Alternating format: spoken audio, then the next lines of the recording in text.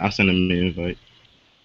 Nah, he's probably gonna be busy anyways, because it's a weekday and everything. Yeah. Oh, but I mean, by now it should be evening in Korea though, so he might be able to join. All right, we live, but fuck an intro. Um, Pretty much, guys. All I want to know is what is going on with Naruto, and where is Kishi taking it? Because somebody told me that Naruto's supposed to be ending this year. I don't know how credited this source is, but they said Naruto's ending this year. But the way Kishi's taking this story, it seems like it's not going to end anytime soon. I don't know what you guys think about that. I don't think it's gonna end 2014. Yeah, it can't end now.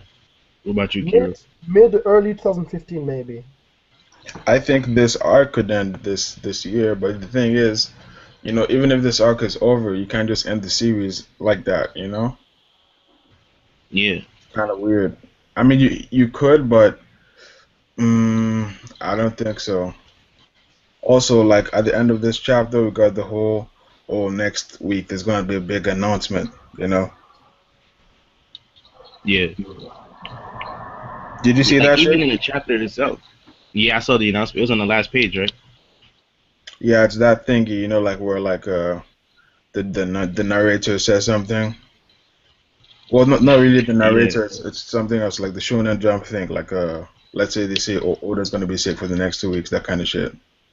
Yeah. They Mm. said there's gonna be a color page, right? Yeah, I'm thinking it's either gonna be related to a movie or the Naruto game, one of those two things. But the game is kind of lame to like just throw in to a manga, isn't it? Because I don't think it's done before. So it's most likely gonna be a Naruto movie. Yeah. But as far as the chapters go, I thought Kaguya like she said she was gonna create an army, right? Yes. What is she creating an army for? I asked the same question to myself. Like, if the whole world is in infinite security, what the fuck is the point of an army? What are you fighting? You're already a god on your own, so you don't even need an army. Like, who And else is and, gonna and be it's funny fucking with because you? yeah, in this chapter, the last chapter, Obito himself was like, "Yo, how is Kaguya on this level? He couldn't even go into those dimensions without passing out. Yeah, I So what prefer the hell does she Madara's need an end army for?" game. I prefer Madara's end game than hers. Hers is kind of, in my opinion, silly. Think about it for a second, right? Picture your Kage, you've won, everything's over. You're sitting here with your Zetsu clones. Then what? You're immortal. What are you gonna do? Just sit there for thousands of years just staring at these androids? Can you imagine how boring that is? Yeah. Yo, Blitz, That's the equivalent of being locked in your room with a bunch of toys do for you read eternity. Bleach? You'd go Blitz, do you insane. read Bleach? Bleach? Do you read it? Yeah, I read Bleach. I'm up to date. I read all Are you the. like up to date? Yeah, I'm up to date. Yeah, the way I see her, she's sort of like a Baragon or a Remy. Like she's just overpowered and dumb, and they're gonna do some cheesy shit to trick her and beat her. Cause, like, literally, the Black Zetsu is the only person with the brains right now. She's just like she doesn't know what to do. She just has all this power and doing nothing. It's because she's a woman, bro. Watch out. No. I'm not even being sexist. I mean, this is Japanese guy writing this, by the way. No, seriously, hear me out. Hear me out. In Japanese culture, women are trained to be very subservient, even down to how they get dirty. They're not allowed to be like what we call freaks. They just have to sit there and just take it. Like, it's part of their culture for women to be submissive and quiet and all that. So it's hard for them to write compelling, strong female characters effectively, especially without having to have titties dangling everywhere or ass shots, panty shots, fan service everywhere. It's hard for them to effectively write a strong female character without objectifying them sexually in some way or giving them the classic female weaknesses of my children, my emotions, I'm sad. I need a man to That's tell me what literally to what's do. happening with Someone save Kaguya. me. That's I literally mean, what's happening in Sakura. Kaguya. A few like chapters ago, she was like, she was like hesitating because like Naruto and Sasuke were reminding her of her kids and shit. In Yeah, fact, in fact, wasn't she crying? yeah, she was. In fact, Yeah. the only 2 or 3 female characters I've seen in anime and manga which weren't like this, I always forget her name. The woman from Ghost in the Shell. They call it Major, but I forget her actual name. You know the one I'm talking about? The Major from Ghost in the Shell? She's by far the strongest female character I've seen in anime and manga. Even though they did sometimes sexually objectify her, but she didn't need a man to save her or tell her what to do. She was always on point. I think if Kage, if I was to take her seriously, she should have been a strong female character. And I don't feel like she is that. She's sitting there crying and being told by Zetsu what to do. She can't figure out if these are her children or not. She's like, my poor children. Like, dude, the fuck is this shit? Yeah, Like, it's quite a disappointment. I mean, yeah, are you really the final villain? Because I'm not feeling that vibe from you. I don't even have a sense of danger from her. All I'm doing is waiting for her to lose. Whereas with Madara, I was thinking, shit, this guy could pull this off. With her, I'm like, nah, it's a matter of time. I'm sorry, but I can't take it seriously. And I actually like Naruto the series. A lot of people hate Naruto, but I still think it's good. It has its flaws like everything else. But I feel like Kishi dropped the ball with this woman, man. If anything, he should have given a backstory on her so we know the origin of chakra. But we didn't have to have her as the villain, though. She could have just stayed in the mythos. She could have just been a legendary character, part of the mythology of Naruto, part of the lore. I think, she didn't have to actually turn up. I think the reason he brought her back, the reason why he brought her back is because, you know, Madara would have had, you know, even with less chakra, Madara would still have been a stronger villain because of his intelligence, and he's an actual fighter, and he's gonna get the job done. So he had to bring in, you know, a dumb emo bitch with extra power just to justify that she's a stronger villain. She's just a hack Sakura. That's literally it. Yeah, and here's another thing. I personally would have preferred to see the Ten Tails like being its own individual character. That's what I thought was gonna happen. Like on its own, thinking, you know what, fuck this. I'm tired of this motherfucker trying to control me. I'm just gonna do me.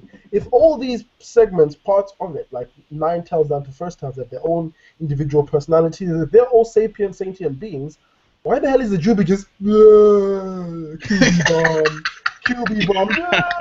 It's like this thing has autism or some shit. Like, I don't want the Rain Man. I want an actual, like, give me a character to this QB, not just a Bulbasaur. Like, you are right, yo. That doesn't make any sense.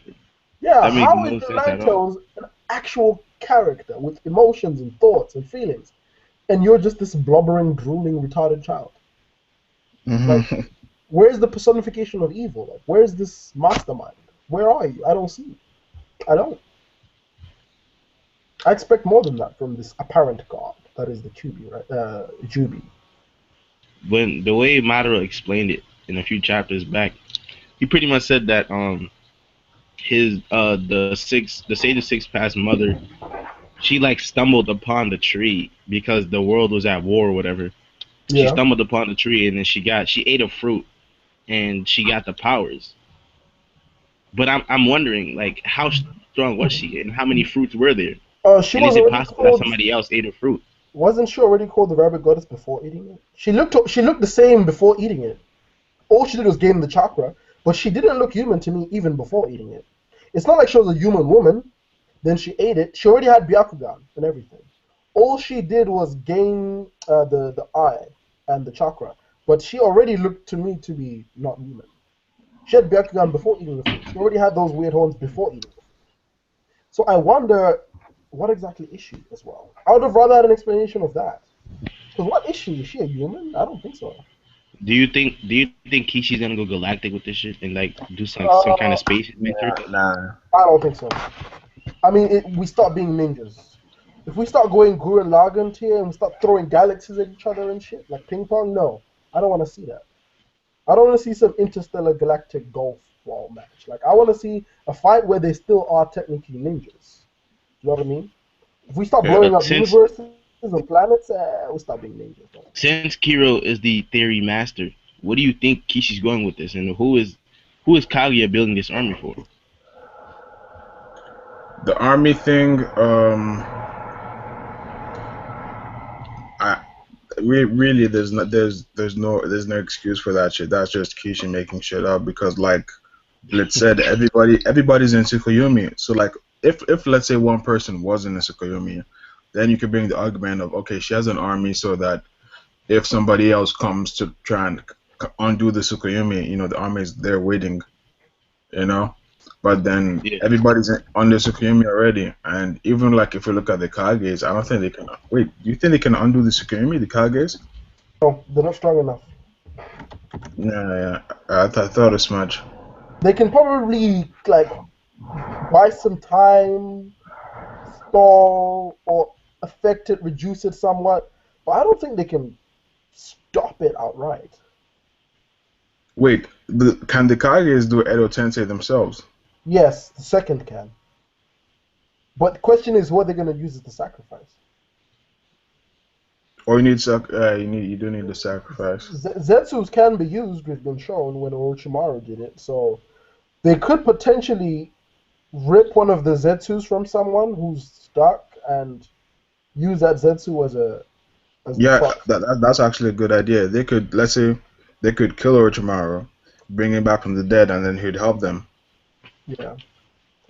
Like, because I don't see them snatching random Fodder Ninja number 5 and using him. Like, what did he do wrong? Like, yeah. Even though he's a fodder, like, that is pretty unethical, isn't it? If they just it makes more sense to kill a villain and then, resummon them, and if they don't cooperate, you just, like, banish them or whatever. Yeah. Or maybe Hashirama can make some sort of Zetsu by himself. Oh, wait, chill. Weren't they doing some shit with Madara's body? They want to bring him back, don't they? No, they were taking, because they need a sample, don't they? They were taking some bits from him to do Edo Tensei. But then, Hagoromo came out of Madara's corpse somehow. Some sort of weird... He's having an explanation for that. I mean... I think Hagoromo is omnipotent. What?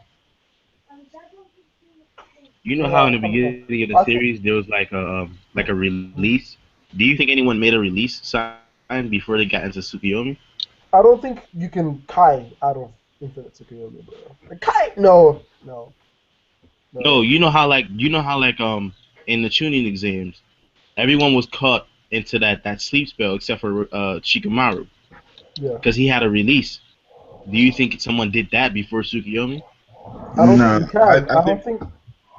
I think literally the Susanoo is the only thing that can stop it. And Sasuke is one for some reason specifically. Yeah, and Sasuke is in particular because he has Rinnegan and everything, so you could. Yeah, not even Naruto could shield himself from it. Yeah, Naruto was about to go and save Hinata, and Sasuke's like, stop that shit. Yeah, stop that shit, bitch. Keeping that nigga on a short leash. So when they beat Kaguya, do you guys think they're still gonna have the power ups? Who? Naruto and Sasuke. Are the power ups gonna be permanent? No, I feel like they'll go, but some remnants will remain. Because why would they need all that power in that world if there isn't a Kaguya? I mean, they'll just be OP for no reason. Yeah. You see, the thing is, if this isn't the final arc, then that means that Sasuke and Naruto are still gonna fight each other. Yeah. Or Kishi stalling. Can my friend they might join? die from this. You know Keith? Remember Keith with the proof picture? Can he join? With the who picture? Well, he's got Shia Proof as his display picture. Yeah, sure. Okay, he's kind of big on Naruto theories as well. Like, I feel like if I was Kishi, here's what I'd do. Give Kaguya her little backstory so we can explain this whole origin of chakra thing. Let's explain this whole Jubi thing. Get that all out the way. Kill her off somehow and then bring Madara back. Have that battle. End this war. We have the little message with the Kages. The new generation has surpassed them, etc., etc. People say their goodbyes. The Edo Tensei gets dispelled. The souls fly off. We see the extent of the people who died, etc. We move on from that. A little, maybe some months later, we see the prosperity. We're in prosperity time, etc., etc., etc. We're rebuilding, and then the Naruto and Sasuke fight has to happen. And I don't want it to be a friendly match, because after all this build-up, you don't get to just give them a little friendly match. I don't want to see these niggas throwing cotton kunais at each other. Like you've been building this for hundreds of chapters. At least give us a death battle.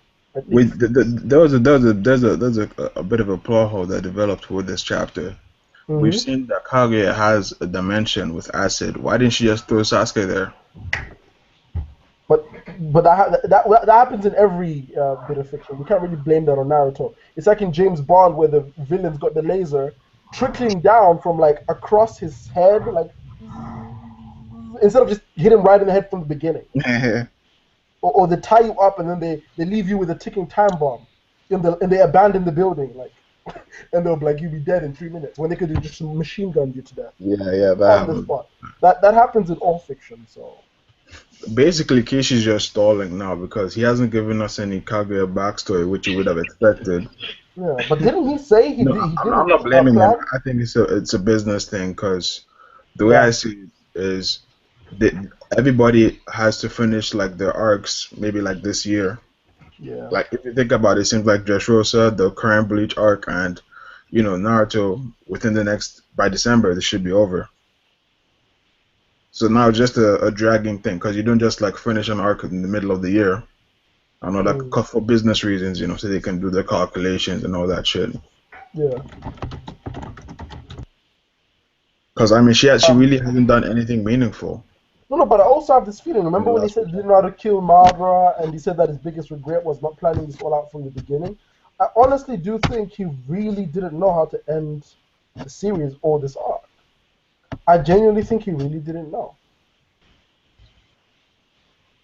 and that could be why we've had all this shit going on. Maybe he genuinely didn't know how to wrap everything up.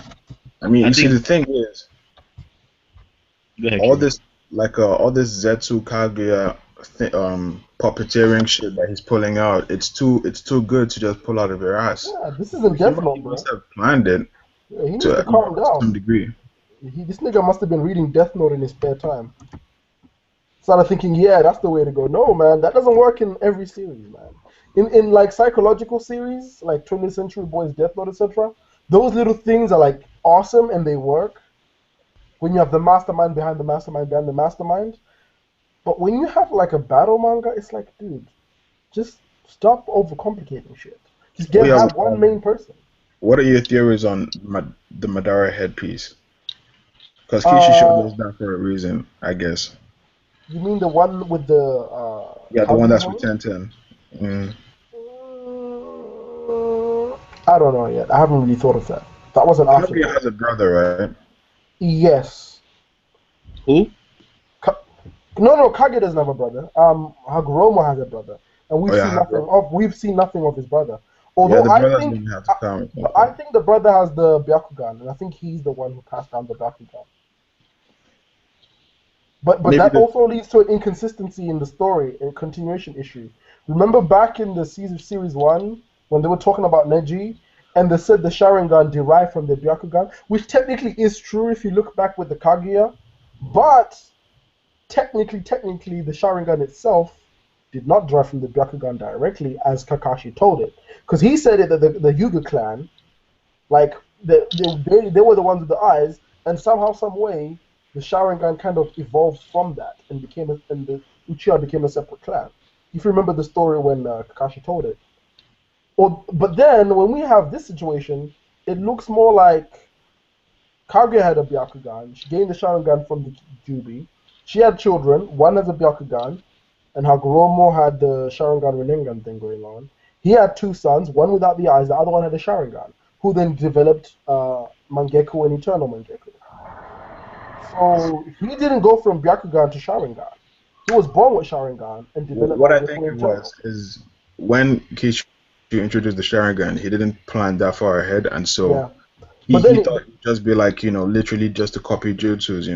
yeah, but that's the thing. Even if he didn't plan ahead, he still had the knowledge from before that he told that story, so he could have just worked around it. No, you see, the thing is, if the Byakugan, I mean, the thing is, the reason why he can't make the Byakugan like more powerful is because then that creates all sorts of like uh plot holes for like the entire Hyuga clan. Like, why are they so far and like just Itachi and Sasuke like on this other level? Yeah. So I don't know why the Byakugan is so irrelevant. Like It is so irrelevant. It is mad irrelevant. I'm like, all the Yeah. background has been good for in this war is to have that random sensory type ninja, like relay information, like, oh shit, they're getting killed over there, 3 meters away. Okay, move on, next panel. Like Yeah, that's you all just we. buy some telescopes, bro, or some Like binoculars. I'm like, don't you guys do any kind of jutsu? Like if I was someone with a bakugan, I would be a poisoner. I would be throwing poison needles at motherfuckers because I could be that precise. None of this pity patter shit. Poking your little. That is actually a good point. I mean, Think it's about really, it. If he could poke you with his fingers 69 times or whatever it is in a second, what if he had kunais in his hand? Juke you up, fuck you up. yeah. Why Or doesn't a he do that poison sentence? kunai. Or hidden blades or some shit there. So you only need to strike Yeah, you them have a one good time. point. I mean, if their You can eyesight is so strike, good, yeah. Instead of needing their eyesight 69 is so good, they pounds, should be using weapons. yeah, do one killing strike in the correct place and have the weapon to supplement your attack. Yeah, You have the they ultimate could be the most offensive. dangerous characters in the series if they wanted to. Exactly. If 'Cause Kishi wrote it that way. Yeah, plus these niggas have like a 360-degree vision, basically. Like, come on. Why do they not have weapons? If you had a weapon, like, that is perfect for you. If you have this kind of ability to have a sword or whatever. I mean, picture someone with a Byakugan being one of the 7 swordsmen of the mist. That guy would be OP as fuck. Because he could be so precise. It only needs one shot. I mean, yeah, he can hit you 169 times or however many he does those little pokes.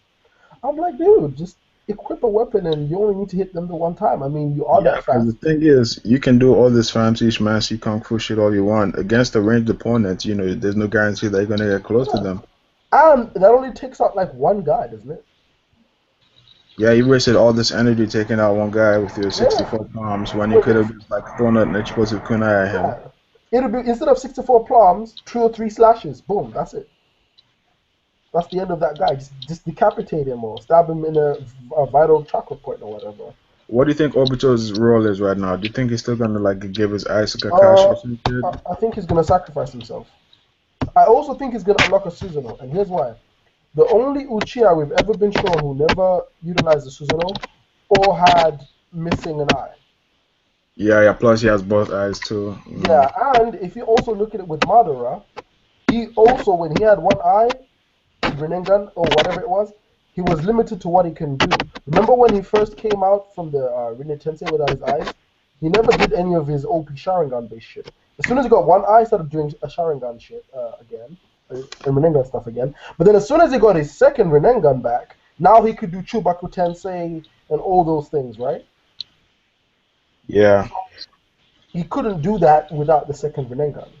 And it's been mentioned before that someone who's a Sharingan user, etc., when they have both eyes, they're at their most powerful. It'll be like Usain Bolt. Give him one leg. Do you think he's still breaking that world record? Fuck no. Do you know what I mean? So for people whose abilities rely on eyes, it does make sense that having 2 eyes is better for them. Do you know what I mean?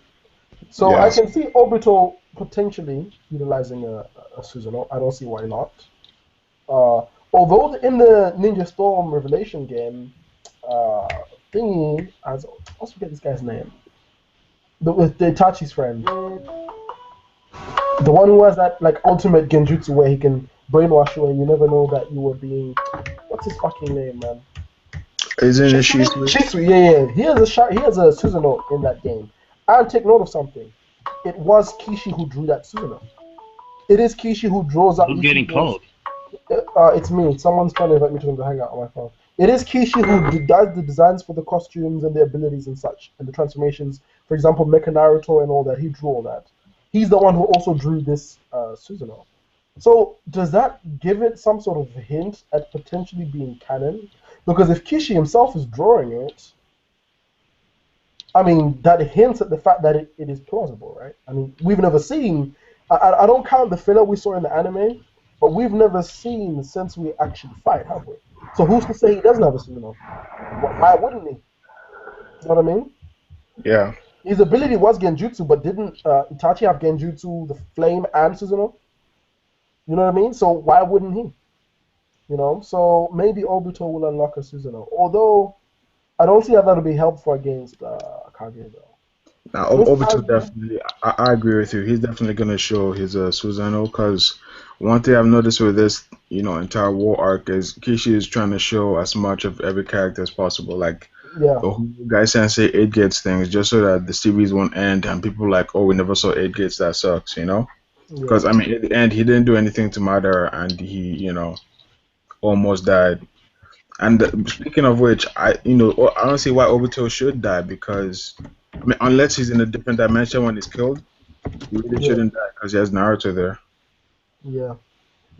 And Naruto's doing this shit casually, like no stress. He just like touches No. I people don't and think leaves. I don't think Obito will be killed. I think Obito will sacrifice himself.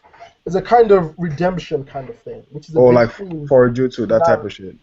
Yeah, some sort of jutsu where he'll use it and then dies or something. Like, Mm, because redemption and making amends and patching up old yeah, yeah, wounds is some a very Nagato type big, of shit, right? yeah, it's a very big theme in Naruto, and a lot of people complain about it. Oh my God, talk no jutsu. But think about it for a second. They've been talking about this since series one about how to stop this circle of hatred where you can't just go around killing people; it doesn't end.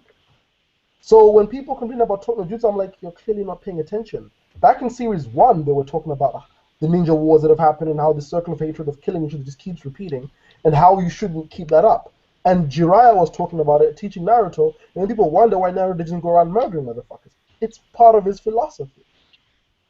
It's part of the philosophy of the whole series Kishi's making here, where someone from another village, it's easy for you to just call them evil because you're from this village, but your village does evil too. For example, let's say in the real world, America will call people in Iraq a bunch of terrorists and let's just bomb them all, but yet you're not exactly a saint yourself. There are a lot of dirty deeds that happen behind the scenes. For example, the torturing that's going on in Guantanamo, the civilians being bombed the fuck out of in Iraq. So it's easy when you're in America to say America's just and good. But if you were in Iraq and it was your son or your brother or your sister got bombed, would you just say, you know what, since the USA, it's okay? You'd be like, what the fuck? You know what I mean? Because you're not Yeah, from there. For you, that's an enemy invading your country. Which is why I really like the paint arc. When Naruto was like, oh, you fucked up my village, you killed Hinata. And he's like, interesting, so you want to kill me. How do you think I feel? This happened to me too. So what makes your justice any more just than me who wants to kill you when you killed my people and killed the people in my Yeah, village? You know, the and pain that arc was like really one of my favorite fights in the and series. that really brought it to real life. I'm like, this shit is true, man. Which is why Naruto ended up when he realized that what Jiraiya was trying to teach him in that manga, which tied it all up together. Because when Jiraiya was in that war and he didn't have the answer, he actually got the answer from Nagato, and that's when he started writing his manga. His first volume was that character based on Nagato. That's where he got the inspiration from that line from. Which is when Naruto said it. Nagato's like, oh shit, and he remembered himself. Because Nagato wasn't initially evil. It's the shit that happened through his life. For example, what happened with the Danzo and then betraying them and making him kill and all the things that happened there. And then that twisted his mind. He's like, fuck these motherfuckers. But then he remembered himself and he's like, you know what? I fucked up. And he sacrificed himself to heal whatever little he could in that village. And a lot of people call that BS, but I'm like, that makes perfect sense. How does that not make perfect sense? Not only did Jiraiya train him and also train Naruto, but Jiraiya's philosophy was based on Nagato. It was Nagato's philosophy. Jiraiya just adopted it. Like, it's insane to me how people will say to Naruto, oh my god, talk no jutsu. But wait a minute. In the real world, that is not how it works. For example, when Russia was making moves in Ukraine, right? And Obama used diplomacy instead of just saying, oh, let's go to war with Iran. A lot of Republicans were saying, this is the weakest president we've ever had. Remember when Mitt Romney was saying, let's go to war with Iran during the political campaign? And he's like, you're weak. You don't want to go to war with Iran. I'm like, dude, this is stupid, right? You're already in war with Iraq, losing all these billions and trillions of dollars.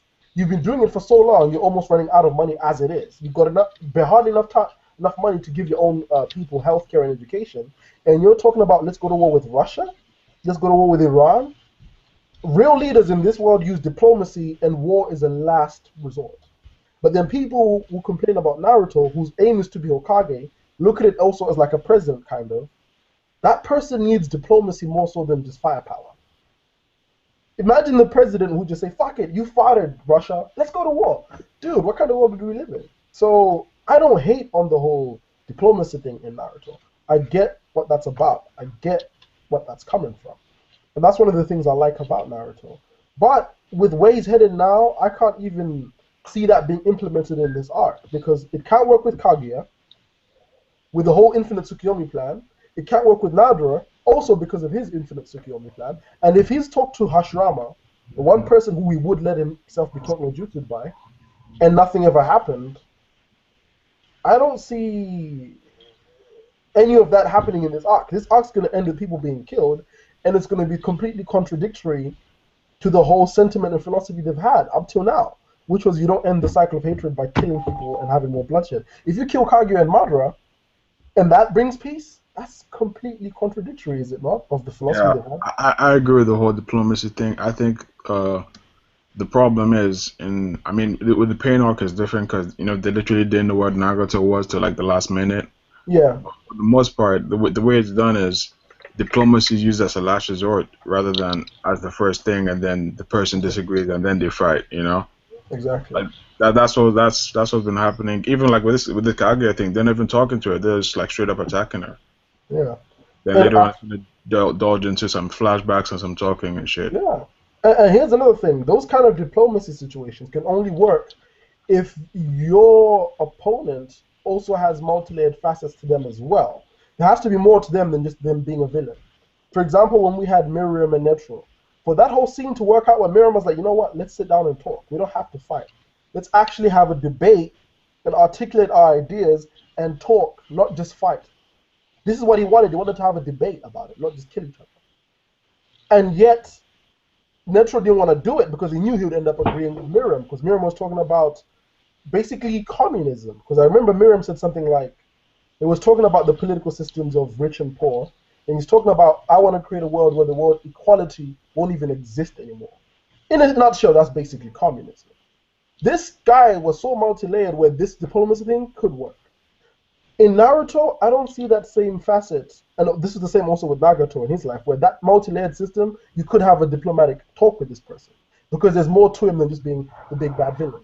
You know what I mean? With Kaguya, I don't see any other layer to her apart from her being the big bad villain.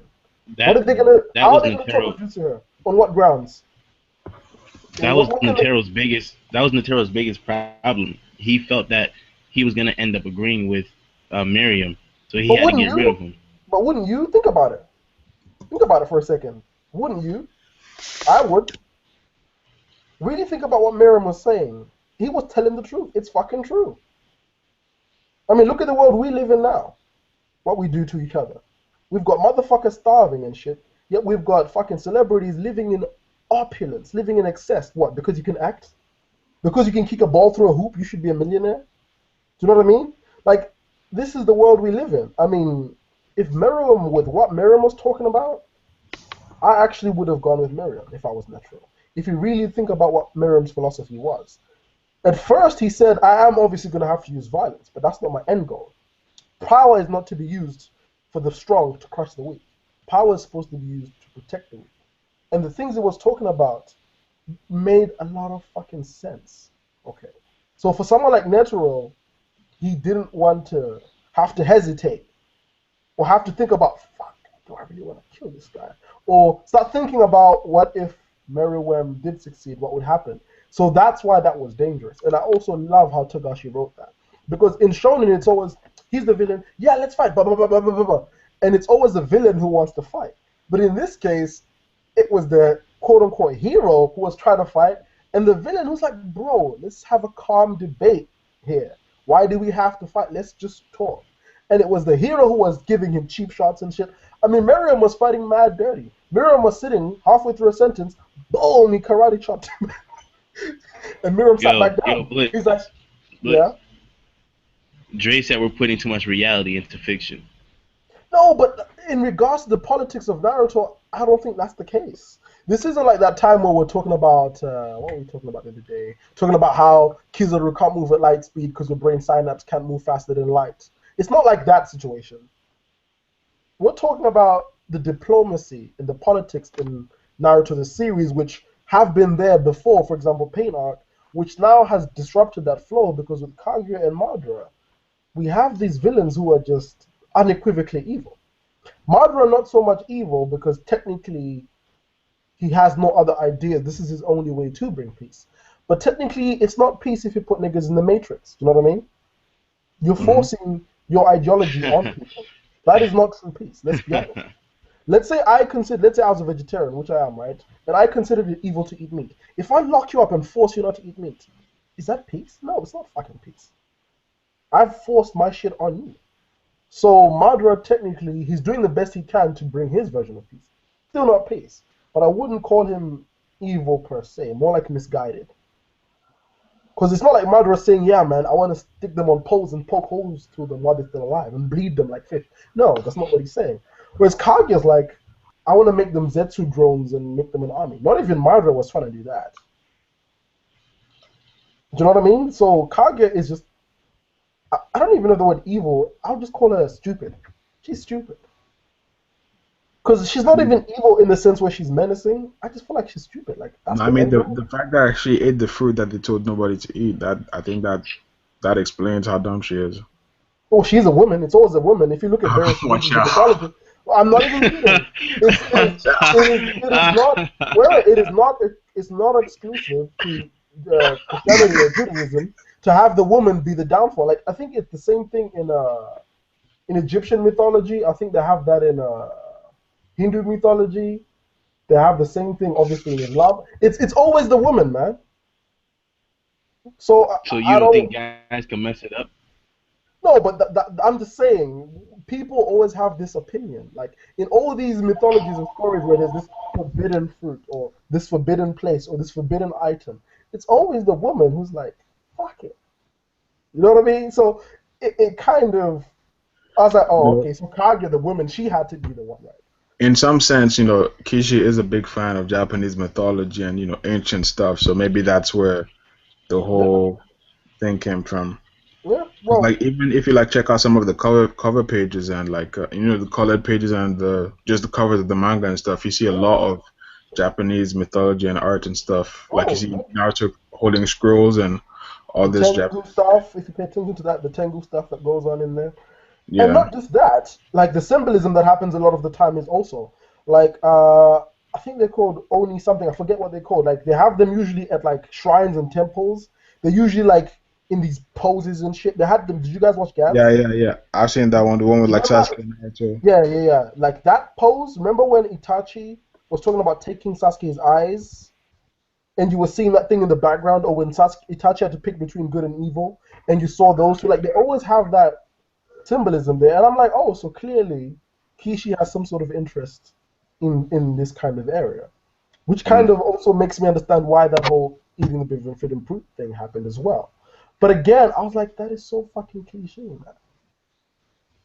Like this whole Tree of Life mythology is so played out. Like, think up a different mythology than that, at least, man. Like, because that is always so convenient. Because you never have to explain where the tree comes from.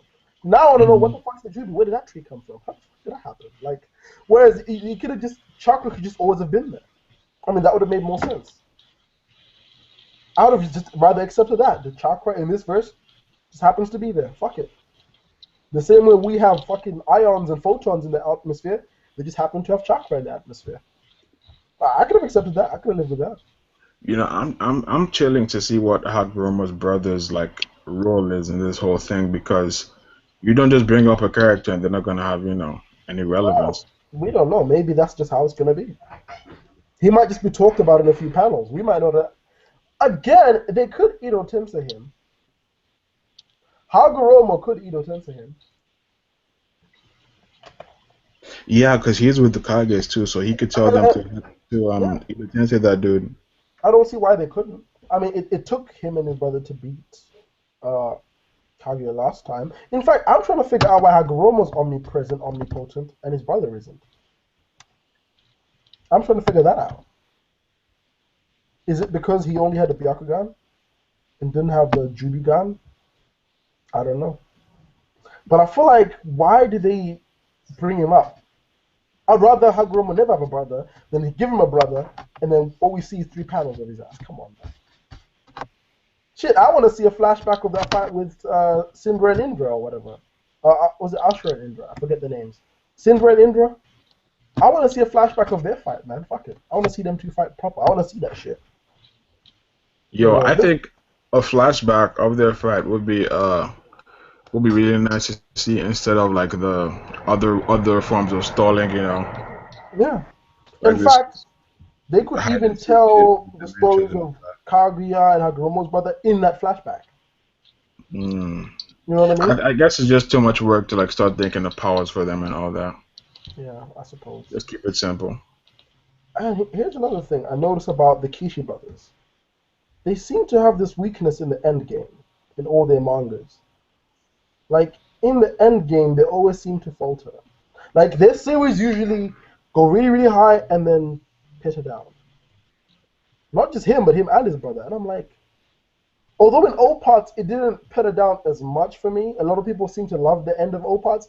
I definitely think it went downhill near the end. Yo, Blitz. Yeah? Dre said he said he was referring to the part when we were talking about how we using knives and cohesion with the 8 Trigram 64 tech. That's not even reality. That's practical. These are ninjas, remember? How would a ninja whose job is the art of killing efficiently and quickly and quietly not think of the most efficient, quickest, silent way to kill? Save chakra. You can even do it without even revealing yourself if you're quick enough, as fast as the Yuga are. That nigga can, if he can do 64 palms in like, what, 1 second? Imagine if he only needed to do 1 strike at the back of the neck with a kunai. How quick could he do that? Do you know what I mean? All you gotta be is in that zone, right? Imagine someone who's that hacked in close combat, and this dude's got 2 katana in his hands. Instead of 64 palms, it's 64 slashes. Could you imagine how OP that would be? Yeah, that would be ridiculous. I don't see any reason why he can't equip a weapon. Do you know what I mean? Didn't he put on a kunai versus Naruto? Yeah, he did. He put on a kunai versus Naruto, didn't he? I mean, all of them are used kunais at some point. Yeah, so imagine katanas. Yo, fuck. Imagine he's got katanas and he does 64 palms rotation, bro. Damn. Jesus. I mean, think about how he could apply this shit. I don't see how that's going over the top. That's just no. I mean, even like you said about the efficiency thing, with the 64 palms thing, I don't think Neji can like one shot anybody, but you can do that with a katana though. Yeah, and that would be a one shot. You know what I mean? Yo, Blitz. Zed said, what's your channel name? Blitzkrieg 940. Oh, sure, you got a channel? It's got like just 2 live streams on it. I plan to do live reactions and reviews much later, but I've been so busy with exams, university, and work that like I never got to start doing it. So I've been waiting for a time when I'm. Yo, link me in the chat or something so I can subscribe. Okay, but here's the thing. I feel like people underrate the stuff that goes on in Naruto just because of a few problems, and I think that's unfair. Yeah, I mean, understand their gripes, but let's not pretend like Naruto is a piece of shit. It's actually a pretty good story. Let's be fucking honest here. Yeah, exactly. Like, when I dislike stuff, I tend to like just dislike stuff. I don't dislike the entire manga. Like, if I dislike the entire manga, I generally wouldn't have gone that far. Yeah. I think a lot of Naruto hate is unwarranted. I mean, I actually like where Kishi is going with this because most shonen just make it so easy. Yeah, they're villains. Let's kill them. Boom. That's the end of it. It doesn't matter who they are, what they are. They don't have families of their own. They don't have emotions of their own. Yo, Blitz. Yeah. Dre said, I'm gonna say this again. He said you're putting too much logic and reality into fiction. That would destroy the story if they did that. How? Can you guys explain this to me? Because I'm not seeing how a ninja fathoming that, oh, I could use a weapon is outrageous like that. I mean, these are ninjas, aren't they? I mean, Kishi made a story about ninjas. That would be like if I said, why doesn't Luffy pillage? And someone says, oh, no, but he's a pirate. Do you know what I mean? Yeah. Like, these are ninjas, man. Like, and here's another thing, right? Considering that Kishimoto is read down on his Japanese mythology, he should have at least read up about ninjas' history and their mythology. Their mythos consists of them popping out of nowhere, killing people and leaving. Ninjas don't sit there and have a war of attrition with you. They come out of the darkness, cut your head off, and fucking leave. So why wouldn't when you're making a story based on these kind of people, consider giving them the most efficient way to kill, Well, given their I think abilities. in one sense, just in general, we don't really see people from Konoha rocking katanas though. But still, he could Yeah. use kunais though. He could use kunais a bit more often. Yeah, but if they have the ability to forge kunais, they could at least make a sword. It doesn't necessarily have to be a katana. Yo, Kira brought up a good point. That's a great point, bro. These Wait a niggas minute. all walk around rocking katanas. Bro. Wait, Kakashi had a katana. I know Kakashi's father had a katana. And he was known as a legend. Yeah, he rocked a katana. He did Chidori on his katana as well, didn't he? But then Raikiri, sorry. But then Kakashi did his with his hand. So But like, yeah. I mean, even without katanas, like just basic kunais, he should use kunais a bit more. Oh shit! Wait, I just remember something else. They do have katana because Hashirama clan and that they had katanas. If you remember when the flashback when they fought the Uchiha, I think some of them were dual wielding katanas. Some of the Senju clan. So katana technology That's does a exist while in ago. But Konoha. like, in modern times, at least in Konoha, most people don't like rock katanas. But No, you're right. I mean, It seems only the Cloud Village and the samurais, who are so underplayed. God damn. the samurais, they haven't done shit. Yeah, they were so underplayed, man. Yeah, I mean, Kishi introduced them. I'm like, oh shit, we got samurais now. Like, Yeah, we might be on another level, some next level shit. Trash. I thought so too. I was so hyped.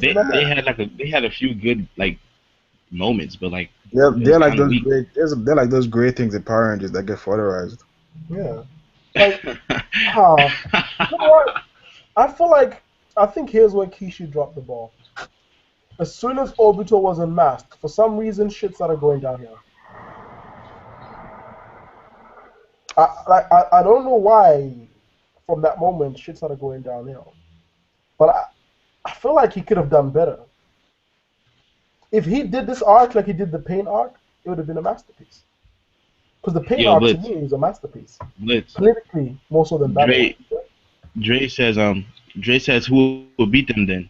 What would be the premise if they could just go out there and do what they want, what you're saying they could do? This series would be non-existent. But hey, you got it, boss. Wait, if they equipped Katana? Like if they went out and did the 8 trigrams and stuff like that, and he was just doing one attack, he said this series would be non-existent. Why? I don't He get said it. who would beat them. Well, there'd obviously be a weakness to it at some point. I mean, it takes up chakra to do 8 trigrams, remember? So you can't do it indefinitely. You can't just sit there for days and days. That whole aura, that's all your chakra you're dispelling from your entire body. In fact, that's why in that battle with that spider guy, didn't Neji run out of chakra and could only start putting it in his blind spot? Because he kept doing the rotation, and he started running out of chakra, right?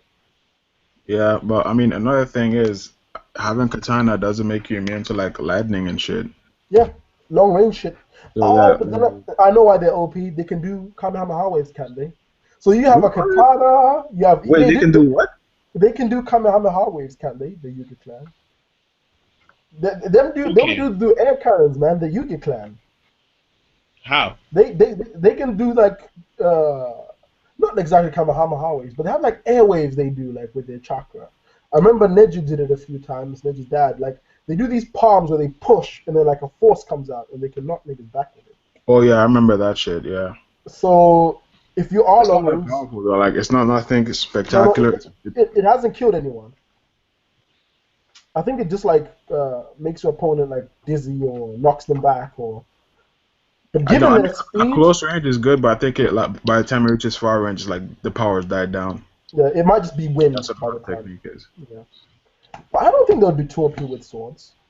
I think at close range they'll become OP because The way I they see have that yin yang thing. You step in that and he's got 2 katana, you're dead man. Oh yeah, to comment on the stuff you said about the whole, pain arc and shit. The way I see things, I think the pain arc was the peak, cause based on Kishi's planning, and this ninja war is just a closure arc, cause that's why he brought all those characters back so that we'd have closure on all the different stories and all the fanboys for these different characters would Yeah. have their own different happy endings because the characters, accomplished what they wanted and all that. Yeah. Wait, how many arcs? How many arcs have there been so far? I mean, in Shippuden, we've had what there was one arc before the Pain arc, or two, and then we had this arc. Like Shippuden started with the whole, Gara capture thing, and then the Sasori fight and all that. Yeah. That So was we like could call that I think we call could that the Gara retrieval arc. no, but we could also call that like the whole Akatsuki arc, can't we? Like that was just one big long Akatsuki encounter, like fighting the various Akatsuki members, right? Oh no, basically, yeah, we could call that the Jinchuriki thing, isn't it? Yeah, And yeah. then, That seems to be like one huge basically arc. the Pain arc was under that, but it's so monumental that we separated, Yeah. because it's a lot deeper than the rest. Like the Kakuzo fight, there really wasn't any depth in it. It was just a fight. Yeah. Here's another thing I like about Naruto. When people say, "Oh, Naruto shit," dude, like let's look at some of the things Kishi did really well, like Gaara. Like Gaara was so good. Like the way Kishi wrote Gaara, so good. Like He had like the best development in the series. yeah, it's borderline impossible not to have some sort of sympathy for Gaara. If you have some sort of idea of picturing yourself in someone else's shoes, and you picture yourself in Gaara's shoes, as long as you have some sort of compassion, you can feel for Gaara. You're like, damn, that's fucked up. I mean, really picture growing up as Gaara, bro. Like, that's fucked up, man. And then the one person you love tries to kill your ass. And before he kills you, he tells you, you killed my sister. I fucking hate you. Just die. And then he suicide bombs himself. What the fuck? And to make it worse, like people can't come near you. You accidentally hurt people. Your dad's trying to kill you. I think his dad tried to kill him multiple times. Yeah. I mean, you can't go to sleep because the Shukaku gonna come out. Like, bro, that's crazy, man. Like, Zed said, he said for that ninja comment, we have seen them act as ninjas, and the only reason I don't think they just go out and kill their enemy quietly is because their enemies are so strong. No, but we have seen Yuga kill people quietly. Remember when Hinata got kidnapped? That dude got one hit killed with a quickness before he could even draw his weapon. But imagine if they had weapons, then they'll be even more efficient. Because the only way a Yuga can kill now is to strike the right chakra points in the right order or to visit the North Star shit. But we haven't really seen anyone die from that yet. Yeah. Yet if they had weapons, all I'm saying is they wouldn't need to waste all that chakra. Because for every time they touch you, they have to have chakra at the tip of the fingers and all that. At some point, that's got to take its toll if you're in a war. You can't keep farming everyone. Zed said he thinks that move, when they do the air palm thing, he said that he thinks it's called the 8 trigrams air palm. Yeah. I don't know if it's deadly, though. It hasn't been shown doing anything but knock people back. But it's something. It's something to their arsenal. I mean, picture this, right? Tenten and Neji. Tenten throws loads of shuriken or whatever in there. Then he does an air palm of all those things in your direction. You're a dead motherfucker because you've got. Not only are you unable to dodge because of the force, but you've got all these kunais coming at you at high velocity who are also within the air cannon, right? I mean, these are things that you know how they have those exploding tag scrolls like Sasuke pulled out versus Itachi. Yeah, those. Imagine a Yuga, right? Pulls out one of those, throws it, then does an air cannon towards you. I never understood why Tencent doesn't use that shit. I mean, if she's using weapons, she might as well use the most powerful ones. Tenten is so lame she doesn't have a last name. Like that girl is so lame. Tencent fodder. Tenten is like, even her design made me think she was like a random classmate. Like in part 1 when I saw Tenten's design, I thought she was just like a random classmate. I didn't think she'd actually be a Yo, watch out, Dre. This man Dre said, "Yeah, overhyping Gaara's development. It is the stereotypical development. A bad guy that has a tough past gets turned good thanks to the main character, and now he's shaping his life around the main character." Yawn. No, but that doesn't make it any less good, though. We're not saying it's Merriam level. We're just saying it's good. Just giving to Caesar what belongs to Caesar, that's all. I mean, we can't say something like that hasn't happened in One Piece. It happens in every series. Not just anime and manga, but I'm sure it happens in comics. I'm sure it happens in cinema. I'm sure it happens in novels. I'm sure it happens in some sort of poetry. I'm sure it happens everywhere. but it's just touching to see a character with more than one layer to them. I mean, I personally like the idea that Gaara wasn't just, he's evil because he's evil. That's it. I hate those kind of things. Like, that's one of my gripes with Dragon Ball Z. Boo, he's evil because he's evil. Cell, he's evil because he's evil. Frieza, he's evil because he's evil. I mean, like, damn, man. Like, Dr. Jarrow, even go back to Dragon Ball. He's evil because he's evil. The only time where they kind of made an exception to that rule was Kame and Piccolo. That's the only time in Dragon Ball Z really where it's not just you're evil because you're evil. It starts to add a little bit more. It's like with Piccolo. Is anyone gonna disregard Piccolo's development just because it also follows that same shonen pattern of evil villain gets converted by good deeds from one of the main characters and becomes one of the main character's friends or supporters or whatever? I'm not saying it's unique. I'm not saying it's the first time we've seen it, but it's always touching to see, right? Mm. I mean, I personally felt for Gaara. Don't know if everyone does, but I personally could relate. I'm like, that's no wonder he turned out that way, man. Fuck. This guy had a fucked up life. I mean, no one would want to leave Gaara's life. Fuck that. You know, so obviously it's not the best development we've seen in the manga, but I think it's alright. It's one good thing to say about Naruto, apart from just saying on it every day. Zed said, he said, yeah, but what I'm saying is I don't see Naruto killing someone like Pain quickly, which is why they went all out on each other. But we have seen Naruto acting quietly to catch the enemy. Remember the fat lady's cat? Yeah. That's probably not filler, but that's just a cat though. No, but here's the thing: they can kill, but it depends on the levels.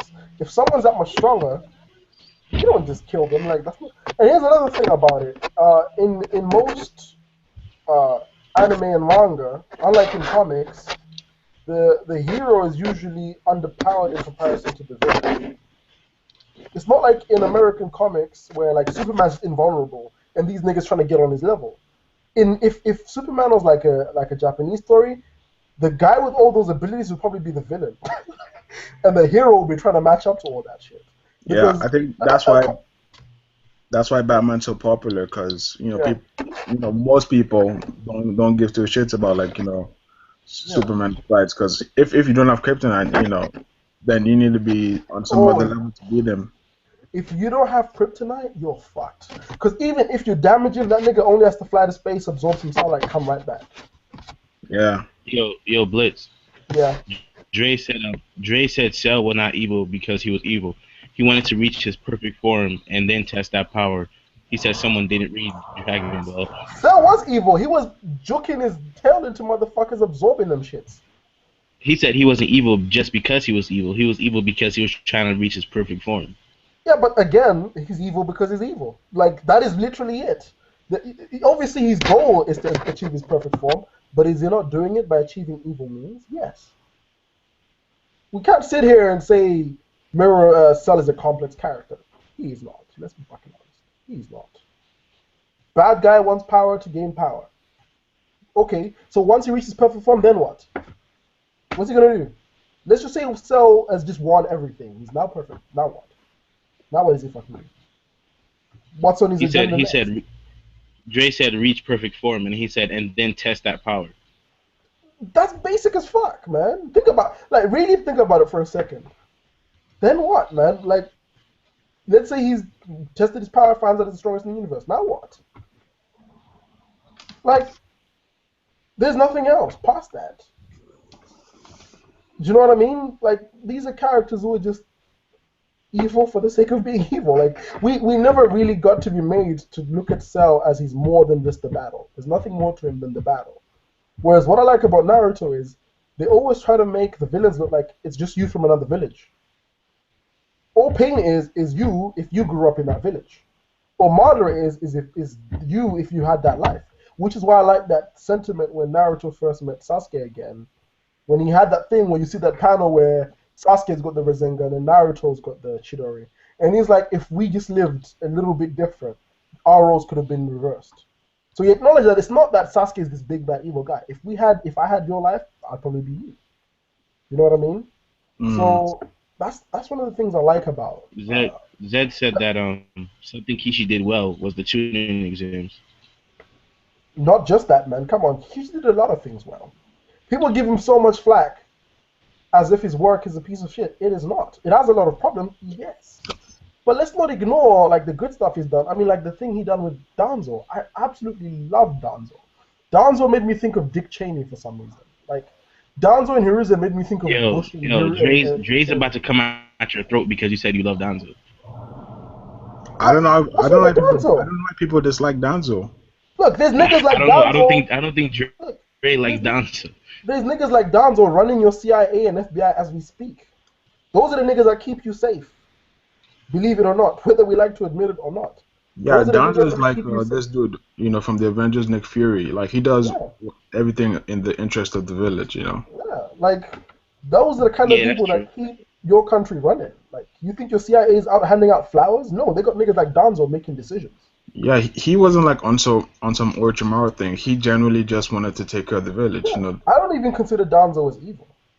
Yeah, I don't know why people dislike him. I think just not that y'all mention it, the only technically the only thing Danzo was, he pretty much did what Itachi did if you think about it. Exactly. How can you like Itachi but not like Danzo? I mean, the reason why I think people don't like Danzo is because of his methods and the way he's trying to achieve them. Like the eyes all over his hand. That's pretty gross. His eyes all over his arm and that kind of stuff. But beyond that whole scheme, really all he's trying to do is protect the village. Yeah, and let's be honest, he was fucking right about the Uchiha. Look at Sasuke. Didn't Sasuke like we sit there and we complain about Danzo, but didn't Sasuke? He even said to Sasuke, "You're an embarrassment to Itachi's legacy. How can you, knowing his true motives, turn out like this? Like this is disgusting." And I'm like, You're fucking right. You're putting everything Itachi did to shame.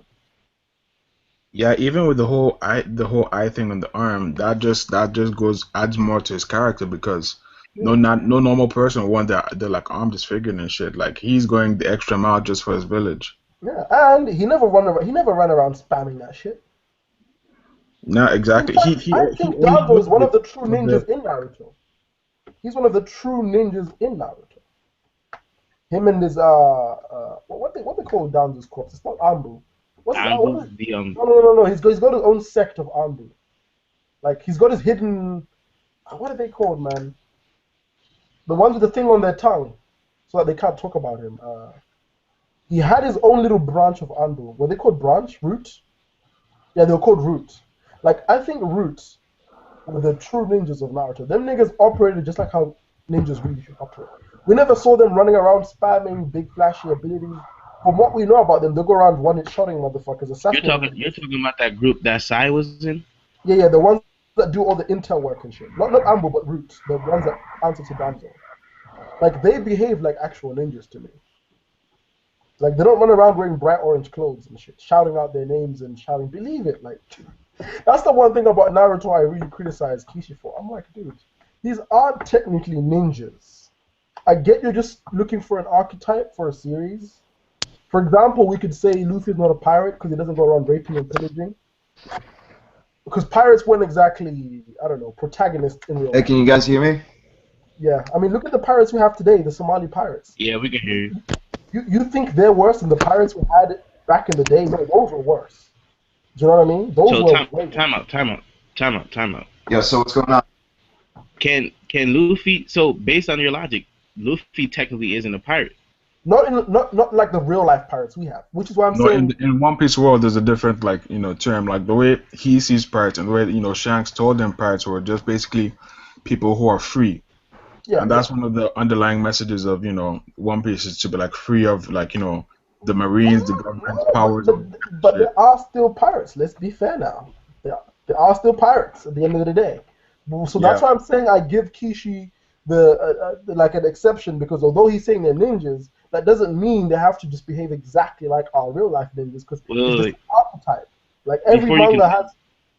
Yeah. Wait, before you continue, yo Zayd. Yeah. Yo. What do you think? Yeah, I can hear you. What's up? Is taking this? Yeah. What do you think Kishi is taking this story? Because like I think a few chapters ago they were saying like Kaguya is trying to raise an army and stuff like that. But where do you think this story is going right now? I don't know. Personally, I think what's going to happen is that Kaguya is going to probably fail at the army thing, and that, well, let me think. I think that Kaguya is going to die before she raises that army of hers, and probably Zetsu is going to die. Is probably going to be the first to die. Like, here's my theory. I think Kaguya is going to die, is about to die, then Zetsu takes her place, and bam, bye-bye Zetsu. What, you think Zetsu's gonna sacrifice himself for Kaguya? Yeah, probably. She said. I think they'll die in one fell swoop. Wait, what was that? Why prolong it? Because think about it. That means they'll. What? I didn't hear that. What was that, Blitz? I said I think they'll kill her and Zetsu in one fell swoop. Because think about it this way, right? They kill Kaguya, Zetsu gets in the way, sacrifices him, then we're gonna fight Kaguya again. I would rather just handle it in one fell swoop. Because if Zetsu sacrifices himself, that means the fight has to go on even more. I'm like, just end it. When you end it, just end it. Like, we don't need to have like people being dodged or sacrificing, and then Kaguya fight continues and prolongs even longer. Do you know what I mean? I would rather like Zetsu and her merge and then get killed as one. Or maybe she uses Zetsu for something, some sort of ability or whatever, to to sacrifice him. I don't know. Yeah, but I mean, bringing up a point of your here's what I find a bit annoying, man. I mean, the fact is, I'm kind of tired of like this man behind the scenes thing that Kishi's doing. I mean, let's face it. First it was Pain, then it goes to Obito. Then it goes to Madara, and now it's on Kaguya and Zetsu. You think he's probably going to pull that again? No. Unless the Jubi turns out to really be the mastermind of everything. And then he really is like on some Johan type shit. I don't think so. It's like... Like, the thing about that thing is, I get why he's doing it. Because in the world of ninja, that is how it works. But... I just don't feel like you should keep abusing it. Do you know what I mean? Like, don't keep abusing it all the time. Like, when you abuse something too much, it's like, oh, whatever. It's like Kubo with the look behind you thing. You know how he always has people, oh shit, Shumpo behind you. Like, oh, please stop abusing it. Yo, Blitz. Yeah. Dre said, okay, Blitz, it's your world. We're just living in it. You wrote Dragon Ball apparently, so you got it, boss. Oh, come on. Okay, so can anyone tell me that Cell is a complex three-dimensional character? What more is there to Cell than battle? Well, that's actually a bit of a good point, but Cell's evil just to be evil, man. Let's be honest. He's just a villain to be a villain. No. I'm not saying that's a bad thing. I don't blame him. More like, I don't think you could technically classify him as a villain because his main objective is to become the strongest. I mean, yeah, he's going at a villainous way, but... Dude, he absorbed some fat lady, man. What? Don't you remember? There was a certain town. You know the town when he fought Piccolo? There was one fat lady. He jabbed her in, like, the chest and absorbed her. There was this old man, like, trying to pay him. He was like, I'll give you money, anything. He stabbed that nigga in the spine. That guy was wiping out entire towns. Hey. They didn't do shit to him. They never did one wrong thing to him. It's not like they came into his territory. Let's say he's on a mountain, and you walked him to Cell Mountain. Obviously, you get eaten, right? He's coming into your hood, fucking you up, and he's still not a villain? He's at least a terrorist. I mean, what do we call this cat? If Cell's not evil for what he does... It almost sounds like Hitler when you think about it. Yeah, exactly. All he wants is protection for his own damn self. Go ahead, Kira. What you saying? Basically, I agree with what Blitz is saying, but I'm not like taking a dump on Toriyama because it all boils down to the age and the era of Dragon Ball. Because in general, that entire era, unless you're doing like a proper signing, you're not gonna have any deep villains. Yeah. And that's just how it rolls. Like if Toriyama decided to write Dragon Ball Z or a different story, not Dragon Ball, a different story, then we'd probably have a bunch of like extra like deep villains and shit. In fact, I wasn't even saying it to like attack Toriyama, because this is the thing as well. Like the age they were in as well didn't call for that kind of thing. Was the age we are now, where people are more sophisticated and more willing to understand other people. You can't just say he's a villain because he's a villain. No, people are more complex than that now. They're like, no, that's not how the world works. We no longer see the world in black or white, so mangaka have to adapt. They can't just say he's a hero and that's that. Yeah, but when you think about it, some stories actually, some of the best stories do have villains for the sake of villains. Let's take a look at Hitman Reborn, for God's sakes. Byakuya, he doesn't have like a specific like tragedy or backstory. He's doing it for the sake of it. But wasn't he just doing it for fun? Yeah. Wasn't he genuinely not malicious, but he's just like, fuck it, meh?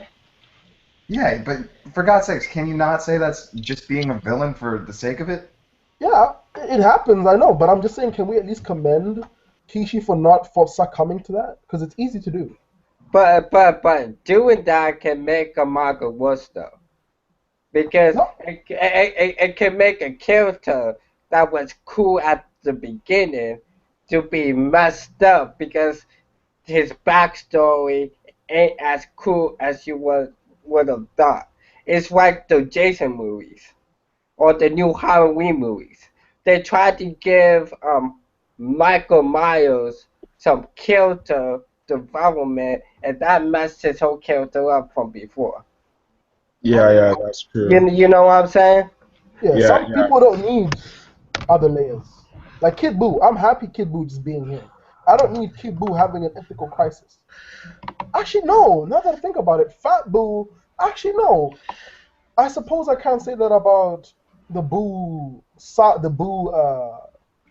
like the various faces of Buu, because he did kind of have like a moral dilemma. He didn't even know killing was wrong, and then her Q kind of explained to him, and he's like, "Oh shit, okay, I'll stop killing them." So I cannot say that about Buu, but Kid Buu specifically is just evil incarnate. There is no other reason for him to be alive than to destroy things. All right. So, what do you guys think about anti-heroes having backstories? Do you think that's a requirement? Of course. You don't think so? I'm thinking about Alucard here. I mean, for God's sakes, the guy is, like you said, evil incarnate. He has no rhyme and reason. He just wants to kill stuff.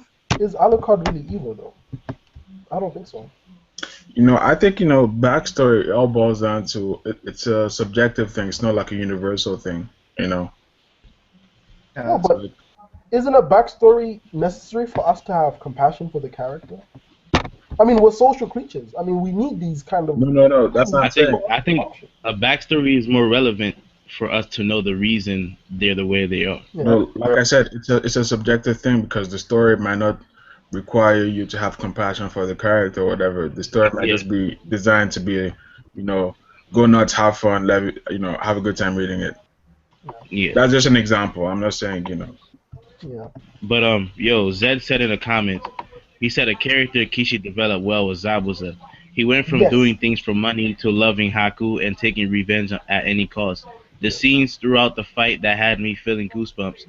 His backstory was sad as fuck, and don't even get me started on Haku's backstory and his feelings towards Zabuza, which I hate when people say gay shit about them. Okay, I gotta say, Zabuza's backstory was deep, but no offense to Zed, I was confused as to whether or not Haku actually, wanted a relationship with Zabuza. He did. It's been shown, but he had an actual affection towards him. In fact, they both did. They didn't say, "Oh, you two want to be nakama." That's not what was going on there. No, that was not what was going on. Let's be brutally honest here, man. Come on now. It is what it is. Sick, twisted shit behind the scenes. I don't even think it's sick or twisted. I think the way he did it, it wasn't tainted or corrupted or like disgusting. Like it was kind of like a pure non-physical kind of love. Do you know what I mean? It was not. It's not like he wanted to touch up Haku. Kind of thing when you think about it. They were just compatible. Yeah, I don't think like he wanted to touch up Haku or anything like that. I think it was just like a. I'm pretty sure emotion. Haku wanted some of that Zabuza. Oh yeah, sure. But I don't think it was as simple as, Haku wants to be. I think there was more to it than that. Wait, hold up. Now that we're talking about Haku, how many other characters have done that one-hand jutsu shit? What do you mean? None. At some point, hold on. Arm falls, correct? Does Gar count? Yeah, Says didn't what? Gar do one hand sign? Yeah, he can do hand signs. No, but Zabuza's hand sign isn't necessarily one hand because he does this. No, Zabuza, Haku. That was a Haku. Oh. Remember when she was fighting Sasuke and she did the one hand thing? No, but isn't that a bloodline? Isn't that a bloodline limit though? No. It's not exactly. Yeah, that's just skill. They say that's like just being a genius. Oh, Yeah. I've never even thought of it. Yeah, but like when you I think don't about think it, we have seen hold that. on. There are actually only 3 characters capable of doing that. Handed hand signs. We got Gaara because of Sand Coffin, Sand Burial. We have Zabuza and Haku. I can't think of anybody. Wait, Zabuza did it as well? What's it called? Water Prison. Yes. The water prison is. Kashi with one hand and then did a hand sign with another. Wait, I mean, if water prison is one-handed, then No. As in, like he had to focus. Okay, here's the thing. Kakashi was trapped, all right, but he had to keep one arm in the water prison, just so that way he could keep Kakashi trapped. So he started using his other hand to make signs. oh, I see what you're saying. How the fuck was Kakashi breathing, by the way? I think it's more like a dome. I think it's more like a dome than an actual sphere of water. Nah, it is. Or Kakashi can really hold his breath. It's No, water. it was water. Because I don't know if this is filler, but I remember an episode. I think it was around that episode. They were in like a water prison and they couldn't breathe. That's the one that Kisame did. Yeah, Kisame did. Like, Well, is there a difference? No, but Is come there a on. difference? Come on, it's a water prison. It's got to consist of water. But in anime and manga, holding breath is not really like a hard feat. Like, look at Dragon Ball Z. These niggas hide in water for like days, like, chilling. So I'm not really going to make a big issue of it. For some reason, I just thought of it. Yo, Zed said in the comment, this man's Cell was fodder when it came to development. Dre, stop trolling. Cell was my favorite villain in DBZ, but his reason for being evil was selfish and senseless, which means he was evil for being evil. You can't use what they're trying to accomplish as a reason for being evil. Look at Haku. He was doing evil things because he wanted to do it for Zabuza, but the reasoning behind it was because of the feeling she felt for Zabuza because she felt Zabuza saved her. This nigga said she. Hatsu's a guy. I mean, Haku's a guy. Yeah. This dude said she, you know. Well, switch out she for he. Yo, look, Haku's a trap character in case you didn't know. Get with the program. Okay, how many traps have you guys fallen for? Like, how many of them? There's only one trap in Naruto. Haku. Yeah, just Haku. Well, then there's that one from the like recent Bleach. That one fooled me. Yo, that one's a bit over the top. Yo, that was gross. This dude, God. This dude was like, dude, you reek of semen. I was like, the fuck? That was messed up. I gotta say, that was messed up. And there were people who actually like thought she was the hottest of all the Vandenreich clique. It's a dude, man. It's a trap. The thing is, it's not hard as long as there's no boobs. All you have to do is like say it's a trap, and they can't disprove it because it's like shonen. They're not gonna like start stripping the character and shit. Yeah. Yo. Wait a minute, but what about Sakura? She's flat chested. Well, I mean, that's what I'm saying. If Kishi wanted to, he could say she's a trap. But the thing is, she's been wearing tights for a long time, so. Sakura's not a trap character, man. We all know that. No, Sakura actually isn't like that flat. But like with the Bleach character, this specific one, I can't remember what his name is. There's no. Hold on. I think just say Sternritter Z. That's her. His letter, but I think it was something. It was something with a G, Grendel, something like that. Yeah, speaking of traps, can I just juxtaposition for a second here? I have a theory about Aluka's whole gender thing. If we can just deviate for 1 second, right? Here's my theory on it. You know how all of them call it a boy, and biologically Aluka is a boy? I think Aluka is, I don't want to say gay, I want to say in her mind, she wants to be a girl, she thinks she's a girl, she even dresses like one. And being Killua, that Killua understands her more than anyone else. He understands that and accepts that about her and acknowledges it, and he's like, okay, then I'll call you a girl. It actually does say that in the wikias. Yeah, because those other people don't really give a shit, so they just call her by what her biology is. Because that really does happen in real life. Yeah. Where people are like, they identify as one gender. Time out, Dre. Dre. Because Dre said he's not talking about development. He's saying that we're wrong because we're saying cells being evil just to be evil. So, what Dre said that cells trying to become the most powerful. So if I in the real world wants to become powerful, and I start slaughtering people, in a sense I'm not being evil just to be evil because I'm trying to achieve a goal. Exactly. So if you're trying to achieve a goal, then you're not being evil to be evil. I think you're still evil. By that logic, Osama bin Laden is not evil then. Like if I'm slaughtering people, even if hold on, to bring up an interesting point on what is evil, I think there must be some sort of goal in mind. But I mean, when you think about it, that is a valid goal to be the strongest. Yeah, but the ends don't justify the means. You can't do atrocious shit for, let's say you want world peace, so you're gonna drink the blood of the innocent to do it. Does that mean you're not evil because your goal was world peace? No. You still done atrocious shit. Thus, you are evil. There's degrees of it. You might not be the evilest motherfucker around, but you're still evil. From what Dre's saying, he's talking from if you study philosophy, he's talking about a utilitarianism way of thinking. The end goal is what is more important, not what you do to get there. That's basically what Dre is saying. It doesn't matter what Cell is doing. If his end goal is to be the strongest, then he's not being evil just to be evil. I think he misunderstands utilitarianism. Utilitarianism proposed by Jeremy Bentham was not to say that evil can be personified or quantified in an objective manner. That's not what it was about. No. I'm saying that the focus was more so the greatest good for the greatest number. No, but it's not as simple as that. It's actually a lot more complex. It doesn't give Cell an out.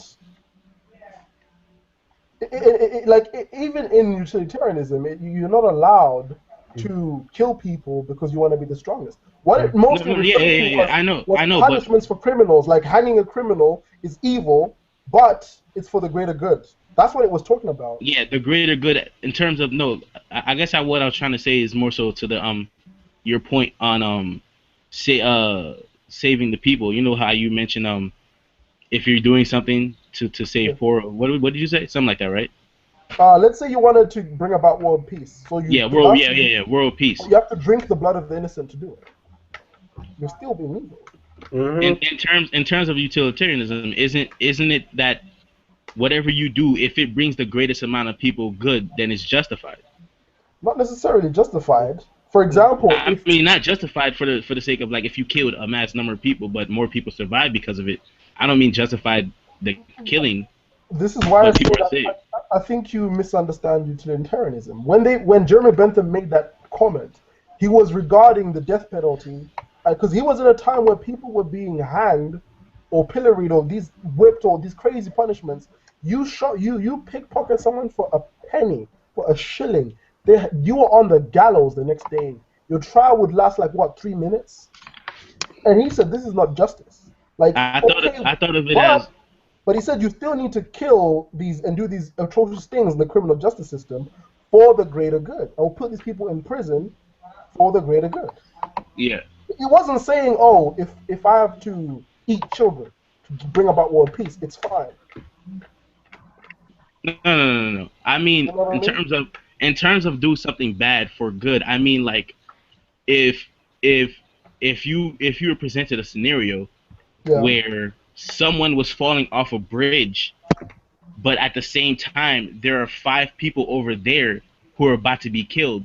If you had a chance to save one, wouldn't that the utilitarianism way of thinking wouldn't you have to save those 5 people instead of that one person? But that is not an evil act. Think about the situation here. For example, if we use the logic, it's not an evil act because you're worrying about the end game because you're saving more people than one. We're talking about deciding to save one person or another. Where Sal was not making that ethical decision, is he? He's just like, I know. I'm gonna stab you with my yo, and drink you. Sal's just gonna drink you for the fuck of it. Yo, you get it this whole thing all wrong. This utilitarianism is all about maximizing the best possible outcome. No, that's not all it's about. It's about criminal justice. No, it's about criminal justice. Wait, I'm a philosophy major. I know it's about. Wait. Let him talk. Let him talk. Go ahead, Trayvon. Bliss. Is it not about maximizing the positive over the negative? Yes. That's what. In a sense, Blitz. Yes. That's what it's about. Okay, Trayvon. Let me ask you a question. Trayvon, who told you about Jeremy Bentham, Trayvon? It was me. I remember. Wait. I took philosophy major, man. I was philosophy paper. And you didn't know who Jeremy I could show you my philosophy papers, dude. I remember the conversation. Do you want me to email you my 10-page subject? Wait. Oh,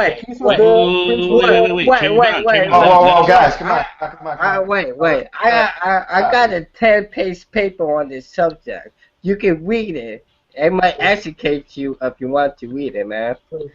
I told you about Jeremy Bentham's existence. You told me about his. I'm talking about you didn't tell me about the utilitarianism. I knew that's what he's about. It's his thing. But I knew about John Mills. John Mills was it. But Jeremy Bentham is a progenitor of the theory. But anyway, let's move on. We're deviating too much. But I'm just saying. This stream isn't about philosophy and criminology and ethics. This stream is about something else. So let's go back. Hello? Hey, can you hear me, bro? Let me shift subjects here. All right, I got one question. Hunter, getting back to Aluka. All right, there are 2 questions I have. 1, why the hell doesn't Killua wish that Aluka was a girl? And 2, able to get unlimited wishes from Aluka? I think he has got unlimited wishes from Aluka. What do you mean by unlimited wishes? Depending. I think he can wish for whatever he wants from her. No, you can wish for whatever you want, but there's a different, consequence for each wish. Yeah, the previous person, depending on what you wish for, the next person gets punished 3 times over. So next person to use a Aluka is Fox. Unless it's Killua. But the thing is, I think it's only going to get worse and worse and worse. If let's say Killua wishes for 5 hack shit in a row. The next person, who knows what the consequence for that shit's going to be. Do you know what I mean? If 67 people died over $4 million, Gon, what they did with Gon, the next penalty is going to be crazy. So I think that's why. And also, Killua loving his sibling, I don't think he's going to spam or abuse her for gain. Like, Aluka, give me $5 million. Aluka, give me a new car. Aluka, give me a TV. Do you know what I mean? Yeah. I don't think he sees it as a bank or as a cash machine. I think Dre wanted to say something. Go ahead, Dre. Wait, can you hear me, bro? Yeah. No. What I was saying about Cell, bro, I wasn't saying like his development is good. I wasn't saying like when you said that he was evil just to be evil. I don't think that's factually correct because of the fact that when you have a goal in mind, first off, he's an android. Okay, he got the whatever Dr. Giro did with him, and if we're going to be 100% real, he did have a goal and wanted to be the strongest. Basically, wanted to get his perfect body and testing that power against the strongest fighters in the universe. His ways of going about it, I'm not denying that it wasn't evil. But I'm saying he wasn't just being evil just to be evil, like you said. Okay, so Hitler. Wait, no. Before you go, Blitz, I think what Blitz was trying to say is, does his end goal of being the strongest justify him being evil? Yeah. To him, probably. Come on, man. What about to his victims? What about him? You act When like you this. destroy But entire so, cities, but in a there's sense, he children, was just evil, just to be women. evil. Then Yeah. Why is that? If he has a goal in mind, he doesn't know, like Come on. the evil aspect to him. He's an android. He doesn't know about the Ray. evil aspect, bro. Okay, He's let me just just trying to rebuttal. achieve He's just trying to achieve the goal that was presented to him.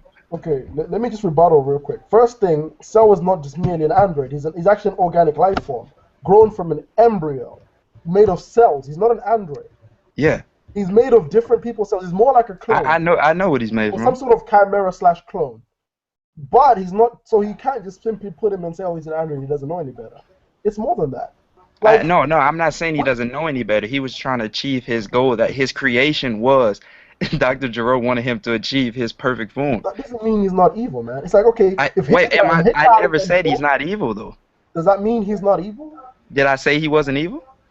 No, but he's evil just to be evil. Then that's what I'm saying. No. If he has a goal, if he has something that he's trying to achieve, and this is his means of going about it, he's not being evil to be evil. He doesn't care about that. He's just doing what Exactly. his creator You're put proving that out point. there for him. He's being evil just to be evil. Alright, we can Even agree to worse, disagree. even worse if you're gonna say it's not even his choice. This is gonna get really rough. I can tell you off the bat, you guys are gonna get really heated over this. No, it's Cell. Why would he get heated over Cell? God. It's only Cell, man. Come on. Like, Cell is extremely basic. Like, okay, let's say we say he's evil because Dr. Gero programmed him that way. Even worse. Now he's evil to be evil with a plus because he was created that way, and he can't even break that cycle himself. And he's blind to it because he presumes he's doing this to be the strongest when all it is programming. That makes it even worse because he's just a tool. I think we're both missing each other's That means he's sides. not even a character. He's an object. We're He's a vehicle for a purpose for Jaro. Now he's not even a character anymore. If we blame it all on Jaro, that means his decisions are not his own. It's all programming. It's all algorithms and mathematics. Alright, guys, I'm gonna be right back. Just give me like 5 minutes. Okay. Yeah, no, take your time, man. Yeah. But Dre, even if Cell's goal was world peace, that wouldn't mean he's not evil. I mean, this guy was wiping out whole cities. I'm saying that's what you're missing. I never said he's not evil. Never once have I said he's not evil. But his motivation is to be perfect. I give you that. His motivation is not I want to eat babies. No, of course not. His motivation is perfect.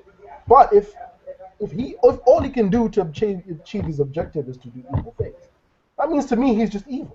And if his goal is just to be good, is just to be perfect, then he's just evil just for the sake of being evil. Like there is no justification in his goal. I mean, it's a matter of perception. I see what you're saying, but it's a matter of perception. Let me give you an example. Like, with Meruem, right? Meruem said he was going to commit atrocity. He was going to commit murder. He was going to wipe people out. But he said to Netro, this is not just what I want to do. This is for an end result. This is first to make people obey me and bow down. And once we have an infrastructure in place where I'm at the top, and there's a hierarchy of people who obey me, then we can start stopping all that shit. Then we can start putting people in zones at first, organize them, and then the end result is to build a world so equal, the world equality will no longer exist. That was the end goal. So he wasn't just being evil for the sake of being evil. That's the only exception where you can say someone's doing evil things for an end result which isn't entirely evil. Where Cell's just being evil, what's his goal? I just want to be perfect. That's selfish. That's selfish. He wants to be the strongest in the universe, that's bro. Selfish as fuck, man. Even if it's selfish, that doesn't negate that to him. That's his goal. Like exactly. So he's one-dimensional. He's evil just for being evil. Like we're not even given any incentive to sympathize with him. There is no other layer to him but being evil. But he's not evil just to be evil. He was created evil. That's too totally different. No, but if we give him the excuse he was created evil, he stops being a character. So that means his decisions are not his own. You just have different views on it. But character decisions were all programmed inside him. He was never really a character. He was a extension of whoever the doctor was. Dr. Jerome, yeah. Yeah, that's although I'm not saying Cell is Miriam level, I do think he's still not a basic character. I do think there is more to him. For example, he's shown moments of weakness, trickery, cowardice. Like that time when he got scared of Vegeta, and he's like, wait, please don't kill me. if you let me absorb her, I can be really strong and we can have a really good battle. You know what I mean? So he's shown to not be basic to the point of it's like a flat line. There is something there. There is a spark there. But I just like in regards to him being evil, to me, no justification. To me, Sal was always an extension from Doctor whoever his name. I can never Dr. pronounce Jarrow. it. Yeah. To me, he was always just an extension of him. You know. I think once he reached Form 2, he stopped being that. He started becoming his own character. Because when he reached his second form, he started having thoughts of his own. He wasn't just, I want to absorb people. You know what I mean? So, I don't know.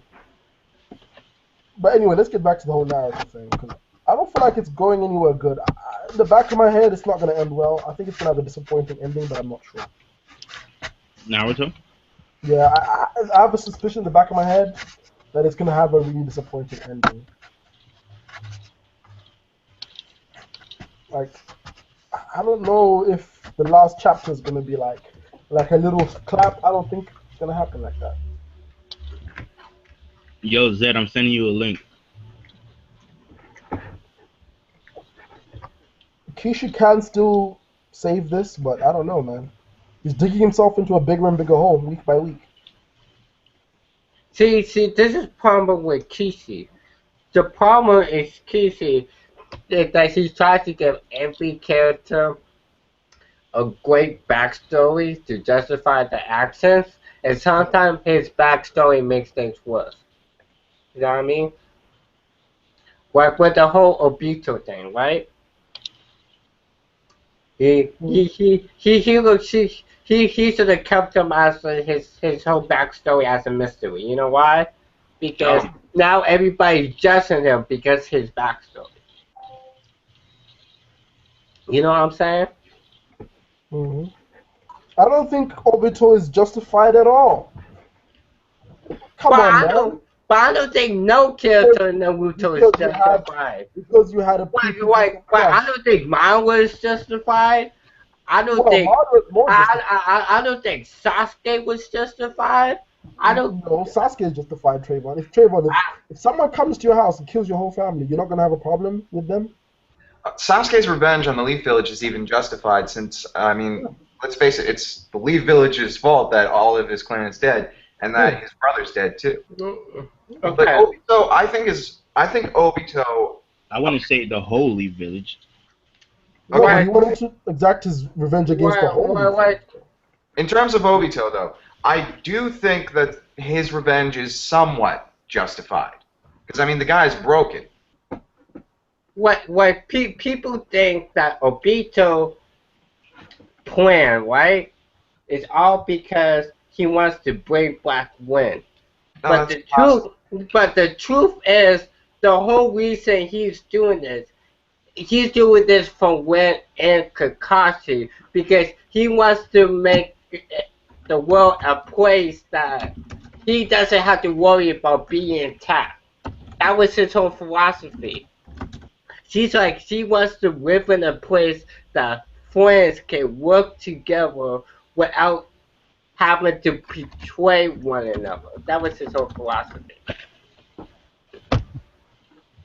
Man, Obito's lame, man. And Obito is Kishi's biggest folly.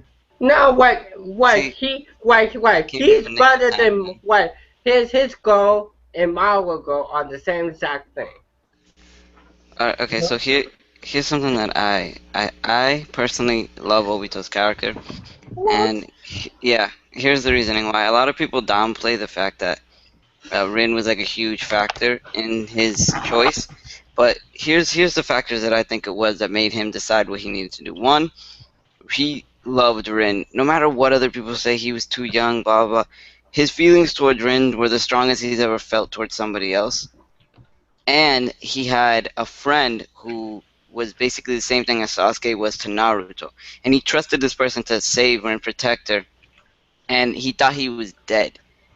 He thought he was dead, and he finally was, he came back, and he was like, alright, I can go see my friends, and to see Kakashi kill Rin, knowing what it was for, but still see Rin die by the person who he trusted to protect her. You think it And was then going back with all of that to see Madara, who we all know obviously was explained that Madara did not just sit back and let him choose what he was going to do. Yeah, and people don't forget, Obito does not blame Kakashi at all. Obito blamed the cycle of hatred that he was talking about before. Okay, do you think Kakashi was somewhat justified when he killed Rin? Definitely. Definitely, I do. Would Well, you do the same? Let me give you an example why it's justified. Your friend has a nuke. The Taliban are about to smuggle your friend and obtain this nuke and use it against the United States. Do you say, "Oh, it's my friend, fuck it"? No, you kill that motherfucker. You wouldn't Right. protect that person at all costs, and maybe, you know, try to... Think about my example for a second and tell me you wouldn't do that shit. I don't know. I mean, I don't know if I'd kill... I don't know if I'd have the balls to kill my best friend, but... They're gonna nuke your village, bro, if you don't. Yeah, but Think But- about how powerful a tail beast is in that village. I'm gonna ask you a question. Was Pain justified in his action? Yes. Why? Yes, yes. Why? No, he was. What do you mean? Why? The guy was... What? Because what made Pain change sides? What made Pain side is that his friend was killed. Same with Obito. Oh, it's more than that. Every Oh. character in Naruto has a character that they love. No. Why? And that what makes them change sides, man. Whether or not Pain's, like, I'm gonna say what you're saying is true, which I disagree with completely. But let's say he did only do it because his friend died. Even with that, it was completely different when it came to Pain. Exactly. Well, but with Obito, it's a completely different when it comes to Obito. Because we okay. Let me make my point. Okay. Obito. Obito. He's a child, right? He's a child. Obito was supposed to be dead. He died. He survived his death. Once he survived his death, he met Mawa. And Mawa knew Obito was the ultimate sign of good. So Madara, he's like 50, 60 years old. How old he is, right? Obito is a 12-year-old kid. He's not Exactly. an adult. He's 12. He's not an adult. When you are not an adult, you can't form your own philosophy. Your philosophy is formed from people around you. And the people he had around him was Mawa and those sisters. Obito has his own philosophy, but then he fused his philosophy with Mawa because Mawa was essentially raising him. You know what I'm saying? Yeah, but here's the thing. Pain grew up in a land which was surrounded by war. His search for peace was completely So did justified. Obito, though. Obito was in the same surrounded by war. hell no. What? No, Hell not the same. Obito wasn't in the Obito was same an accident. circumstances Obito was as an accident. Minato. Like Obito was in the same place where they're all in the wartime too. Hey, Trayvon, I was agreeing with you up until you said Obito. Obito did live through war, but he wasn't. His home village wasn't the battlefield for war. They made Exactly. the Green Village. But it doesn't matter. War is war. What do you mean it doesn't matter? No. What you're Let me finish. Trayvon. It doesn't matter if his village was not surrounded by war. Listen. Pain's village had almost nothing to do with this war. Okay, it Two was like, other villages were using his village as a battlefield. Basically, it's like trying to bring. How is that equivalent to Oh, Obito? well, okay. Let me say. I say Obito. Because Rin died. No. Let me finish. Let me finish. Okay. Rin. Okay. Obito was a child soldier, right? Rin. Whoa. Okay. Well, please. Let me finish. Let me finish. Okay. Let me just. Okay. That child soldier thing. That's a bit. I'm gonna have to call you out right there. All right. It was a simple mission that they were assigned on. It was just all. It all. Wait. A simple mission. They were doing. It was the third grade Shinobi War. What do you mean a simple mission? That Kanabi Bridge mission. That was deciding the war. They won the war because of that. Really? I thought it was because I thought that mission was just a simple. No. They won the war because of the Kanabi Bridge incident. Oh my god. My bad. Okay. Obito is. Okay. Obito was a child soldier, right? He fight. He fight in this war. War affected his mind. Because war affected his mind. Obito built a philosophy. It's like, okay, I don't want to be in this war, but since because I'm in that this child war, soldier thing is a default. but just because I'm in this war, I'm gonna develop a philosophy where that, you know what? But Trey, you cannot abandon your friend. Trayvon, you're missing the point, bro. Because I agree with everybody in terms of Madara, Obito, Nagato, and to some extent Kaguya, but we don't know like her true reason. But either way it goes, I agree with what happened with them, with all of them, was messed up, and I think they're all justified in what they're doing because of the fact of the circumstances they lived through. Now, with Nagato, the reason I venture off from Nagato is because of his plan that he set up. When he explained to Naruto what he was doing in order to achieve world peace, I thought that plan was totally idiotic. He said he was going to collect the tail beast and then show the world. He was going to basically force the world to fight in wars, to live through what he had to live through, and then ultimately they may know what peace is, and then they'll stop fighting. That's just the dumbest plan I've ever heard in my life. The only reason that was idiotic is because that was already going on. So you're just making it worse.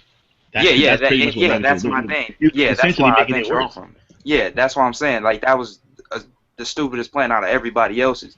Okay, but one thing with Nagato's plan, I think it's more of a bit of a hell philosophy. You know, burn the hellfire a little bit, then you'll understand.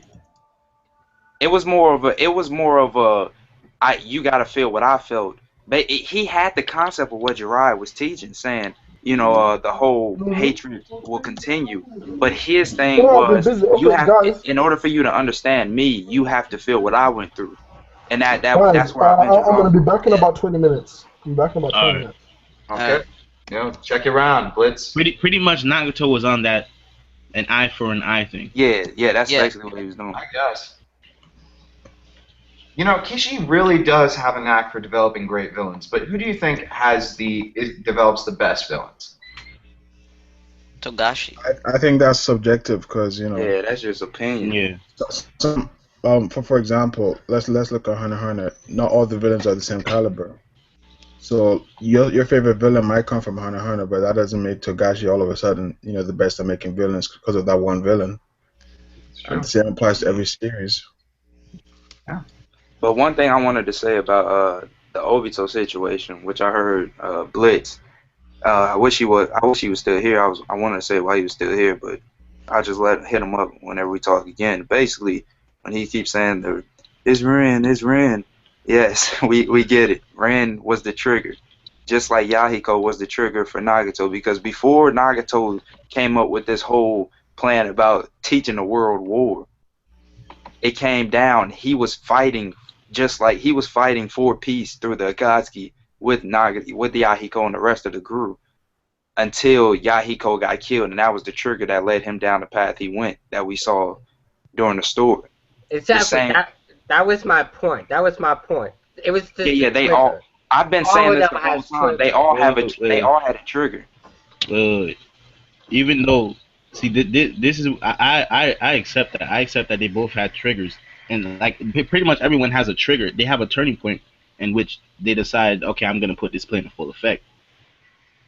The thing is, the only reason I vibed more with Nagato than Obito is because I felt like Nagato's situation was more sincere and real, but Obito, like, you could make the case about Madara kind of, Madara pretty much manipulated him while getting manipulated by Kaguya, as we now know. But I feel like Nagato's situation was just more sincere. Like he like his backstory was just that fucked up that it made more sense on why he was doing it, even though their outcomes weren't good and they both had triggers. I felt like Nagato's was just more severe than Obito's was.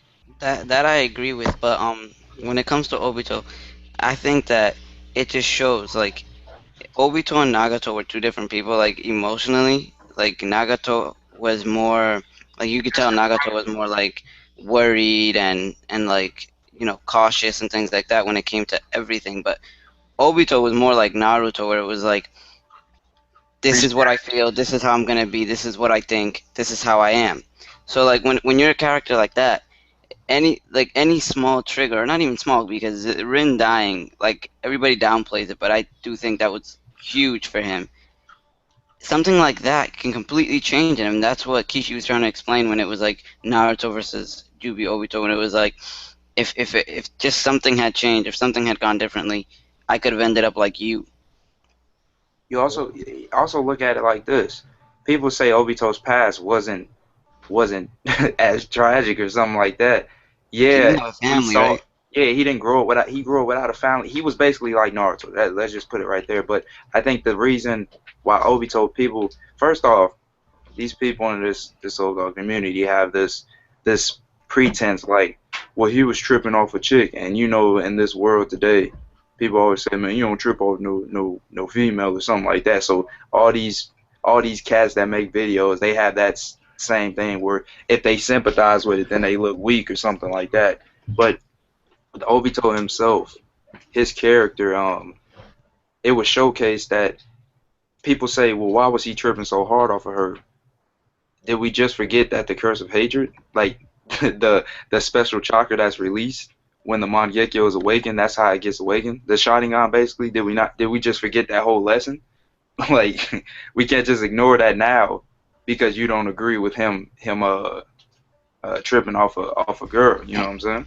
And that's another, like, you're right, Dre. When it comes to like in our society now, you can't really show him affection or sympathize with characters like Obito anymore because of the way we think. But another thing is, again, on that like no family thing, that means a lot to Obito's character. The fact that he had no family, because now he's looking for a family, like Naruto did. So when he finds somebody like Rin who actually likes him and sympathizes with him, or somebody like Akashi, that relationship is going to be way stronger than somebody who has family that he can go back to, because he doesn't have anybody else but these people.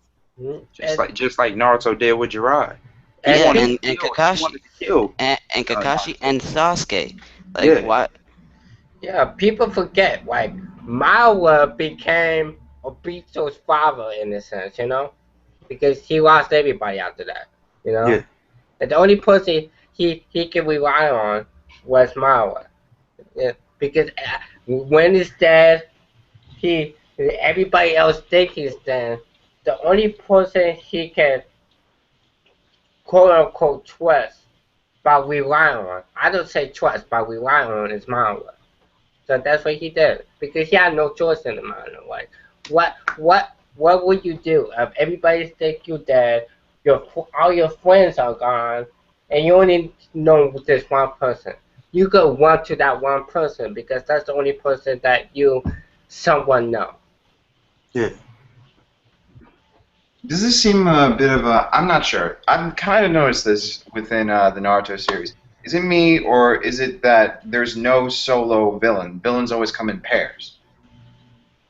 This series has been about manipulation since day one. You think somebody's the main person, but they just been manipulated. Like when we first saw. I have Orochimaru Even the did first stuff solo, villain, didn't bro. he? Yeah. Nah, he had Donzo in the works, bro. Which is why I'm making a video exposing all y'all cats that try to defend Donzo. And after I do it, I want to hear how y'all can justify him. But we'll move Even on from that, bro. even the first villain was being manipulated, bro. Like Zabuza, even he was being manipulated. I don't think he was being manipulated as much as the manipulator of Haku, but No, I mean like this man, he was doing everything Wait. from by what was that guy's name? Gato, something like that. I think it was Gato. Yeah, by Wait. Gato. Or What did Goku. And then, because he thought he was getting money, but in the end, Gato was like, I'm not giving you crap, bro. You're dying. You said we defended Donzo? You said you justified Donzo was justified because he was trying to protect the village, which Hero and Blitz made a great point. They said pretty much what Donzo was doing is to protect the village, and I agree with them on that. which is why y'all got to get exposed. Like, It's just that simple. He's an Itachi, bro. Naruto was a dick. It's just that simple. Like y'all said, his methods were just to protect the village, which is not factually correct. Okay. So let's talk about Toby Wama for a second. wait. No. I want Dre to explain to me why he hates Donzo. No. I don't hate Donzo. The Donzo's fact remains is Stop lying, Dre. all right. The fact remains is y'all said that everything he was doing was to protect the village. Oh shit. Well, these are 2 points that I'm gonna say for the video, but I'll just say it now. Number one, isn't it strange that every time the village got attacked, the Yanbu were nowhere to be found? There was only the select few that protected the Hokage that were found. Where was Donzo at? Finish your point, Dre. Number two, when Pain came, Donzo said himself, "We're gonna let Tsunade's village burn, and we're gonna rise from the ashes." That's why he didn't allow his people to go up there and help. That's why he didn't help. Now, explain to me how is that justified in wanting to protect the village? Donzo's a dick. Well, the first thing was a conspiracy theory made up, the Anbu thing, because it wasn't shown. We don't know where he is. They We don't know where asked he for was. where We the can't start Anbu. making assumptions. They asked for where the Anbu was. You think Kishi just threw that in there for no reason? I mean, did they say they were with Donzo? I'm gonna say this again. This is I'm gonna why. say it again. Did they No, say Kiro. This is why I say that, because we saw what happened when the village got attacked again, and then it was later explained. Was it not? And then we also got in the Five Kage summit when the Raikage said that he had something to do with the third Hokage's death. Is this not factual? What the hell? So I'm gonna ask again: how is he justified in saying he was doing it for the village? So your problem is the way he went about things. No, it's not the way you went about it. He was making his decision based on what he felt the village should be like, which was Sarutobi's biggest problem with him. His demeanor and the things that he was doing was to make the village the way he wanted the village to be.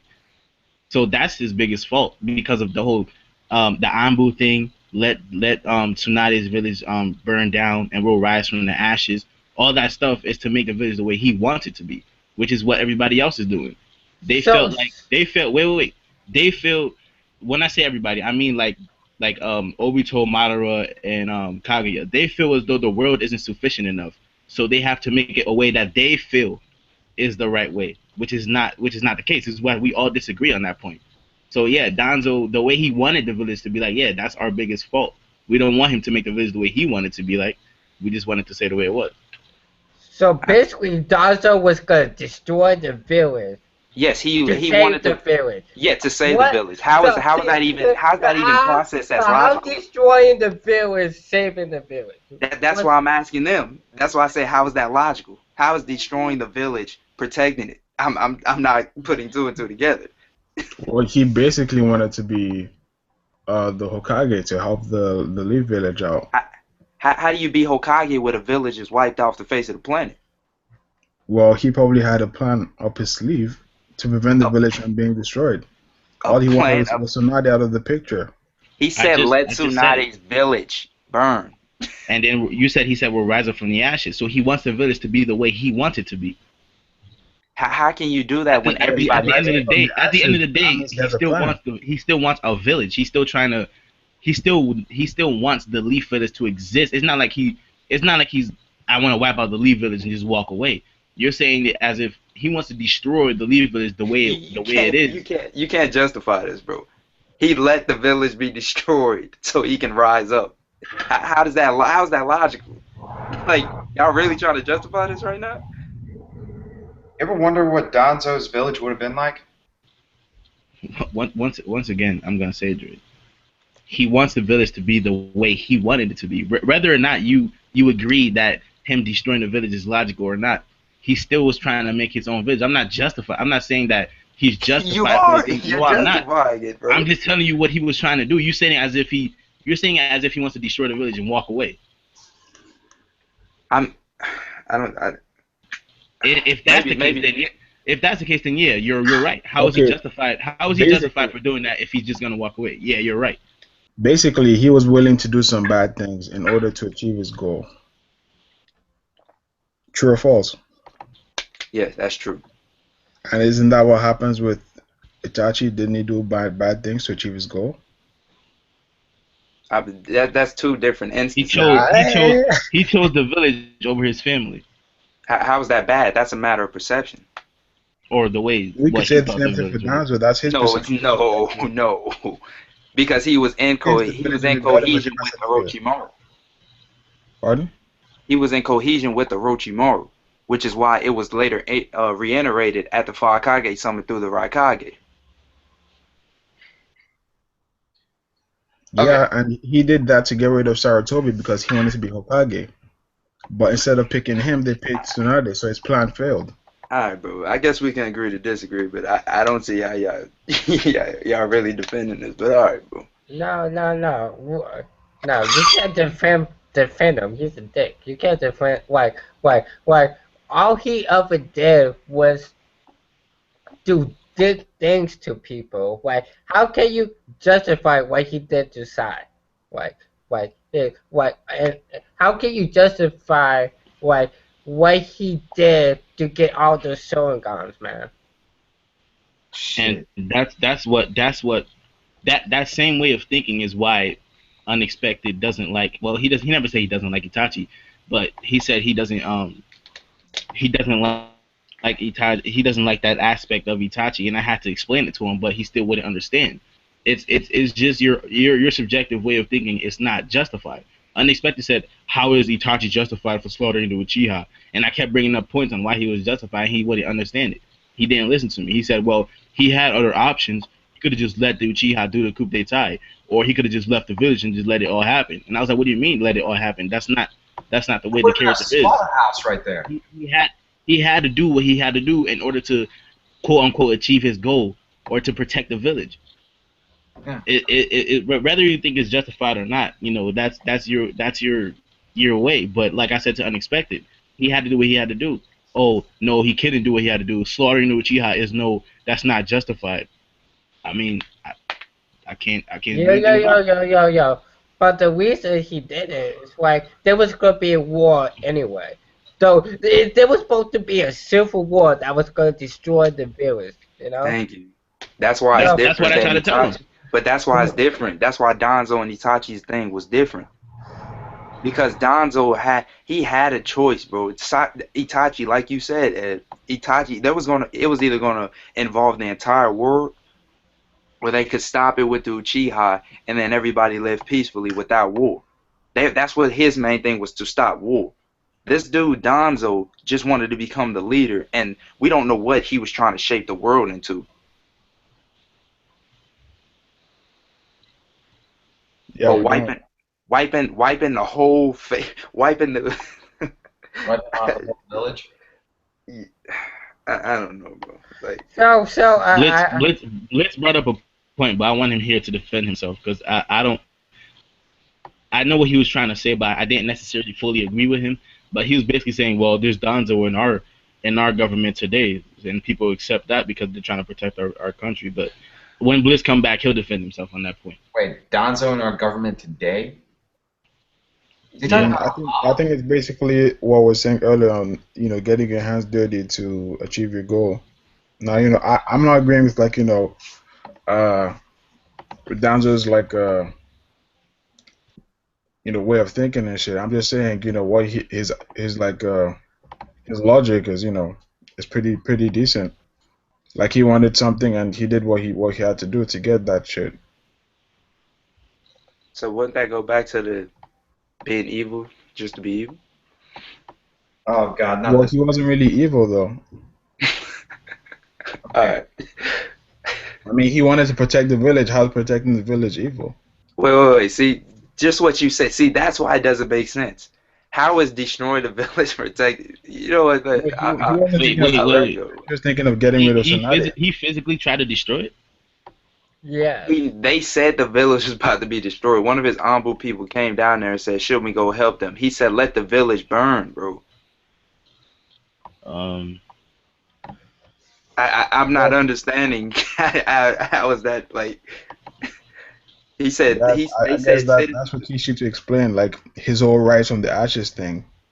Kishi never But explained what that would Danzo's just master go. plan was. That would just go with UW's argument on Okay. Itachi said that UW would have been disagreeing with Dre because UW thinks that Itachi should have just let the village.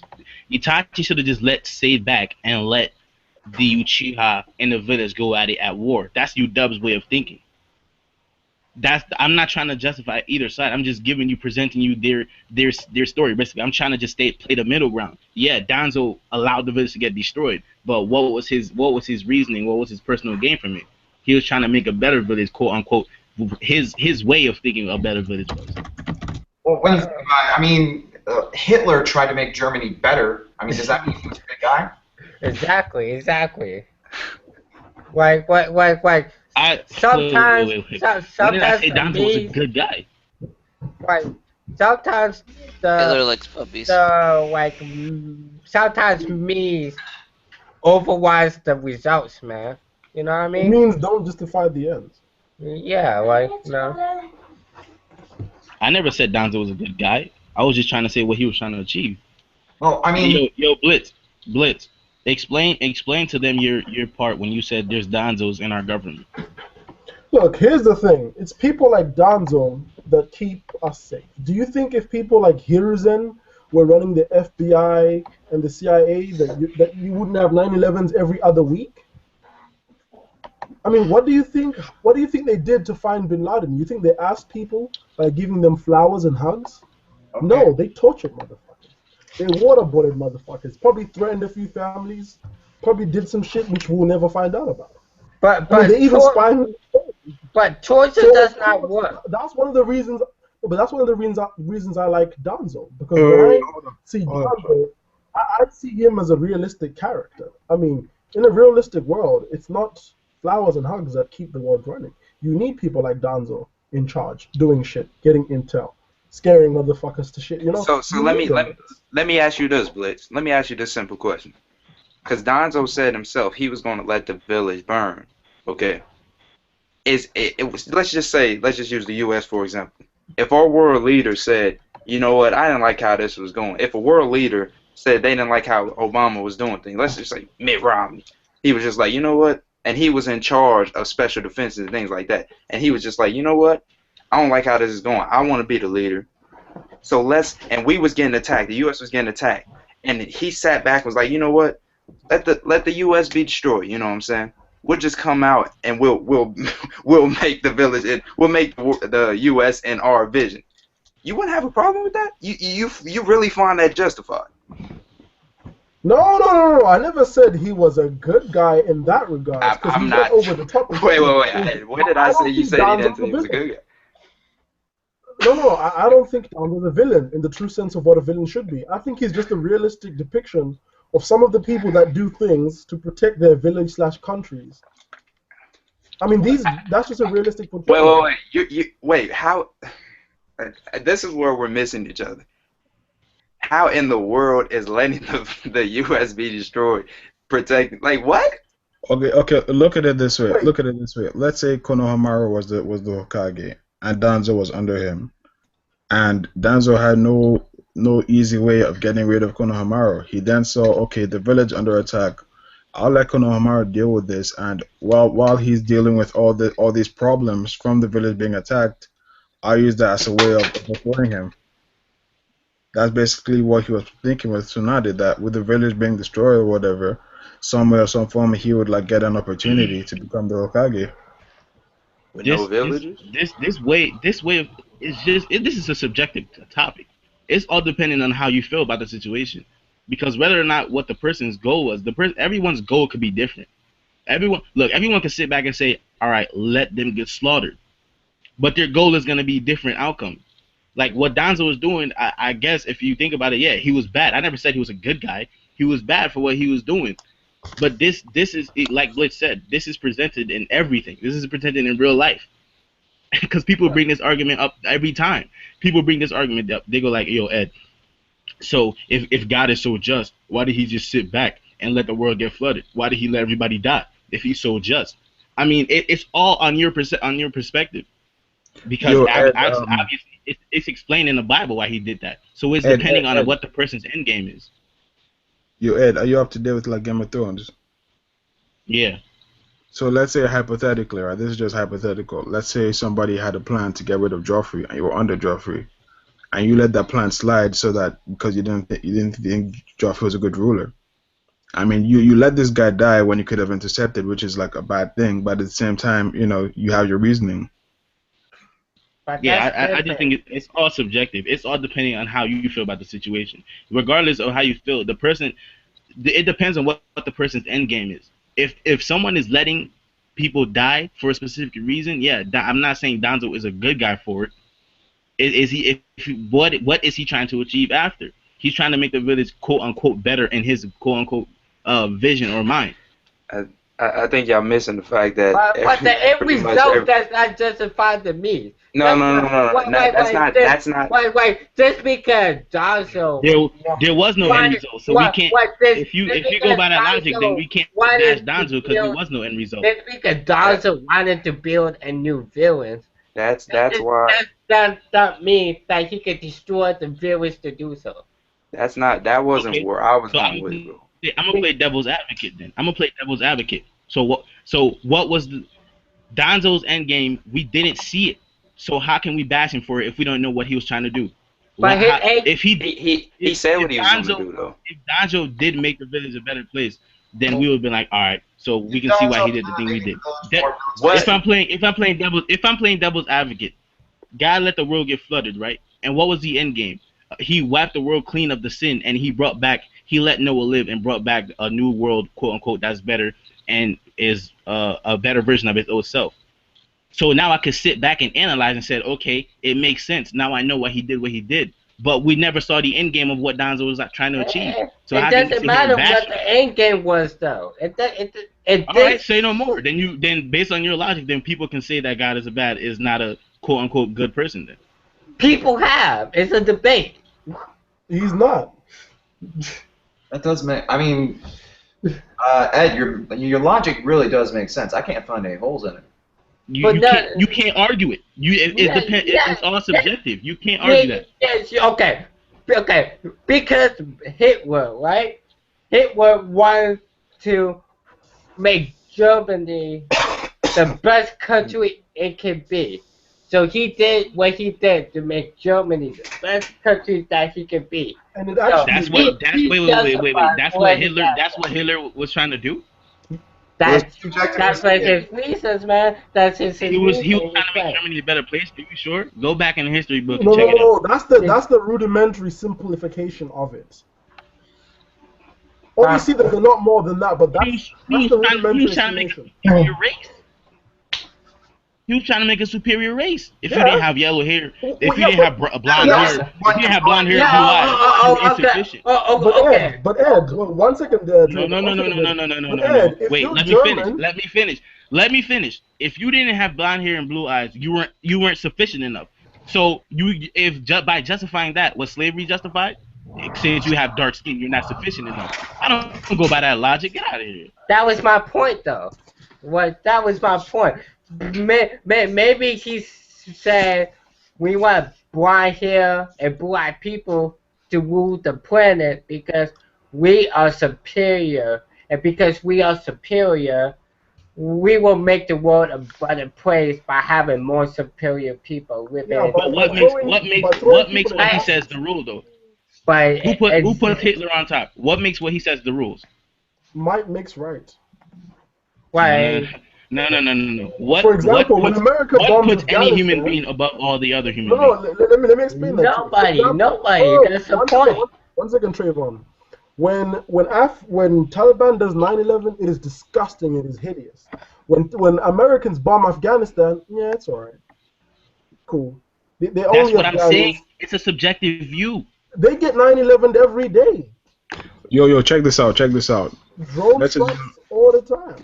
Here's Check out something, you got the floor, man. Check out this example. Let's assume I'm a Nazi officer, and I know that this theater that Hitler's going to go to is going to get bombed and it's going to kill Hitler and a bunch of people.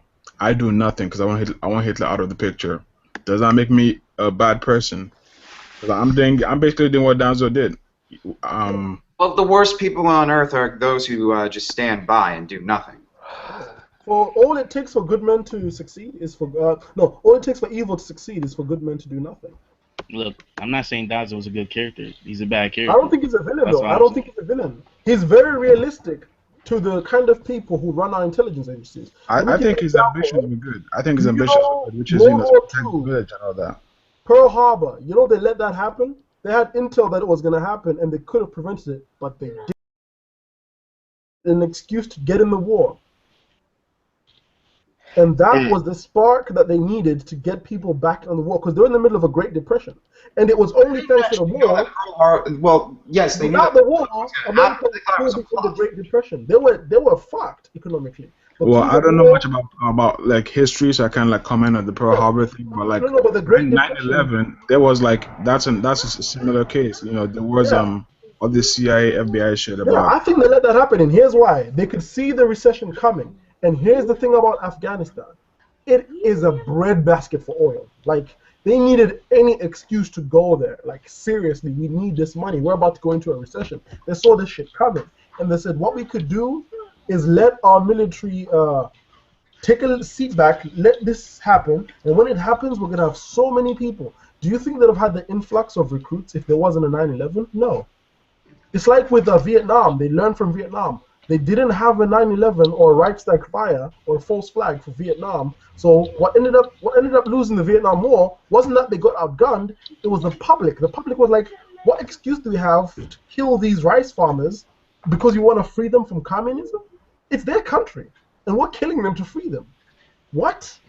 But We're throwing Agent Orange on their forests to free them. Have you seen what Agent Orange does to people? They had babies with arms sprouting out. It's worse than nuclear radiation, Agent Orange. You would rather get nuked than get Agent Orange.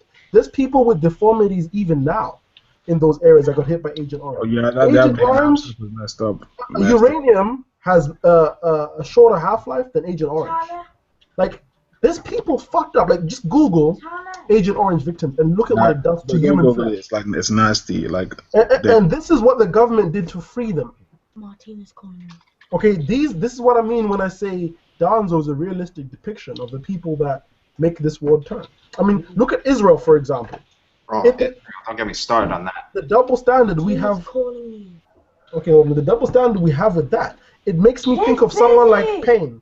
Payne, if we were in the real world, would probably be like a Palestinian. Martinez is coming. I think the Israel double standard is really political though, because you're gonna get more votes. No, but it's also religious. It's also religious because Israel is infallible. Israel, god damn it, they're in Israel. Okay, every If single Israel was Russia, we would be insane. We'd be like, what? But they're Israel. Yo, it's crazy. We give them $3 billion in aid, but we won't use that money to help destroy. Yeah. That's like the new Gotham Did City. you watch the elections, Trayvon? There were politicians arguing with each other. You're not as committed to Israel as I am. How dare you? I know. I'm like, what are you doing? Yeah, I watched these debates that from my political They're like 30 minutes. Like, I am the best candidate for Israel. I'm like, this isn't Israel. This is a Well, I mean, not just that, but like, think about this. You send all this money like to help out other countries, not just Israel. But meanwhile, you have all these states like, you know, Detroit or like all these places that get hit with hurricanes and shit, you know, and they don't see pennies. And you know what's funny? The second those same people that want to give billions to Israel, the second you say, let's give healthcare to our citizens, you communist, you socialist. How dare you want to help the American people? Wait a minute, though. Wait a minute. It costs you a lot less to just give every American citizen free healthcare, free education. Do you know how I know? Because Europe did it. We never crumbled down. Our economy still exists. That is not where the money goes. The bottom line of this argument, I guess, is this: is slaughtering people for a positive, whatever the positive end game is, for a positive end game, is that justified? No, but Right, it's Blitz realistic. wait. Blitz says no. Is it justified, Dre? Is it justified, Dre? No. So No. what's Is it justified? So what's the atomic bomb justified then? No, Wait. fuck no. Wait. Is it justified, Kiro? Wait, can you repeat the question? You said is killing people to achieve a specific end results justified? For humans, because I won't get into the God. If I get into the God conversation, then we'll never end. Yeah. I think even for humans, it depends on the end result. I mean, you know, if you kill 10 people to save 1 billion, I think that's justified. Yeah. What if they were Okay, babies? so that would go now. Let me ask you this: Is God justified for the flood? Go ahead, Blitz. Fuck no. Fuck no. All I right. mean, I don't think we should bring in the religious because Wait, let me tell you people why. have No, different but views it's on the religion. best. It's the best depiction as to why we think this, because that's where we get these twisted ideologies from. The reason I say he's justified is because he created us see this is just us having different, like I don't mind the conversation between different religions and stuff like that. Wait, that's a disgusting answer to that question. Let me explain why he's not justified, right? Well, I never finished those, so you can't really. No, but I was the one who was supposed to go first. Wait, let him finish.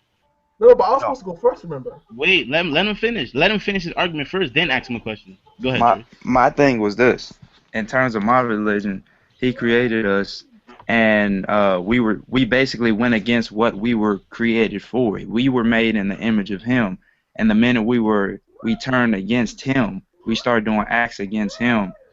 It got to a point where nobody was listening, and you know, make a long story short, he basically had to cleanse the world. And I say that because, like, my thing with Donzo was that he's not God, bro. Exactly. You know what I'm saying? See, that's why I said Dre is correct.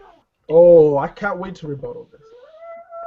But I'm done. That was just a long story. That's because there's two different things about this. One, everyone has their opinion, so it comes to perspective. Yeah. Because what we as religious people say, you might not agree with.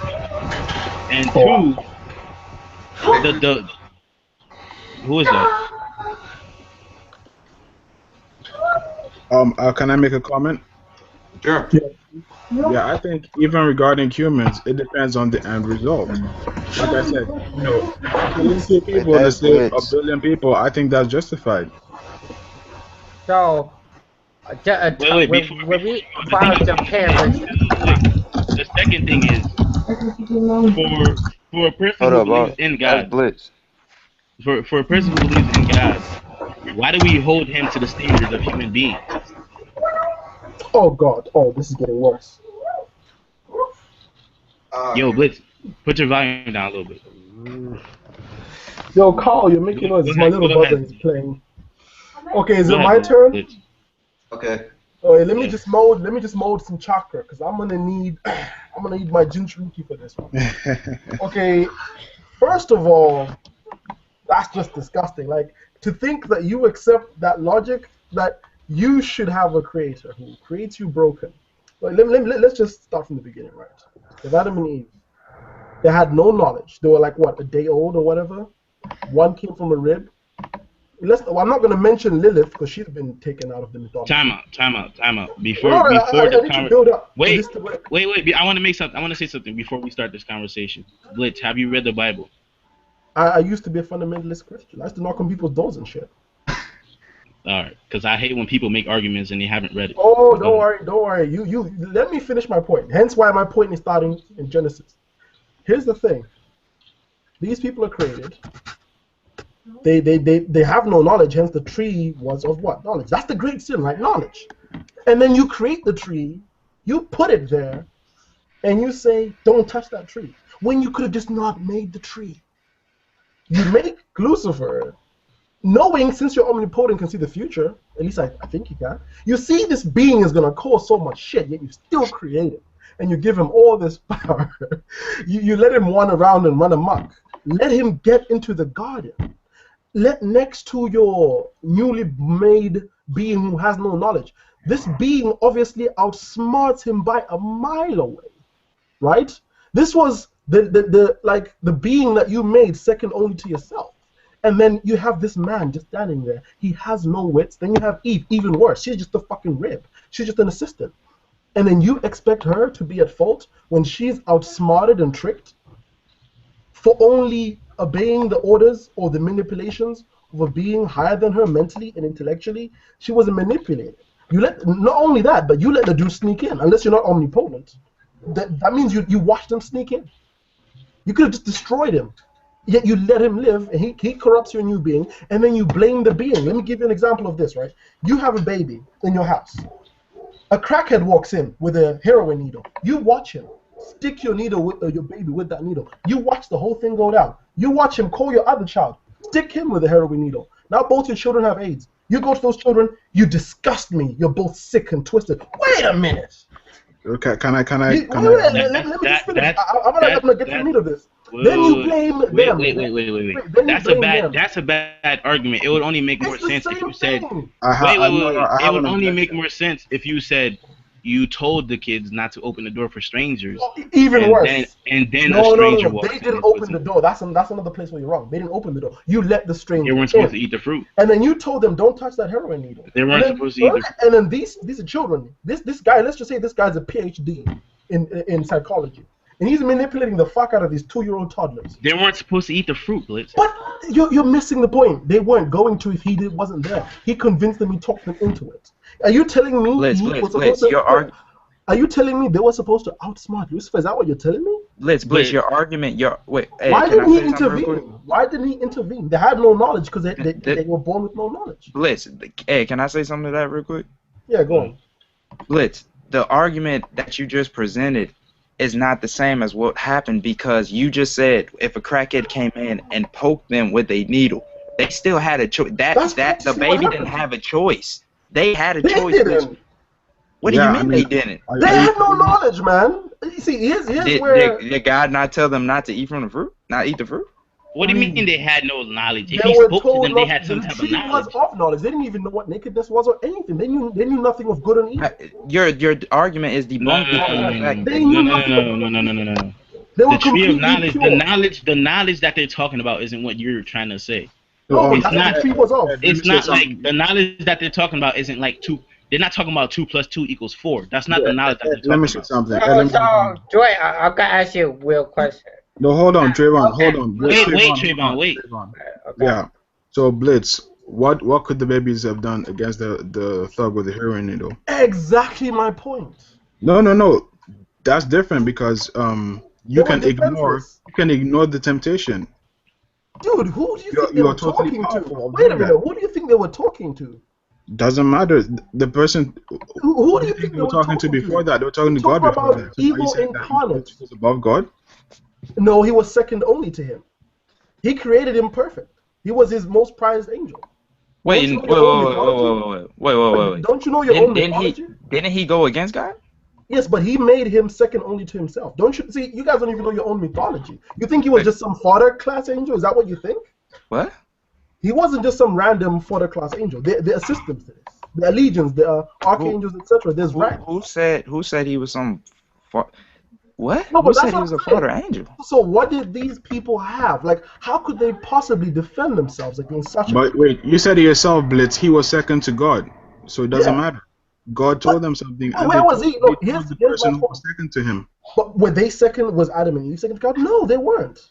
They were Did nowhere God? near. Your argument is debunked because of the fact that you just said your They couldn't analogy. outsmart him. They No, couldn't no, no, outsmart no, him. no, They no. had to Your prove it. analogy was a baby was sitting there which can't do anything. That's the equivalent. That's the equivalent. No, it's No, no, no. not because Wait a God minute. gave. The God tree told. of knowledge, the tree you're speaking about, it's not 2 + 2 = 4. They No. had knowledge if he was speaking to them. Whatever it was, they didn't know what he really was when they approached him. They didn't say, "Oh shit, it's that guy." No, they didn't know. You're That telling doesn't me, matter. wait, you're telling me human beings of this level were only, I don't know how long they had been existing before this happened, have the capacity to sit there, have a debate or an intellectual argument and not succumb to this being. Are you crazy? There stood no chance. Human beings have evolved. But they hadn't, man. They stood no chance. They knew nothing about manipulation. You're making a present. Wait. You're making a present day assumption of what your knowledge is compared to people back then.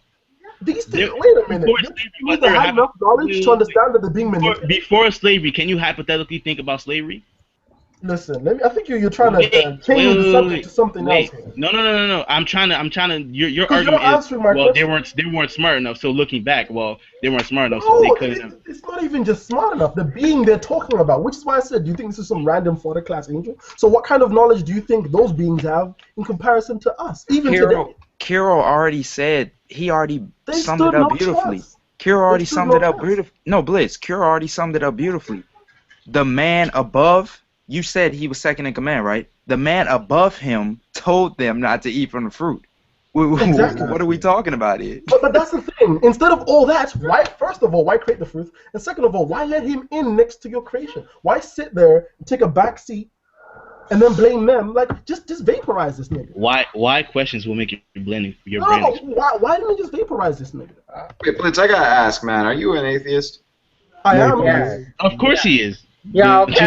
You don't see the way he's speaking? Of course he is. You say this. Okay, let's get back to where we were because this is really what I'm talking about. You talk about he has a right to vaporize us or whatever. Wait. Let Trayvon go because he's been waiting. I wanted to rebuttal your thing. You talked about how he has the right to, let's say, cause a flood. Let's say let Trayvon make his point. Okay. We are human beings, right? And the job of a human being is to do what? Our job is reproduce and collect knowledge. If you got the tree of knowledge, why wouldn't you eat the fruit? It's the fucking tree of knowledge. That's why humans are a purpose for us to learn things. If you got the fruit that can teach you everything, of course you're going to take the fruit. Of course you're going to do that. It's the ultimate temptation. Why would you bring that? It's like bringing like a dirty ass bitch in your bed. Then your mom comes up to you and tells you not to fuck the bitch. Exactly. No. He makes a great point. He makes a great point, but it's like this, Blitz. If the government, right, they had this is gonna sound silly, but if the government, they had a devil fruit, right, and it was like, if you eat this devil fruit, you'll become like God. You'll be a god amongst gods. If you eat this devil fruit, you'll be like God himself. Would you not try to eat that devil fruit, even if the government say don't touch it? Everyone. Even if the government say don't touch that devil fruit, and if you touch that devil fruit and eat it, you'll become like God. You're telling me right now that you wouldn't try to eat that devil fruit. I've never been around children. Wait, Blitz. Answer the question, yes or no. Would you attempt to eat that devil fruit? It's to do with my answer. Have you ever been around children? No. I want a yes or no answer before you It's to do make with your my remark. answer. Yes or It's no? to do with my answer. Yes or no? It's answer yes or no. Would you eat the devil fruit? It's to do with my answer. Have you ever been around children? Blitz. Okay, you can make that your argument, but It's to would you eat do the with devil my fruit? Yes or answer. no? Trust me. Just answer yes or no. Of course you would, and most people would say yes to that. All right. Why the hell wouldn't they guard it, though? I mean, that's one thing. Why make it, man? Look, can you explain to me this much? two things here. There's a plot hole in this story. First of all, why did he let him into the garden? No, why did he let him into the garden? Why didn't he just vaporize him? Knowing full hand what was gonna come, like, why create him? Like, I don't like. Why even put the tree in the first place? Just don't create the tree. That means when you created them, you knew they're gonna fuck up, and then you were gonna punish them. That is malicious as fuck. Just don't create the tree. See, that works for people who were illiterate and gold herders in the Stone Age. But for me to believe half the stuff on that first page now, with the science we have now, it's crazy. Like, here's the thing about me. No, here's the thing about me. I used to be just like Dre and all them guys. I thought I'm going to find arguments to argue with these people who refuse to believe. But here's the problem with me. I am not immune to evidence. A lot of people can shut that away. You can tell them the sky is blue. If their book tell them it's green, they don't give a shit. They'll tell you it's green. But when I see evidence, I'm like, shit, it's true. Like last time when we were arguing about One Piece. If someone brings me facts and evidence, I will concede. And I was like, you know what? Facts and evidence. So when I looked at it, wait. The Earth is not like 4,000 years old or some shit. That's the first thing. Facts and Blitz. Blitz. Tell me this, Blitz. Everything you know now, where'd you get it from? You learn it with education. You learn it from who? From school, mostly. And where did the people in school learn it from? It goes back and back and back and back. And back and back. And the Stone Age men until shit. what? You know, for example, in my culture, let me give you an example. For example, in my culture, if you go back far enough, all we were hunter-gatherers. And we learned through trial and error how to hunt different animals in different ways, what tools to use in different ways, in different situations. And keep going farther back, Blitz. Oh, I know what you're going to say. So what about a cow then? What about its knowledge? What about a lion's knowledge? Just for the sake of argument, I got just one little paradox. This may support. You never have any evidence. I just want to end this. Okay. I just want to end this. Let me ask you all a question. Can God create a stone heavier than God can lift? Oh, I know this. I heard this argument before. That is relevant. Yes, that's from a philosopher called Epicurus. He's the one who made the line: if God is good, then why does He let evil scribe? If He watches evil things occur, I'm not saying this verbatim, but I'm trying to summarize it. If He can watch evil things occur and do nothing, and He's not powerless to stop it, then clearly He is not good, because He watches these evil things happen and He does nothing, and then He blames you. I don't get any of this. For example, like the things that they say, like, oh, people were being quote unquote bad and they weren't listening. And then, so I killed everyone, like indiscriminately, women, children, everything. Why didn't you just sort the people out who were bad in the first place? Mm-hmm. And here's another thing I never understood, right? These tests, like Job, like, why are you consorting with this dude? Why is this dude sneaking into your inner sanctum and talking about, yeah, man, Job's too good. Fuck with Job for laughs and giggles. Let's fuck with Job. I agree. I agree with Trayvon. Why are you consorting with him? Wait. I agree with Trayvon and Zed. Let's just drop the argument, guys. Let's move on to back to anime. Yes. Thank you. Okay. This is irrelevant. Let's go back to anime. Just a little bit of a question here. Which crazy motherfucker brought it to this anyway? Should have known it would turn into this. How many people, just out of curiosity, how many people would actually use one of the wishes from Oluka? I would. I would. If I was Killua. Didn't Killua get killed and she brought him back? No. He put his head in his shirt. Killua put his head in his shirt. You talking about when she's like bang? No, he put his head in his shirt and he played dead. His head didn't. Oh yeah, that. Yeah, he stuffed his head in his shirt. But you would have no consideration for your fellow man? You'd take the wish even though it could screw No, if I was Killua, I would make the wish. If I wasn't, that's risky. Because to get to the wish, dude, like, give me your liver. Give me your duodenum. Like, do you know what that shit? You need that shit. Give me your spine. Give me your brain. Yo, what? Yo, I don't need that wish, yo. God. Wait, hold on, does it build up with Killua or no? Somebody put the link in the comment section. For example, the next person who makes a wish is gonna have a doozy. Oh, shit. Who am I giving it to? Fireboy 16, Mr. Diablos, and Wildkin. Actually, wait a minute. Maybe it doesn't build up a kilo. I think the last Wait, Ed, person. why don't you just add them to the Google Hangout? I sent one to Fireboy 16, but they keep asking me for the link. Let me do it again. Hold on.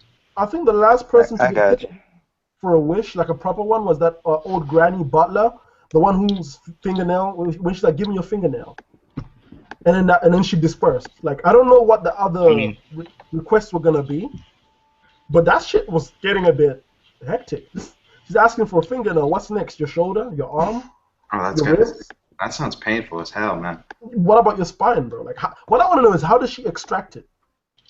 Does she like make it vanish? Maybe Like, she. let's say she says, I mean, does she use her ability to extract it? Because To like, extract it, are you gonna have to remove it yourself? I think you have to remove it yourself, and I think that she just. I Oh think. yeah, because it's I giving. think the old woman just had a lot of balls on her and just pulled it out, no problem. Oh, but that's because it wasn't too much. It's just a fingernail. It wasn't like, give me your fucking brain. Which is just like, you're stuck between a rock and a hard place. How did she ask you for your brain? What up? What up?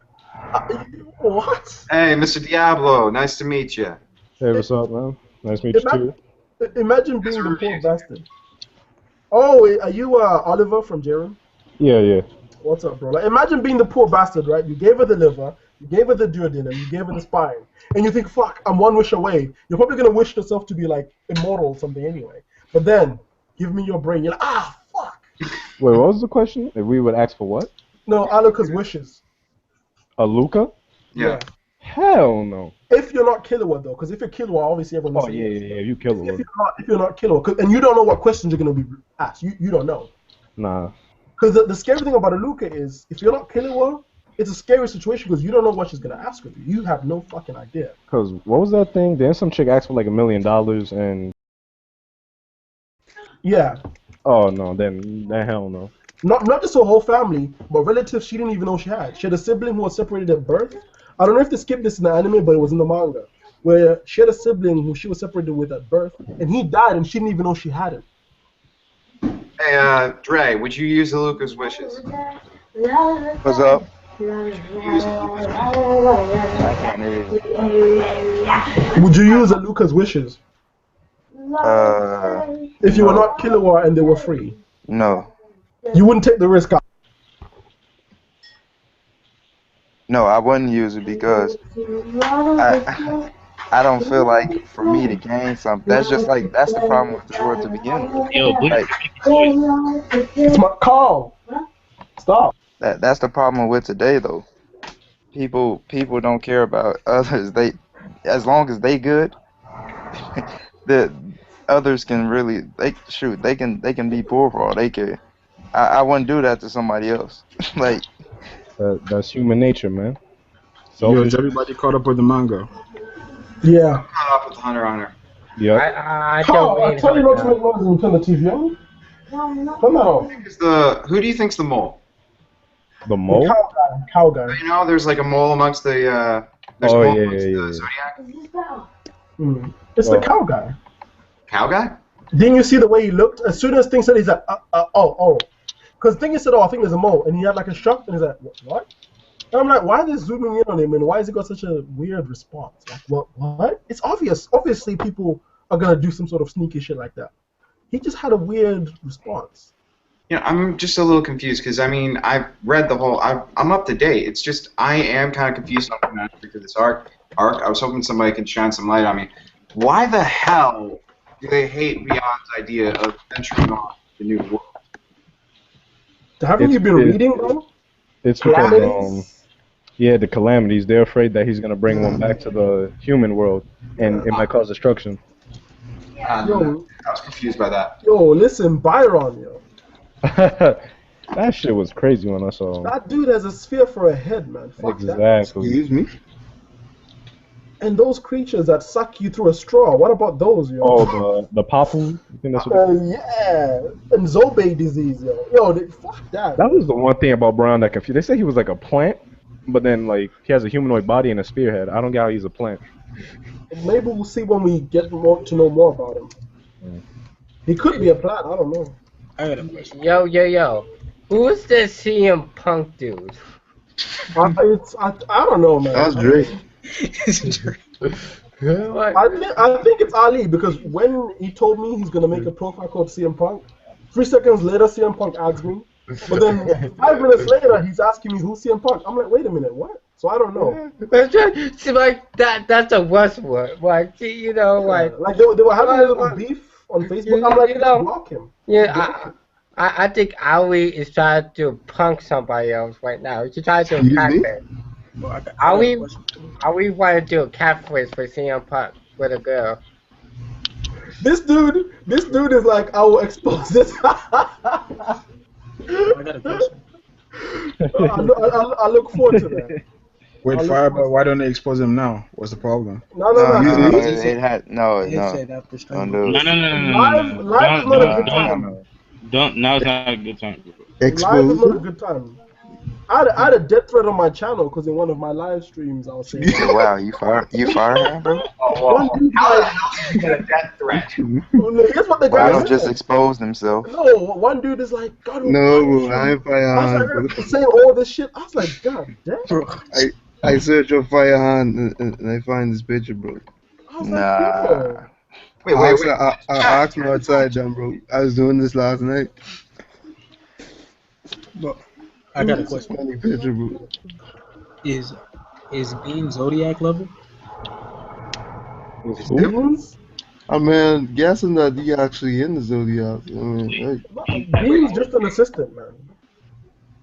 He's not a fighter. That's what they want you to think. Come on, man. Beans has powers?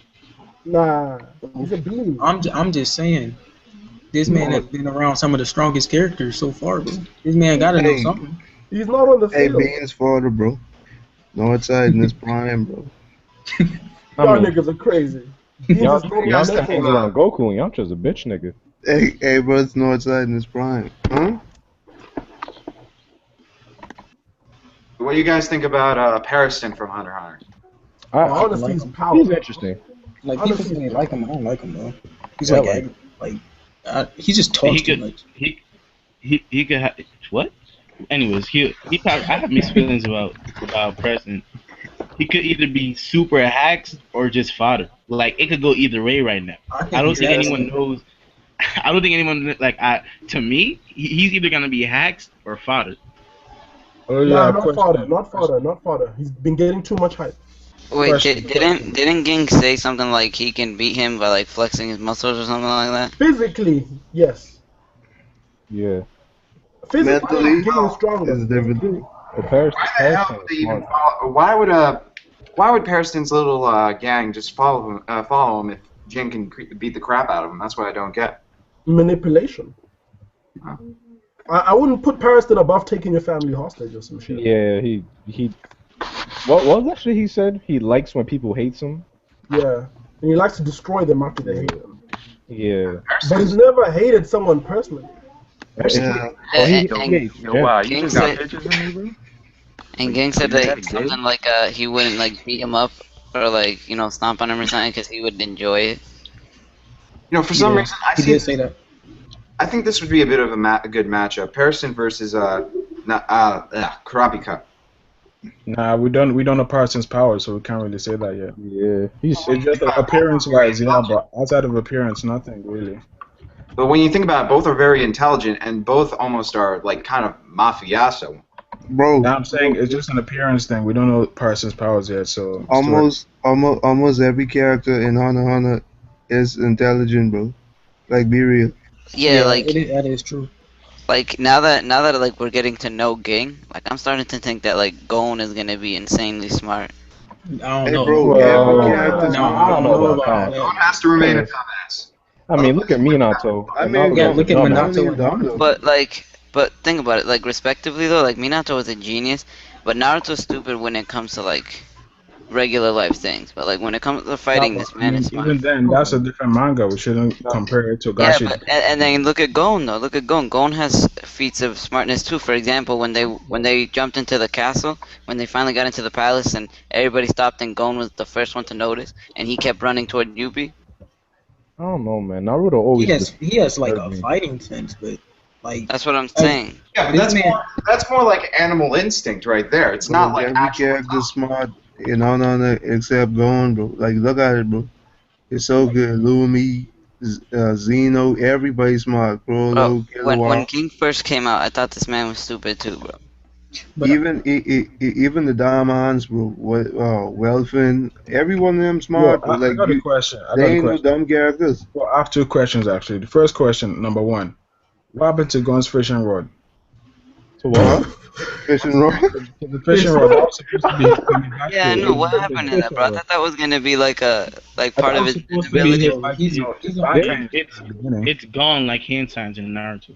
Didn't he Soka break it or something like that? Like during a fight one time?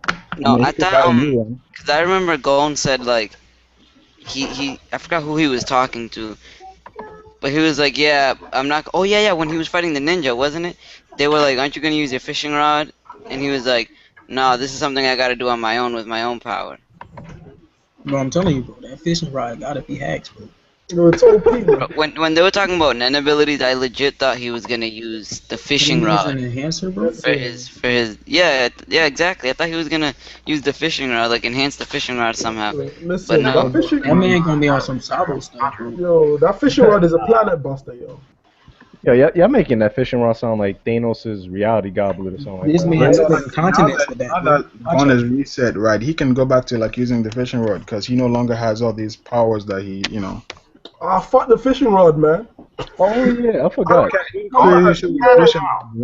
You can strangle people and shit. No, I can't take it seriously. Yo, that's a long range and close range attack, bro. He can enhance that to be like steel, and So he he can hook him up, bro. wrap you around, bro. Didn't he break like a rock or a mountain? Did he break something with that rod? Yeah, he pulled up concrete from the ground or some shit. Like Yo, that. They're fighting in the ring. Yeah. That means he can pull your skull out of your skin like some. Like a fatality. That's if you get caught, though. Yo, come on, man. This ain't a seinen. No, but it's the dark continent. Well, we know he can catch you because remember bro, when he what played you Wait. What you mean this ain't the seinen? Bro, You didn't see that listen. scene when Killua took that dude's heart? Oh yeah, well, yeah, I just gotta remember that. Put that shit in a tissue, yo. Robert Bro, Aunt. in the original he say his 99 grandfather? version, bro, in the original 99 version, he had that in his hand, and the guy was like, no, that's mine, and he just squished it in his face, bro.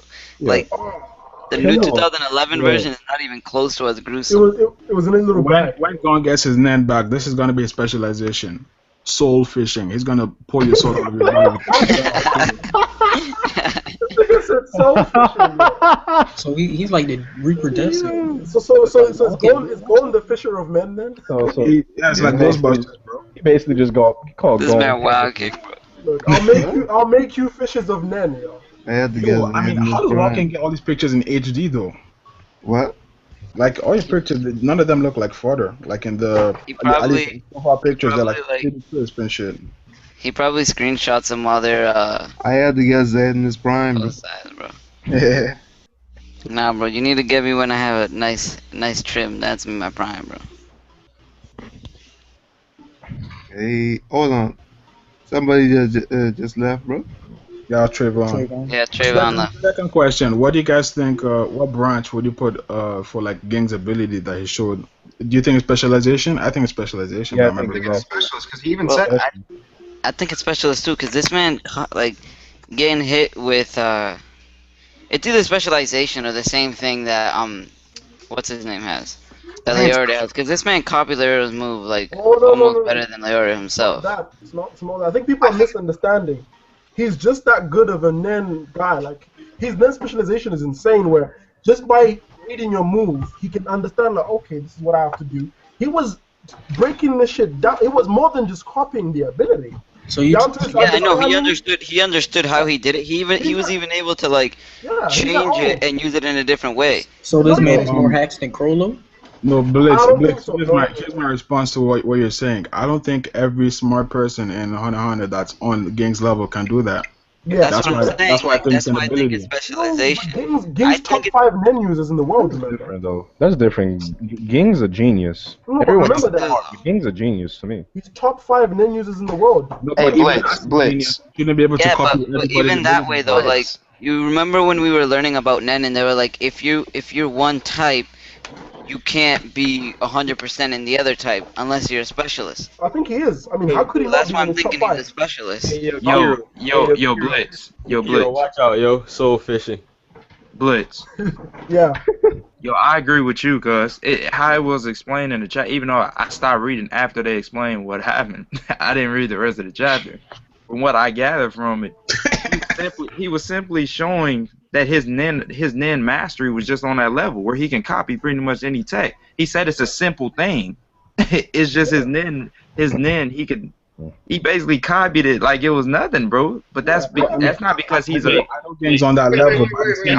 So if y'all saying that Genji is on that level, and y'all saying Hisoka want to see this man, I want to make a point. Y'all talking about Jing, right? When he did Leorio's move. Yeah. But look what he did though. This man, not only did he do Leorio's first move, he made a move that we don't even know if Leorio even has. Yeah.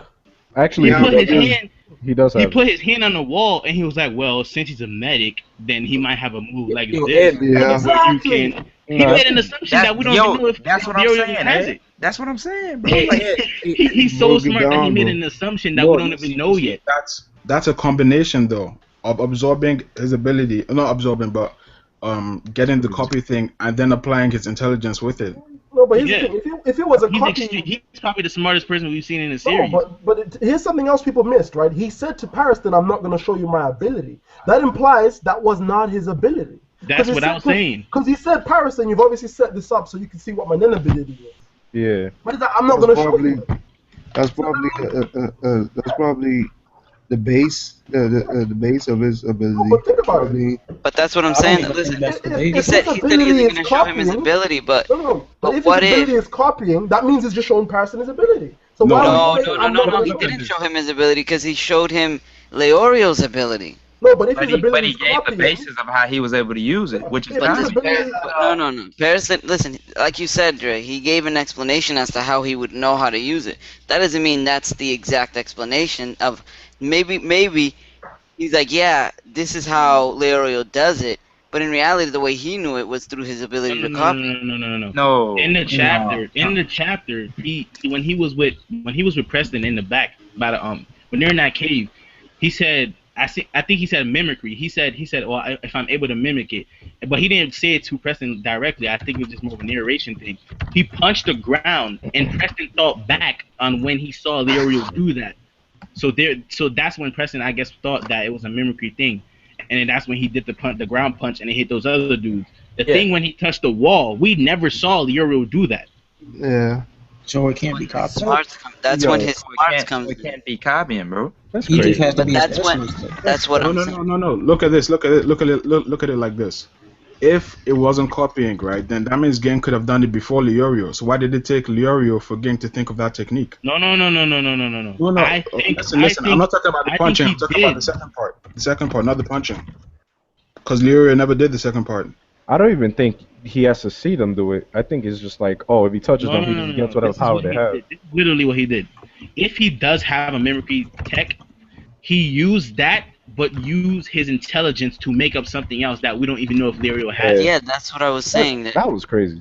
He broke down Leorio's what his name was. He showed a feat before that. Because when they were sitting down with that chick, she was like, all right, do you want to have another battle? And they were sitting there having a battle on different words. Basically, this is what I'm getting at of this, because y'all cleared it up for me. Basically, so let's say this will never happen. Gon hits him with a rock, and Ging, knowing his smarts, he's probably going to do paper. Even though he's never seen it, he never got hit by it. That's basically what Ging can do? Pretty much. He can only do the rock as well. And here's another thing, another point that I have for it. Hold on. Ed. Yeah, like, I agree with what you're saying, but my question is, does it fall under specialization? That's my original question. I think so. Oh, hold on, specialization. But he would have said he was a specialist, and go back 2 chapters ago, he was like, "Oh, so you're all specialists, right? Hired by Beyond." And I don't know the way he said but I think that was specialists like for like certain powers, not like they're all specialists and then you like specialists like you specialize in doing this, and this is why we need you in the mission. I'd just say we just wait till they further explain that. No. Look, I'm reading the manga stream translation right now. Pearson said, "Is this a technique that's able to trace other people's abilities?" He says it's nothing so amazing. So that's denying that it's one of his special abilities. Then he goes on to say, if I get hit by a strike type ability, once I can pretty much imitate it. It's just a natural talent, I guess. It's not a special ability. He's just that good, and using it. Oh, he said he And it's not his actual ability. Take note of something. Yeah, that's what I've been saying. Paris said, "Oh, you can copy abilities." He's like, "No." No. Back in the chapter, we know he's probably the most skilled in Nen, because back in those chapters, we saw he was teaching them how to manipulate his Nen to look like animals. Yeah. Like Jing is on a different scale right now that we've never seen. And then let me read this. Hey, let me read this real quick. Then when he's explaining, he said Leodio's training to be a doctor, right? And this is him thinking in his own brain. He says, I think that ability was probably the result of trial and error using palpations and tapping.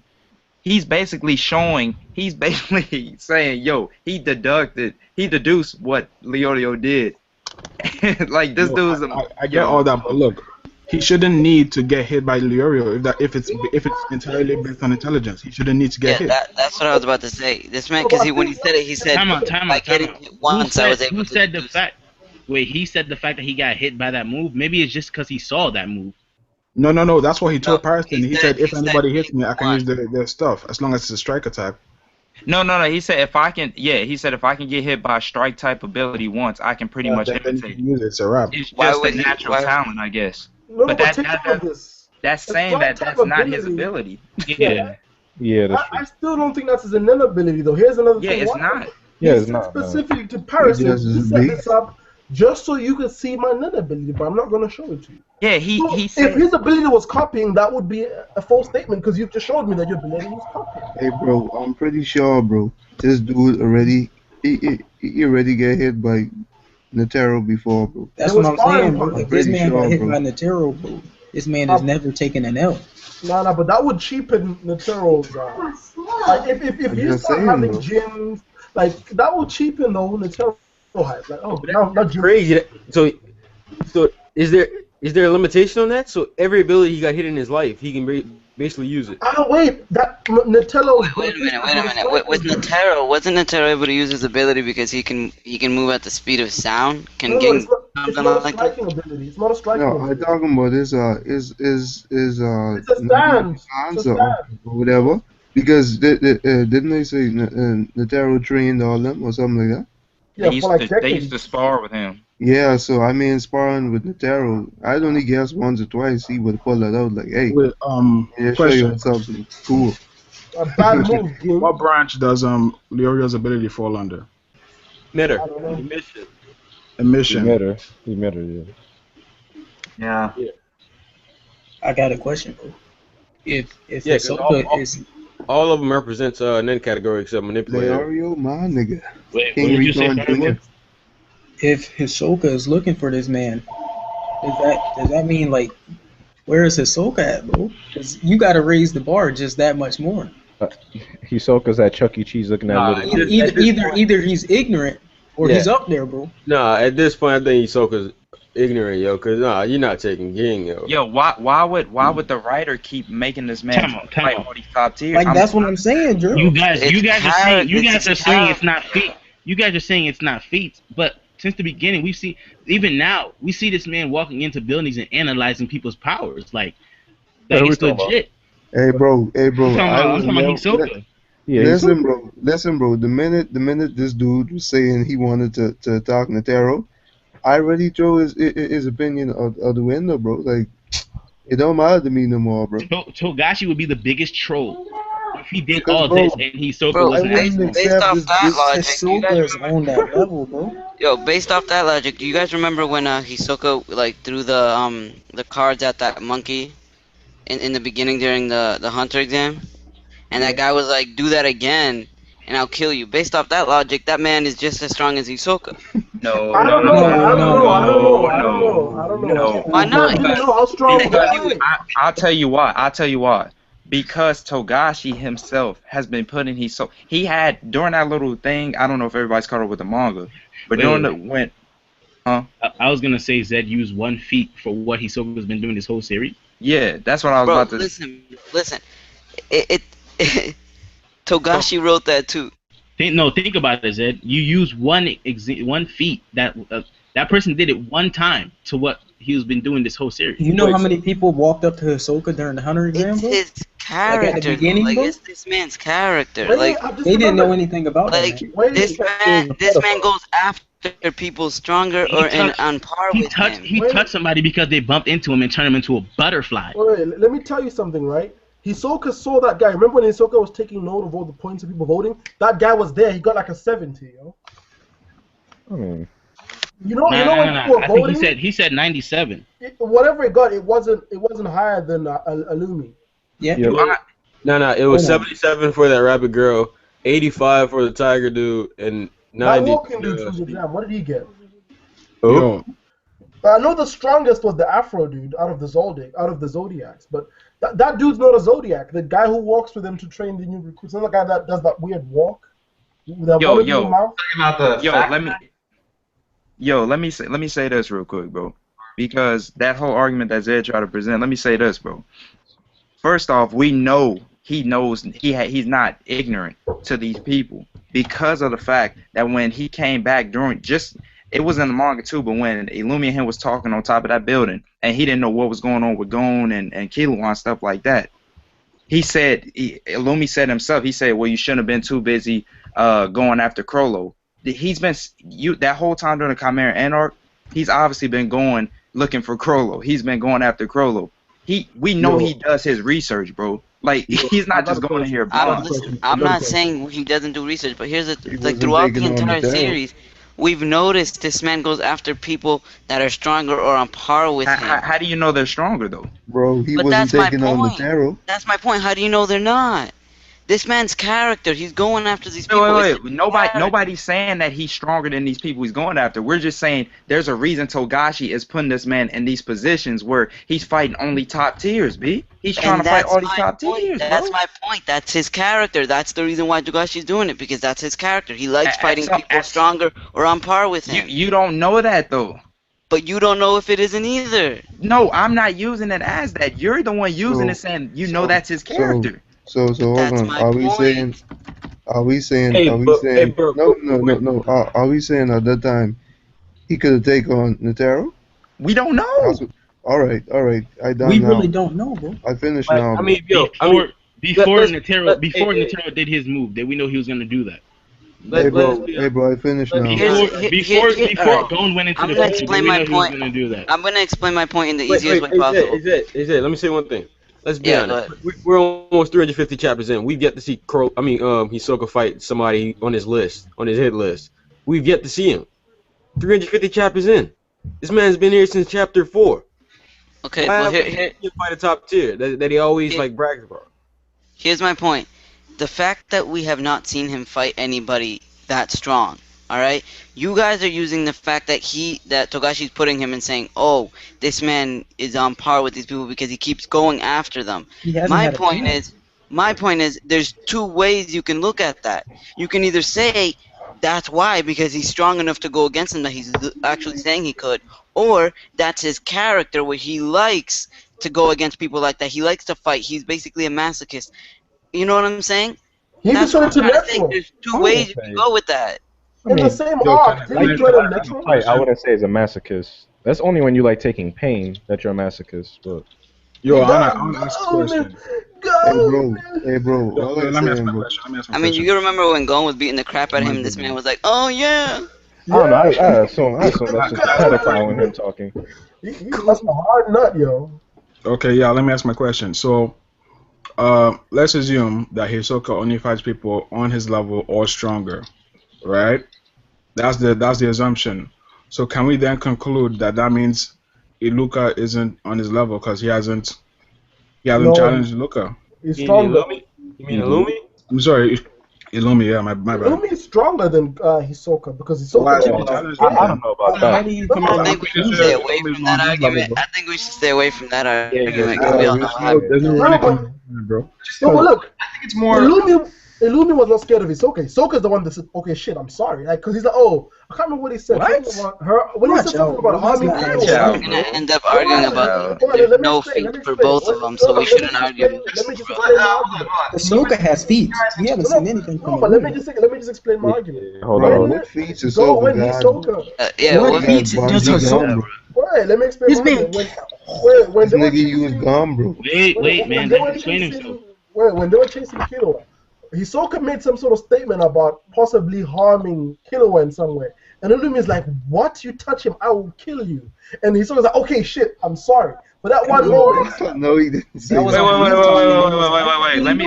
Wait. Time out, Blitz. Yeah. You said what you said, bro. But we know first off, everybody with half a brain understood that was comic relief. That's number one, just from what was going on in that particular instance. And you can't use that and not use what Hisoka did early on after the Hunter exams, when Illumi was like, well, if his potential is going to be out of this world, so if I kill him now, and Hisoka was like, you do anything and I'm gonna kill you, Illumi stopped. you're right. And that's what the argument stopped, because that's all it's shown so far. Hey, bro, I just can't put this dude This up is on gonna this this is level. gonna go nowhere, yo. I just can't put this weak. dude up on this level, bro. This nigga used gum, bro. You need to show me something else, bro. No, but Illumi's not weak. Gum, bro. Look at it like this. Look at it like this. Illumi hasn't been, at least in my opinion, presented as a character who goes after stronger opponents. He only fights opponents that he knows he can beat. That's because I thought assassins had that whole philosophy about, like, if they're stronger than you, don't fight them, run away. Yeah. Well, actually, it's more like if you're not if there's a 90% 90% sure that you can beat them, then leave. Yeah, that's what it is. If you're 90% sure you can beat them, then leave. I didn't see more impressive stuff from like P2 and UV them. Like, and all this nigga got is gum, bro. Like, I can't go off without. Yeah. Like, I probably can go off without. We see more impressive stuff, but they're gone now. After what I've seen, I don't think Hisoka could be Yuppie. That's what I saying, bro. I don't know where y'all see it. I don't see it. No. I mean, that's a matter of perception. But that's just your opinion. No. Wow, look at Don't knock somebody.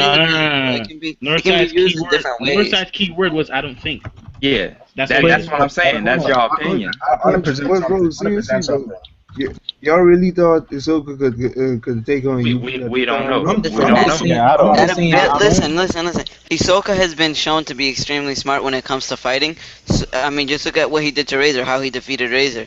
So that gum, maybe to us, we're like, that gum is stupid. What is he gonna do with it? Oh, to me, that's stupid. But to him, what if he can come? No, I'm not saying it was a fight. I'm saying, like, when he defeated Razor, he came up with the idea that his gum, he would use it to not only transfer all the power that this man threw at him, but to use it to also stick it to his hands, so he wouldn't be able to knock it back, and it would push him out the ring. So what I'm saying is, if he's that smart, he might be able to use the gum in a different way, and then he would be. There's something you guys are forgetting. You guys are forgetting that he's a magical. That he can do stuff outside of.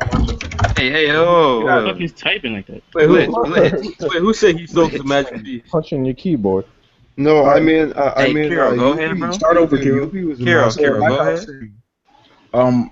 If Gon can do rock paper scissors, then that some definitely people on Illumi and Hisoka's levels aren't just rocking bungee gum. Hisoka probably has some conjuration or some other shit that he's rocking. I know, but I ain't seen nothing yet. That's why I can't put him there, bro.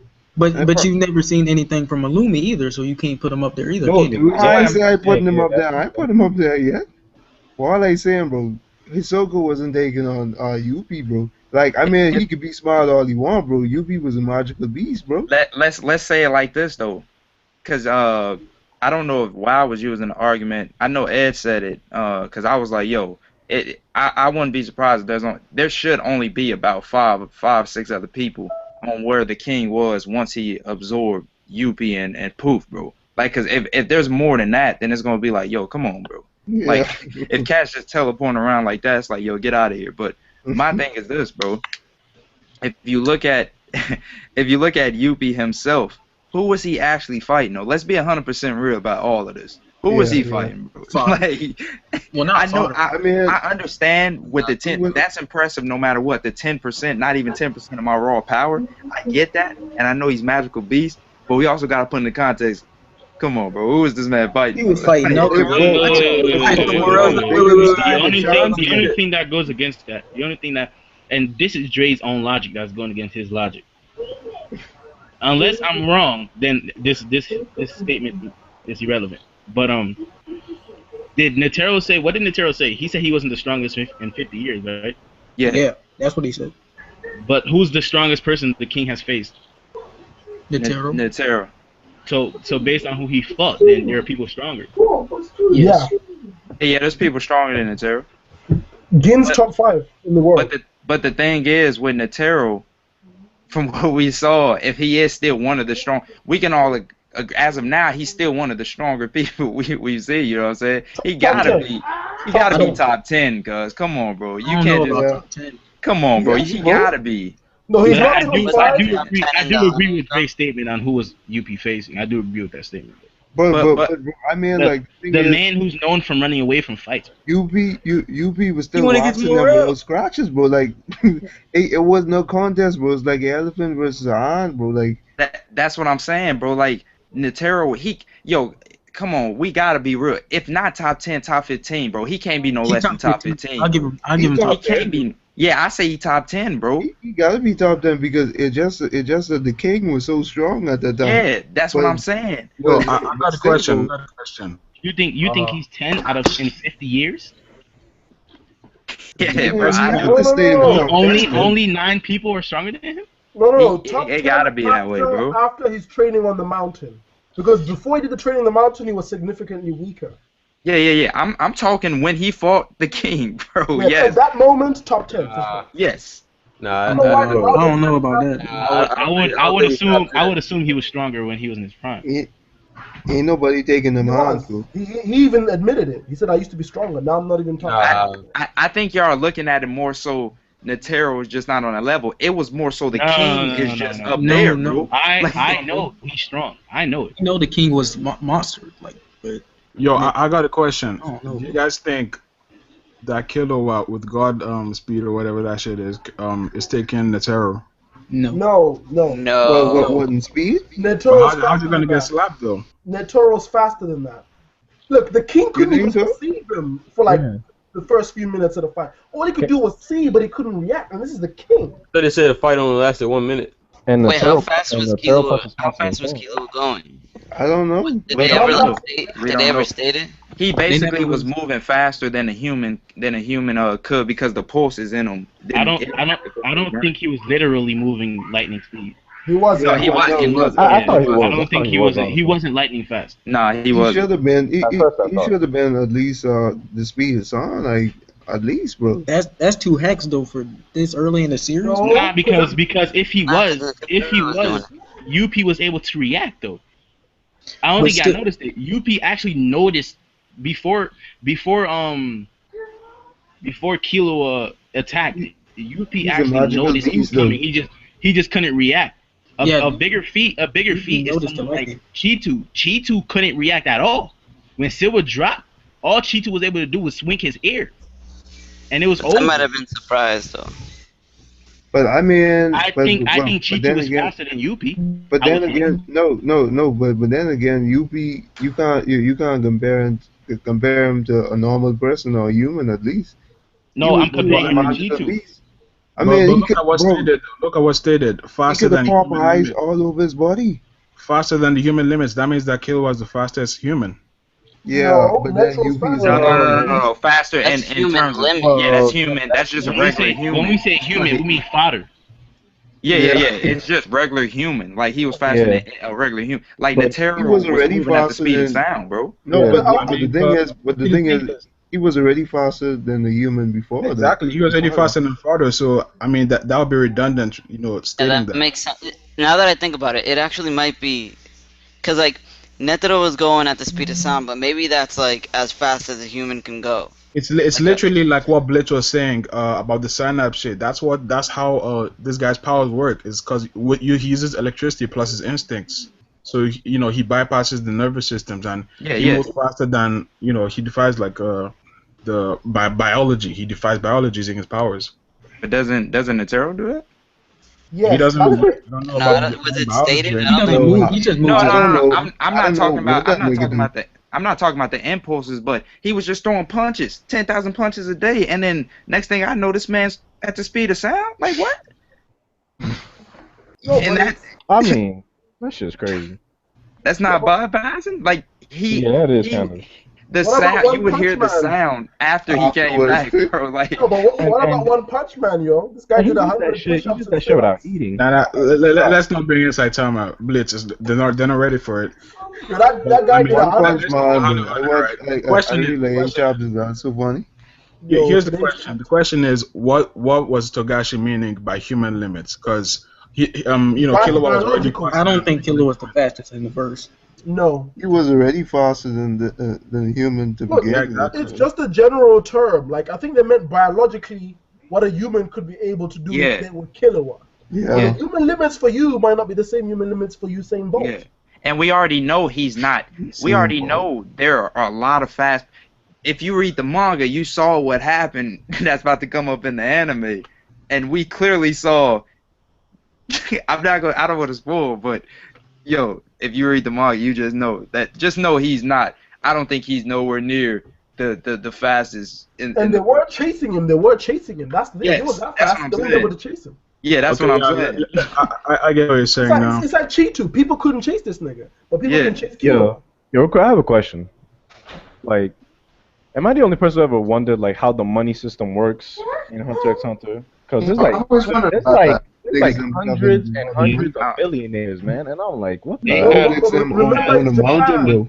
all them hunters have money to last them. I mean, it wasn't even just the hunters. It was like these business people. Like I they mean, had I billions think of we dollars. should just Oh, take it as crazy. how the world is. Because No, I mean, but if we're making it realistic, then obviously it's not gonna make sense because there'll be a bunch of but inflation and there's shit. something important we're neglecting here. Remember, it's Japan. Rolodex got a mountain. They bro. had How you buy a inflation. mountain?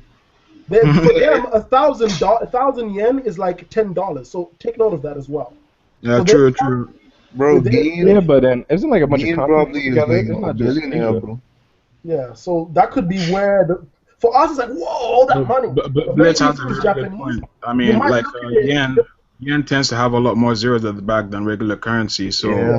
it's gonna be based on yen and all that. So yeah. To us, it's like, oh my god, what? But But to still, them, though, it's like, yeah, you don't buy a In the mountain, bro. millions. I mean, but still, though, you don't buy a mountain on a house and then like put a gate around that. Like that costs some money, bro. Back to the Killua thing. What I was saying was, UP was somewhat able to react to Killua, but Cheetu couldn't react to Silva. But that's two different leagues, It's honestly. faster than UP, I would think. That's but two obviously different Silva is leagues, faster than- honestly, Ed, man. I still got Silver. obviously Silva's faster than Killua. Come on. I mean, like Cheetu in comparison to UP, that's two different leagues, honestly, bro. Zeno was probably What? faster than Kimbo. Can we be 100% real, bro? UP was able to notice Killua was coming. Is UP faster than Cheetu? No. Man, No. And Cheetu wasn't able to react to Silva. That would mean if Cheetu was in UP's position, he would react way more than UP did. you think so? So that's I saying think that Zeno so. was faster than Killua. I think Silva's on the different. Silva's probably Yeah, faster. yeah. I'm saying- Silver. Bro, I put Silver in top 10, bro. I got Silva in the top 10, easy, You bro. gotta be. He got to. But I'm trying to Even say, though he ain't really shown that. Zeno's like, hey, bro. Bro, I you mean, just like, sitting on Zeno. I feel like playing right now. Like, you could just leave. I mean, maybe you won't die. Hey, y'all know Anyway, what's since you still want to go. hey, this is one thing we missing though that I totally forgot about that may change my whole thing. Netero wasn't known for his strength. He was known for his intelligence. But he was still the strongest at some point. So it's like wait a minute. How that makes me think one of two things. Either the people in this world are really, I don't know how to describe it. They're not really that high, or the king was just something of a different scale that they have never seen before. Because it's got to balance out somehow. If he was the strongest 50 years before that time, But you still gotta think, bro. He has long If you take like 5 hits from those hands, it's completely over. Who? To who? Just a normal human. I mean, that I'm talking Not a about normal fighters. human, but you know what I mean. You Not a Take normal one human. hit before the hit even comes, you're dead. Yeah, Like, for real, bro, it's just the king that had endurance, bro. Same thing with P2. P2 whack, bro. P2 was hit by the same man. If I'm not mistaken. Hey, bro, Peter ain't whack, bro. It's just the gun is just Nah, niggas on that level, bro. Yeah, Don't Oh, lie, that bro. level, yo. Bro, I listen, level I've never seen before. P2 in his or her fastest state, bro. They come at going, look back for a second. He's like, okay, I'll move right about now. Kick the nigga up in there. It was over after that. Hey, let's be real here though, bro. I know I love me some kite, bro. Like all serious, I love me some kite. But people undermine the fact of somebody losing an arm, bro. Like Natero, yeah, he had the 0 hand thing, which He like the king 100. ate. Yeah, he ate that joint. But you still can't undermine Natero probably was better with his arm and his leg than he is without it. So people undermine the fact, they be like, well, Kite got waxed. You know, you can't undermine somebody losing an arm, cuz, like, Yo, this But thing Kite it's not one even knew piece. before the fight started. Hey, yo. He It's had the not same one piece. Thanks, yo. Yo, Awesome. Nefer P2 blitzed Kite. Like, she literally blitzed him. From way over there. No. She wouldn't have blitzed him if he didn't have to get in the way of. Yeah, if he didn't have to move going and Kite, because she was going after them, and he had to get in the way. And he was already battle ready. Her speed. He already perceived. Hold on, no. If I'm not mistaken, because she went straight for Kite, and he was like, get out the way. But he was in the same spot. He didn't jump in front of them. And No, he jumped in front of them. He did jump in front of them. I gotta rewind that. Kite knew before the fight started that it They was were over. all bro. able to react before she even got there. He sensed her from a mile off. But if they weren't there, he wouldn't have been blitzed. He was already making preparations. He said, go, but they wouldn't leave.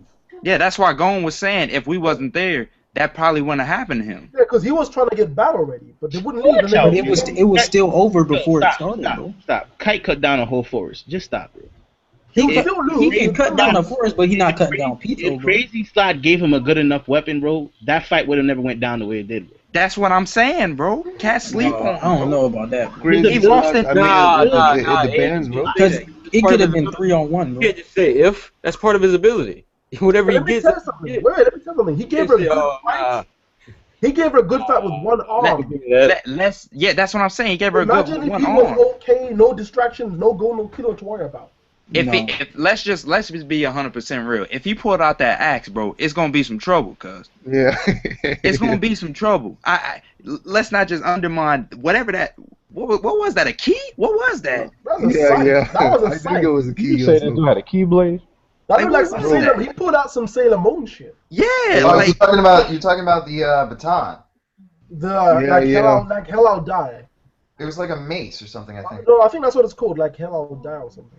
No, that's how last option, eh? No, that's that weapon's name. Remember when Jim The point being is that Crazy Slot is one of the most creative shit we've seen in the series. yeah. Yes. Well, Bungee Gum.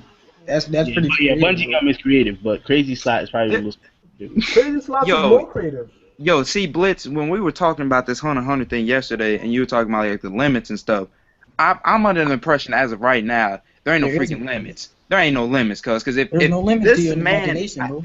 this man sat here and said, "Well, I don't feel like dying today," and what happened, bro? This No. But here's the thing.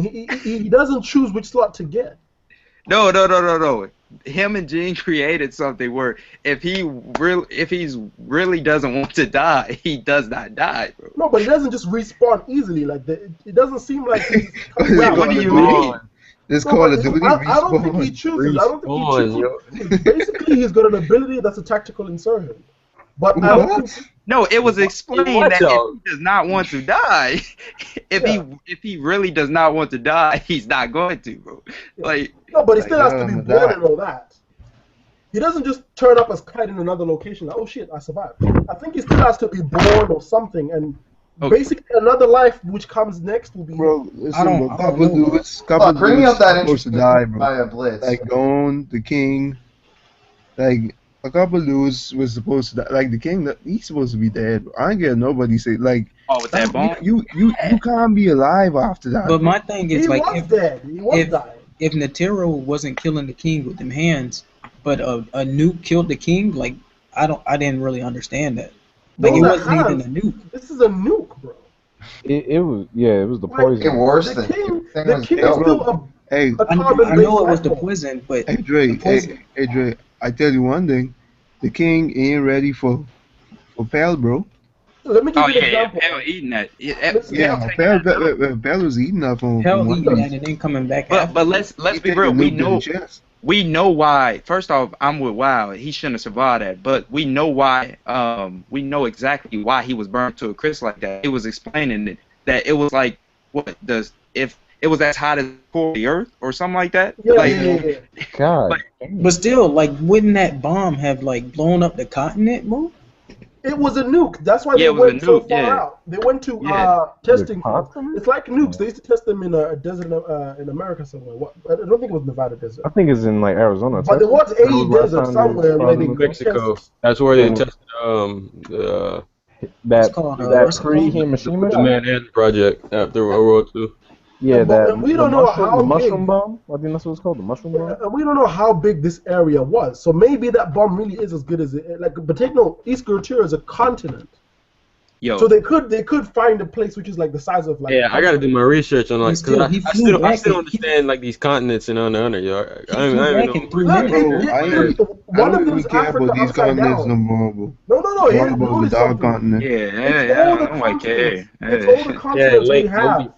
No, here's something funny I found out. It's all the continents we have. They have Europe, Africa, everything. It's just they put them in different places and they're upside down. Go take a look at the map. Yeah. He puts them in different places and then he makes them upside down. But let's not move from the point that I made, bro. I'm with him. In this past arc, a plethora of cats should be dead right now. Like Gone should definitely be dead right now. He would have been. They couldn't even show him in the manga. Should be dead. Listen, let me show you. They couldn't show it, bro. Let me show you how messed up he was. Literally They showed the king, bro, and that nigga was messed up. Now I don't know how messed up Going was. Like if they couldn't even show. Oh, bruv. They're not showing it so that the moment you see it, if they just showed it to you, you're not gonna get why it's such a powerful. No, but the thing is, they didn't show us. They only showed his hand. That took me out of my chair when I first saw that. I was like, what? Yo, I can't say that. I can't say that Togashi pulled that Luke out of thin air, because I think he may use that later, like way down the line, to where somebody in this group of four between Gon, Killua, Kurapika, and Leorio may die from that. They may die from that, but I think that'll be later down the line. But I don't think he pulled out of thin air. It was just whack, bro. It was just whack. That, bro, kill himself. Like I'm just saying that whole arc got diminished for me because of what happened with Gon. Am I the only one who doesn't mind? That was whack. Am I like the only one who doesn't mind the? No, I have no problems with it. I just seen it. I'm just under the impression that, like, I know he's the main character, bro. Just don't put him in that position, then. If that's what we're gonna do. Just give him some type. Just Dre, look. Don't even know. Don't even fight. Dre, just accept it like Zoro not dying. That's all. Just accept it like Zoro not dying. Yeah. No, Zoro's more acceptable. Twice. Zoro is way more acceptable. Twice. Bro, No. Zoro versus Mr. One, bro. He's supposed to die, bro. He's supposed to take that L. How many punts of blood does Zoro have in his body, first of all? Bro, I don't know. Wait. Zoro. He should have died from desanguination. But Zoro was out for what? Weeks? Nah. Weeks. You nigga should be dead. They didn't say how long it took for them to get from that chef spot to Arlong spot. No, I talking about Kuma, bro. Like that, all the blood was on the floor. This nigga was leaking blood, like the whole night and then until the morning he's standing. Yo, Whitebeard though. What about the shit Whitebeard took? Yo? Bro, that's Whitebeard, bro. That's Whitebeard though, bro. Word, that nigga got 50 pints of blood in his body. Bro, you don't be a Yonko for so long on this the strongest man in the world for no reason.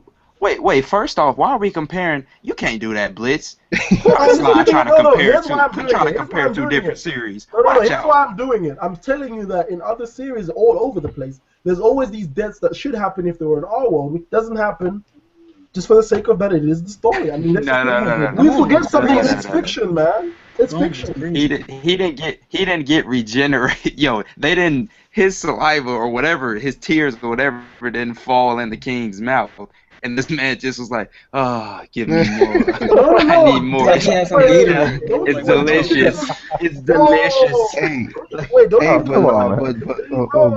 What's the king's ability? Blitz. I mean Blitz. But the thing is, like, Hunter kind of prides itself on being the most realistic one. It's still a manga, though, man. If you look at it, we got ants talking about eating people. Come on now. They got government agencies and stuff. Like that. Like, they pride themselves on being the most realistic. Yeah, but it's still a manga, man. Come on now. What was your point about saying what's the king's ability? We don't know what his ability. We don't even know what his ability was. No, we do know. Remember when they first went? No, remember when they first went to Diego's mansion to eat tear juice? And he killed that bodyguard. And then Poof is like, so that's the king's ability. His ability is to eat other nen users and use their nen as their own and use it as sustenance. That's not an ability. Because that's what they all do. Ability, bro. But that's his ability. That's his specific ability. Which is all that's what they all did. Every eye can do that, then. Hold on. If that's the case, then how come he didn't use like anybody's ability when he was fighting the terror? Like all he did was like. No, but he only ate that one nen user. He only ate that one nen user. It's not like he was eating a bunch of hunters and shit. Bro, every ant can do that. That's the thing. Yeah, that's every ant. That they all can do that. That's how they got their power. That's how they got their power in the first That's how the place. queen got it like that, bro. Watch out, bro. Look, let's say an ant. Let's say Cheeto eats Netero. Does that mean he's gonna get Bodhisattva? No. Yeah, he's gonna get it. No. Wait, why do you, wait. Why did you wait? Let me ask him this. Why did you think the queen was going after the humans with special abilities known as ninjas? Wait. I know what Blitz is talking about. I think I know what he's talking about. It's called phagogenesis. What the ants do is the king, when he eats organism he can use and that obtain its traits. But that's to propagate their children. But once they're born, they don't just eat. Like if an ant ate gone, that ant doesn't start doing Jajanken. No, I get what Bliss is saying. Like, go back to that panel when you see the king feasting on that motherfucker. What was your purpose of bringing that up? How do you know that's because his he ability? ate them? No, because that's the ability. So when he ate them, it was wait. You have to show me when he consumed them. When he ate them, that's why he got their abilities. You have to show me, bro. I think I know what he's talking about. I think I know what he's talking about. Yeah. Nah, you don't know. Look, the episode after he ate that little kid, when they flew over to Diego's mansion, and that rip dude was like, "Get out of here! I don't know who sent you." And he's like, "I'm the king." And he's like, "What?" And then he swipes the top of his head off, and he starts eating it. He eats his brain. He ate that because it tasted good. No, but didn't you hear what I can't remember if it was Poof or Peter who made the assumption, like, so that's the king's ability. That's his ability. You gotta show me what I was stated, bro. I think he did say that's the king's ability, but they went there just they specifically consume people's nen and assimilate it as his own and use it. That's why I'm asking. Show me where that was stated, bro. Hold on. It must be on the wiki or something. And how does it work with the other Chimera ants if they just eat them and they just get their own nen? They get their own nen. They don't use that same person's let me explain why it doesn't. You know Panzu, the bee girl, she got eaten. Did that guy start using bees? No. No. But I'm saying he still unlocked their nen. He just couldn't use her nen, but he got his own nen. AnimeBlaze.com said fuck One Piece. Yeah, wait. Netflix isn't working. Look, it's hold 1 second. It's this panel, but let me find the actual chapter. Let me screenshot. Look at this. This is the panel where it happened. Wait. Don't screen share it. No, just for a split second. No, don't screen share it, nigga. Don't give me copyright. Click whoever's the head of the thing. Click someone else. Give me copyright. So that on the YouTube it only shows that person. You're not giving me copyright. Other people, look. Here's how you solve that. You click. Let's say you click Dre. Alright, I'm gonna click myself. I'm gonna click myself. Hurry up. Okay, and the other people can look. You see this panel? It's when this happened. Remember this? It was on this panel when they explained that. Do you remember this? The mode he eats. There's more of it, but it was when this happened. If you remember this episode and this scenarios, that's when they The talked more about he it. eats, the stronger he becomes. No, but there's more than that on the page before that. But this is when it happened. If you go back on the episode where this particular scene happened, they explain his ability. That's when they explained about it.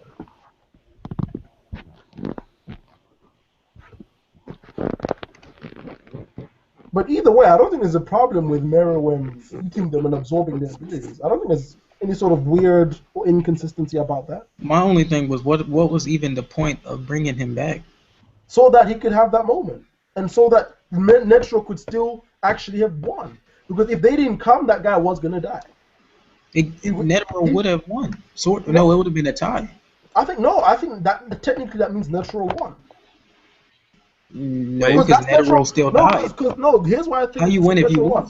Because all Netro wanted to do was get the king out of the picture. He wasn't coming here to get like the WWE belt or some shit. All he wanted to do was stop the king. He didn't win the fight. Yeah, the objective of the Hunter Association was to get rid of the ants. Exactly. So his objective is still clear. So yeah, technically, He got the objective, but he didn't win the fight. The Hunter Association won, but Netero tied. Yeah, Netro loses the battle, but they win the war. You can look at this figuratively or literally. I see what y'all. Hey, Blitz. I see what y'all saying, bro. I see what y'all saying. But do we know if Netero? The reason I question it like Fireboy is because of the fact that Netero didn't seem like he went there to die, bro. He was surprised that the zero hand didn't finish off the king. Bro, it's a countermeasure, just in case, in worst case scenario. No, I know why he used the bomb, because that was like the last ditch effort. But his zero hand, he was surprised that it didn't beat the king. Like he just knew that was gonna beat him. So I don't think he went there to die. If he did go there to die. Nah, yeah, same here. Ed, because after he did the zero hand, even if he was surprised, he turned to this really old man, yo. So he was gonna. He went all out. He kind of knew if he used the zero hand, he's gonna turn into like this rubbish old man. And does that mean he's gonna necessarily die though? No. I don't think he would have died. And I think if Netero knew that the king was on that level, bro, he would have brought Cena with him. When I say I think he went there because he knew he was gonna die, I don't mean it in the sense that he told his family members, "I'm gonna see you in the next life." Wait, he left the. I mean it in the sense that he went. He wasn't there, leaving there.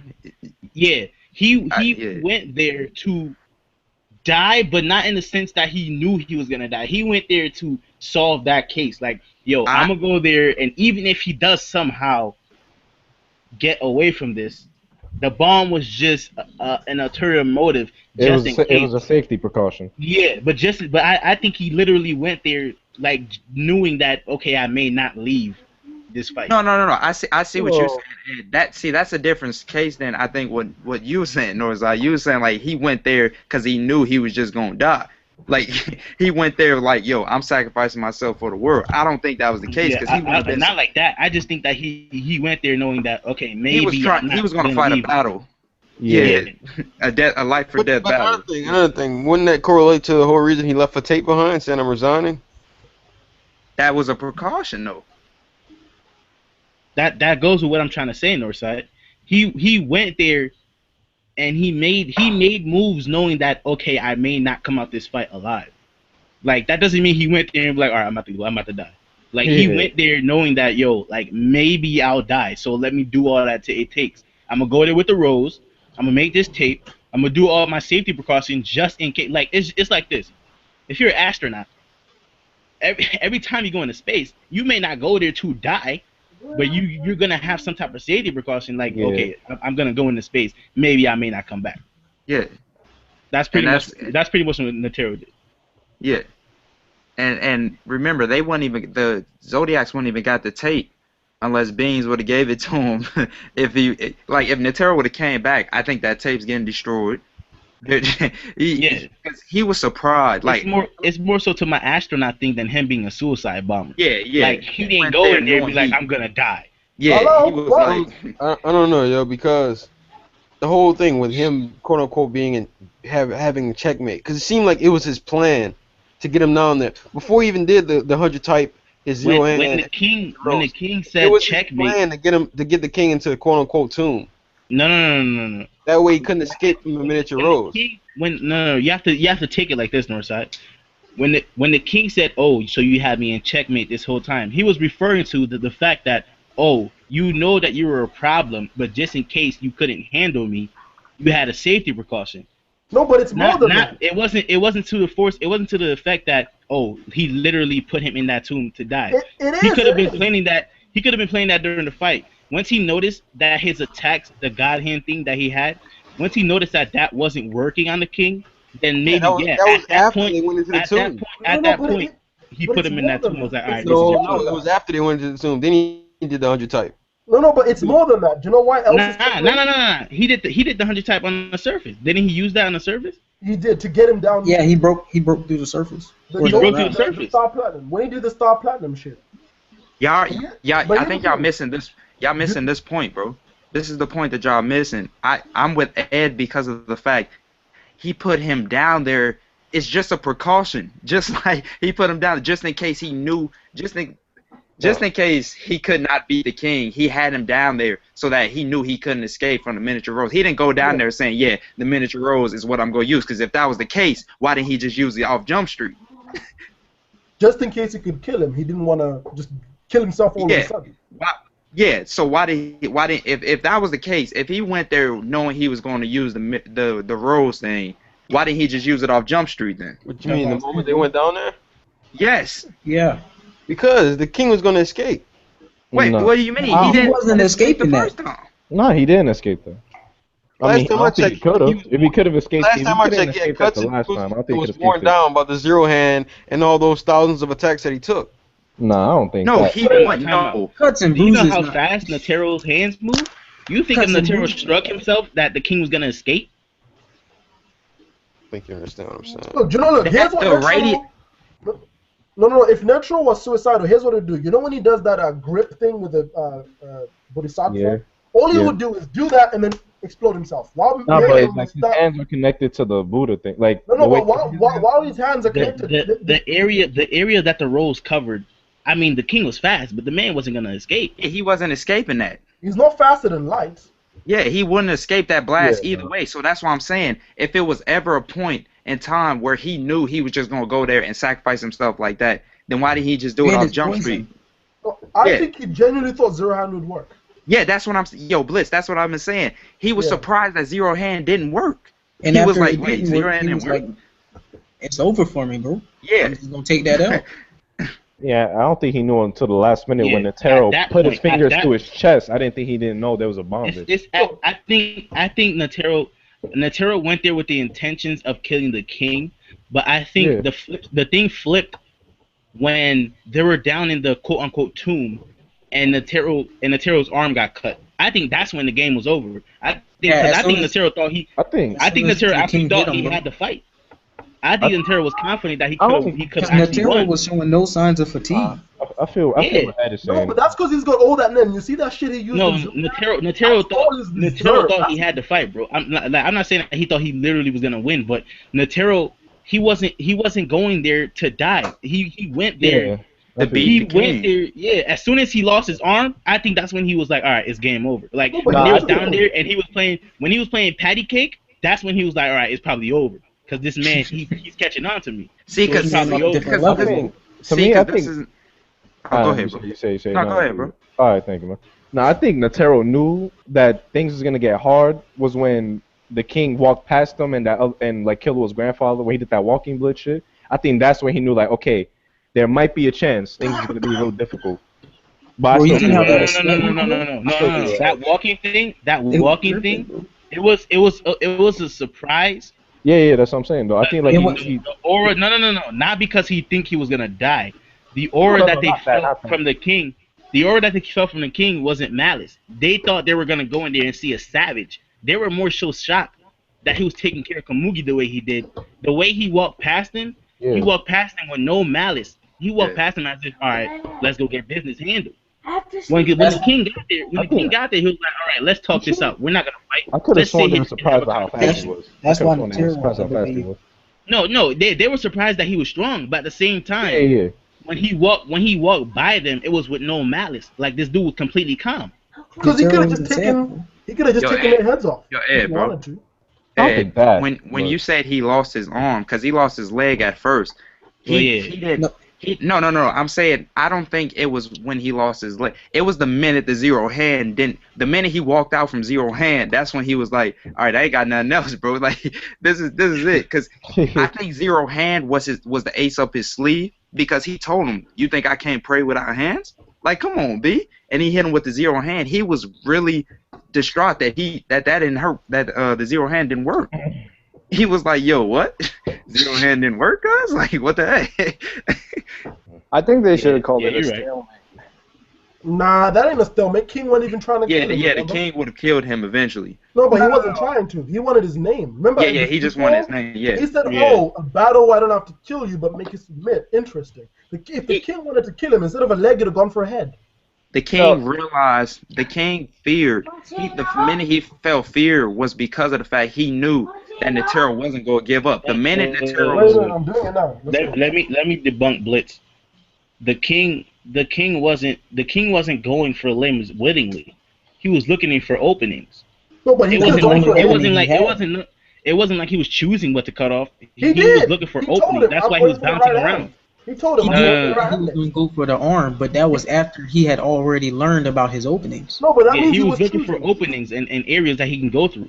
No, that means That's why he was after bouncing leg, around like that. Instead of saying I'm going for your right arm, he could have said I'm going for your head. If he can pick the arm and take the arm, why not take the head? That's just because he didn't have an opening, bro. No, Blitz, this is what we're trying to say, bro. The first time when he was bouncing around, he was looking for openings in his defense. The minute he cut off his leg, he realized that there were other openings, and that's when he got to decide, well, I'm going to take that arm next, because that's going to be an opening in your defense.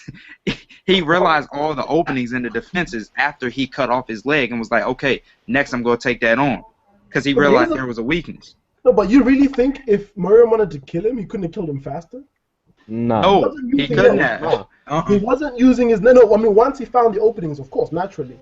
But I mean- he'd have won. If there was no bomb, Blitz, cause he said like I'm not trying to kill you. I'm trying to make you say my name. yeah, but if he was trying to kill But he him, wasn't going for the kill. He was just looking for limbs to take off. Now, if he wanted his head, I think he could have got his head whenever. eventually, maybe not I don't know about in that. 2 seconds, but at some point he was gonna get that head. The king was stronger, but I think y'all kind of overhyping him a little bit. Yeah, What you yeah. mean? This He man took was hundreds of thousands of cauterizing hits, man. Didn't do shit. This is That's a defensive. That's defense. Yeah, No, we're but- talking about offense, bro. Imagine if he wanted to do some offense.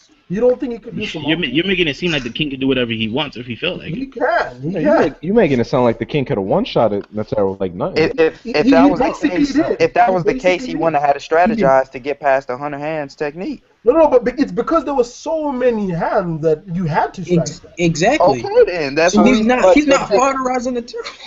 No, but I'm not saying he's polarizing, but I'm talking about in terms of physicality alone, he was. If you're saying he gonna one shot this cat, bro, that's fodderization. No, what I mean by one shot, he had the capability to one shot him physically. No, Yar said no. What Well, Northside just said. Wait, what Northside just said was and you agreed to it, was that if he wanted his head, he could have took it. No, that's not factual. Because Netero didn't.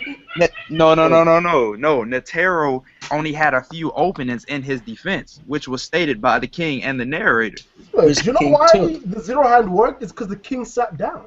So his What? his left arm and his right. So his left arm and his right leg was the only two openings, correct? That was the only two openings we know of. There would have been more after. But those openings were battle. If the king was on a level that y'all think he was, he would have done all of that without even having to bounce around. He could have made it. If the king was on a level you guys think he is, he didn't have to do all that to get Netero. He didn't have to do all that to get Netero to say the name, bro. I think you And let me debunk what y'all just said. He wasn't going for the kill. But let me debunk. No, I you're know not he wasn't understanding what going. I'm saying. No. Let me debunk that whole if he wanted to go for it. I know he wasn't going for the kill, but he did in fact go after Netero's head, which Netero used that thing when he went up and knocked him back in the sky. You can't deny he was going for his head at that moment. Eventually, look, all I'm saying is this: you honestly think eventually, after losing an arm and a leg, at some point there would have been a situation where the Miriam would have got him? Then Yes. Miriam. That's It's different. making it seem like he just taking his head different casually. point. This dude took a zero hand. What was Netro gonna do to him? The north side That's is this. defense, not offense. No, but that's what I'm saying. The king was at the point where he can take if he can take Netero's head so easy, in a killing mindset.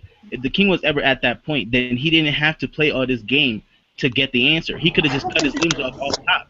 I don't think you guys Why get did what the happened. king go through all that process just to do all that? Because he didn't want to kill him. He wanted to. I see what you saying, Blitz. He didn't want to kill him. What do you mean he didn't want to get kill that. him? He could have just got his limbs off easy if he was that strong. Look, Yeah, let me I explain know what what I'm trying to say here. 'Cause- All I'm saying is this: given time, you honestly don't think if Miriam wanted to take the head, he wouldn't have? I don't think it would have Given been time, easy. because I don't given think it would have time, been easy. that leaves more openings. That made but it sound if like he it would have could took him take like a 10 zero- seconds. No, but if he could take a zero hand, what was Netro gonna do? That's What defense. y'all said was Look, he could it's take because you know why it matters. Look, let me tell you why it matters. It means if he could take a zero hand, he could have taken 1,000, 1,000,000 more of those Buddha slaps. That's what I'm trying to say. Let me tell you this, What Blitz. does that have to do with him cutting his head off? You Yeah, don't Blitz. see what it's time. Blitz. Let me tell you this, bro. Let me tell you this. I agree with you in some aspect, only because of the fact that yes, he wasn't trying to kill Netero. He was trying to get his name. But the thing that I'm saying is this: he realized this why he felt fear, because he realized by the end when Netero did kill himself, he realized it was futile from the beginning. He was like, I was never going to get my name. If Netero didn't give him the name, he would have never got it to begin with, bro. Because Netero wasn't going to give up until he killed himself, bro. That's the only reason that happened, bro.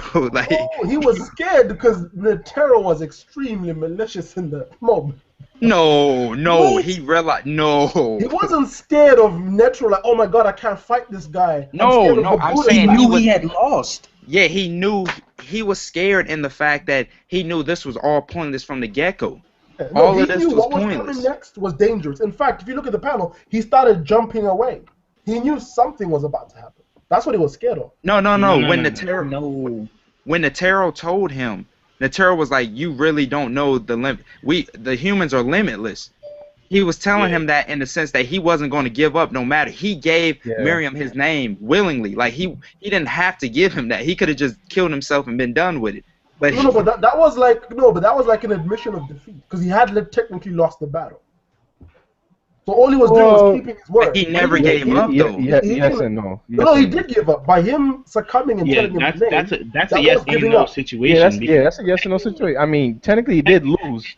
Yes, he but did that was lose, him but he's admitting like, defeat. Like but you if took a zero hand, I'm taking you. Isn't that whole what you call that thing? Like, oh, if I'm losing, you're coming with me or something. He like lost that? on his own accord. So they both tied. So he didn't make Netero give up. Netero took them both. It was a yes and no situation because the thing was, if you can make me tell you your name, then you win basically.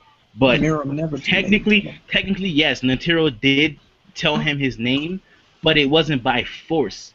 No, he gave him his name just to give him his name because it was already over. But let me just finish my last point because I gotta go in a second. What I meant by Miriam would have taken the head is this, right? If that fight lasted 3 minutes, he took hundreds of thousands of hits, whatever it was, and he got those 2 openings, right? Given 10 more minutes, he would have killed him or whatever. Here's why. Netero couldn't even kill him with zero hand. What would the slaps have done? He could have happily taken hundreds, millions more slaps. Are you so slapping eventually he would have killed him. I mean, come on. If he can take a zero hand... No. I think that's the point you're missing, though. Given time, he would have just killed him. No, that's the point you're missing, though. Netero willingly gave up the name. He wasn't forced to do anything. He knew that he was going to... I mean, if all he wanted was to kill, at some point he would have done it. Yes, but I think that's what you're missing, though. When y'all said that he can just take his head at any time, No, it's Y'all no made it way. seem like it would be No, not willy-nilly, bro. Yeah, like no Miriam arm. would have come out unscathed. Yeah, like Miriam no would have come out struggle, no unscathed. problem. What Yeah, is that, you and 20 Northside, minutes? you and That ain't Northside shit. just said that if he wanted to take his head in a killing intent, he would just casually took it. Yeah, We it saw was him casual. go at What? Natero, No, man. but we saw him go at 20 Natero. minutes of his time? What's that? What, 20 minutes of his time? 30 Well, minutes but of it his time? wouldn't take 20 minutes. It should take like a mere second if you can Yo, take. yo. Look, What's going on here? What's going on here? What? Hold on, real quick, Trayvon. See, this is what you're missing, though, Blitz. You're saying you and Northside both came to agreement that if the king wanted to take Natero's head, he would have just casually taken that joint. No, that's why he had to strategize in the first place. No, I think what Blitz is saying is that I think he was strategizing in order to take his arms. That way he wouldn't kill him. Look, to me, that whole taking Natero's leg thing, to me, that's just a battle conveniency. It's not like he planned to take his leg. He was trying to find an opening. He saw there was an opening at the leg. And that was the only he went thing. for it. He went for it. Yeah. That's what makes it a conveniency. Think saw about opening, this. He Think went about for it. it. If he killed Natero, then he would have gotten his name. That's what I'm saying. That's if he would have. We understand that, though. We understand that, but if he was going for Natero's head, which we saw him do, and he got shot up in the air, I'm just going to be under the belief that he's not taking his head easy. When was he going for his head? At what point? What do you mean? He ran right into this man's face. His body was right in his face, like he was about to take his head, bro. Wait. Did Netero give him his name yet? No. No, then he wasn't going for the head because he wanted his name. Wait, how do you know that? If he was right there in his face, like he was about to hit him, and the terror There was brought no him other up. place he could have hit. Yeah, what was he gonna hit then? The freaking air above him? Like, What was the point of the thing? Because Drake, last time I checked, he was going for his name. He said, "I'm gonna make you say his name." You do realize that the king was getting aggravated, right? I mean, just because he didn't strike him. You do realize the king was getting aggravated, right? But he wanted his name. That's the whole objective. Well, no. I understand what you're saying, but he wanted his name. Why would he go for the kill if he wanted his name? Because he was getting annoyed.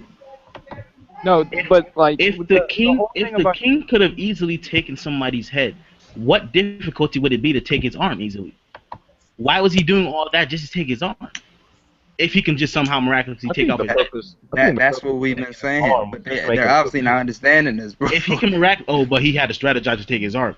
That doesn't make any sense because you just said he could take his head easily. So he can easily take his head, but it's that difficult to take his arm and legs. That's what I'm saying. That make it no logical sense. Yeah, that's not even logical. Like, I thought you meant just straight up like kill him. no, if he wanted to straight up kill him, it wouldn't have been an easy task, bro. He would have had to probably do what he did to try to take the arm. well, I mean, it'll be slightly easier though. I mean, even if he did take Natero's head, he still would have died. He still would have got hit with the nuke because it was the point of it is if your heart stops, the bomb activates. Yeah. I thought it was. It's No. if It's if the heart stops. If you were to die, then Then the it bomb would activates. go off. Yeah. But his heart wouldn't have stopped immediately. It would have stopped minutes after. I mean, No, if his head got cut off, he would have stopped. Everything would stop. well, not. No, it wouldn't. His It'll heart take was still like, what, be like a couple of pumping. seconds for the heart to stop after your head is cut off. Even if I'd that's say the like a case, minute. he's not escaping the miniature road. And Well, let's exact- just- yeah, that- he wouldn't even. How would he even know that? Oh, there's a bomb Yeah, about he to go off. wouldn't. I'm about to take his head But off. he's still just chilling underground. The only reason he knew at first that Natero was about to do something is when he saw his hand go up and about to pierce his chest. That was the only indication he had to. Oh, yo, I gotta start running. My thing is this: how the narrator explained it to all of us, because we all read the same manga. How he explained it to us was simple. It was like trying to put a needle through a haystack, basically. Like you had to find a little tiny opening. Oh yeah. It took all that effort, and you telling me it's just so casual? Oh, if he wanted to kill him, scattered across the whole continent. yeah, it was like if it was just that casual. If he had killing intent, he would have just casually just taken his head. Come on, bro. Come on. This man tried to kill Neferpitu, and all he did was scratch her. But who we talk? Oh, well, didn't he say if you should be able to survive this much? Yeah, don't give me he was trying to kill. I don't think He said he was trying to kill. Yeah, he said he was trying to kill her. He said he was trying to kill her. What What you No, mean? no, No, he said that. So now the king is wrong. Now he can't make any sense. Now he lying, bro? No. What I think. He said I was trying to kill you, So but I he put didn't. so you're saying he put all of his aura into that? Okay. That's what he I said. never Put said enough that. in to think he could kill you. First of all, I never said that. So don't assume I said that. Let me say this. So that's basically like the initiation. You remember in Heaven's Arena, initiation, like these just setting the tone. Like you gotta be at least this strong. No. Like I'm not. Nah, there's no way he put everything he had into that. I said that. We never said he put everything. First of all, I never said he put. That's what I wanted to clarify. Y'all saying as if Who said that? he tried to erase it. Like You guys said if the king wanted to take his head, he could have. I said he wanted to take Nefertiti's head, but he couldn't. I was just trying saying to that the kill king you, said that he but tried to didn't kill her. Or him, whoever. It was the title of the stream. It's about Naruto. Naruto discussion, but that Yo, been ended a long time That ago. been ended like 4 Yeah, hours not for ago. shit. I thought the king was a great villain. Not for nothing. Yeah. But this is the thing though. I like This his is philosophy too. He has some good ass philosophy. Not for shit. but this is the thing though, bro. Nobody wants. First off, Northside, we not letting you slide. We're trying to change up what we said. Nobody wants that Nobody once said that he put everything he had into that hit. All we said was that he said he was trying to kill Pitu. That's what we said. Okay. Nobody said he was doing that. So you saying he would just casually just take Netero's head if he had killing intent? That's blasphemy, bro. Because it took him all that work just to take his arm and his leg, which he had to find an opening. He would have had to find an opening to take his head, right? Yeah, if he had killing intent. Okay, then. So it's the same principle with his leg and his arm. Intent. One could say the king was holding back, and that's why he had to. Hold up. If there's only one opening. Let me say something. The king had no reason to hold back for getting his arm, for getting Netero's arm. Yeah, I don't think the king was holding back at any point. I don't think That's he was actually a holding good point, Hirosaki. No, I mean he might not have wanted to kill Netero, but still, like, to take an arm or a leg, he wasn't holding back. If there's only one opening, you're not holding back.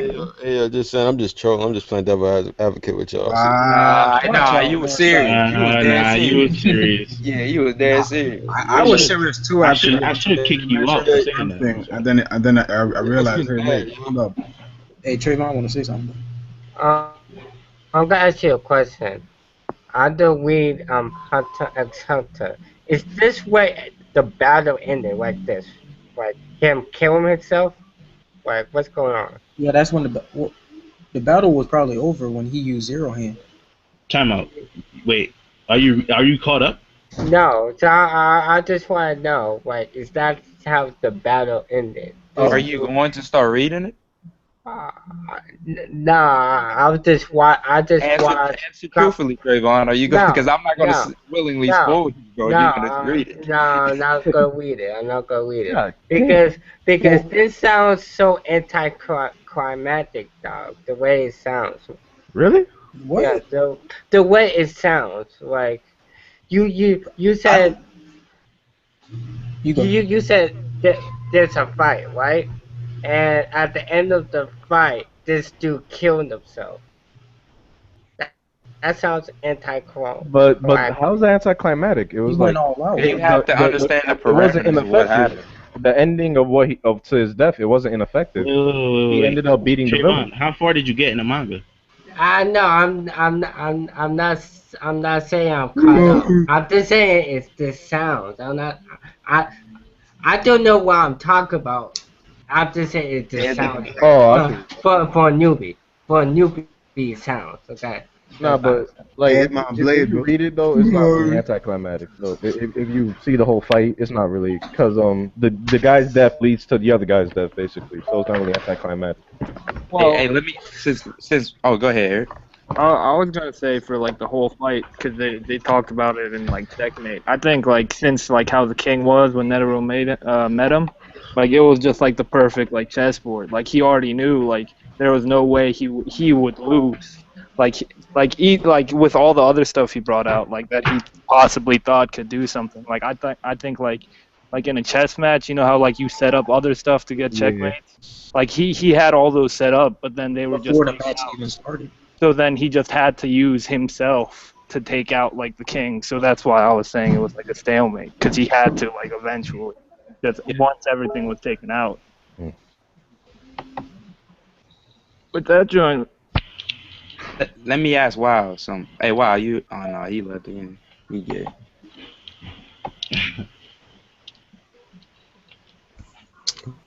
Great discussion. I guess we could end the stream. I mean, you guys have any final words? Yeah, the king would have taken it to her head. Easy. Yeah, I'm 100% with y'all. Though. Wait, how long was this stream? Y'all changed my mindset spontaneously, yo. It's like 4 hours and some like change. Unanimous. Like. Wait, how long? Yeah, like 4 hours and some change. Oh, I thought you said 7. So yeah, guys, we out. We had the Naruto discussion, but some people didn't get to answer my question. But I don't think they were gonna say anything else than what we already said. But yeah, what was the question? Because I joined like 2 hours in.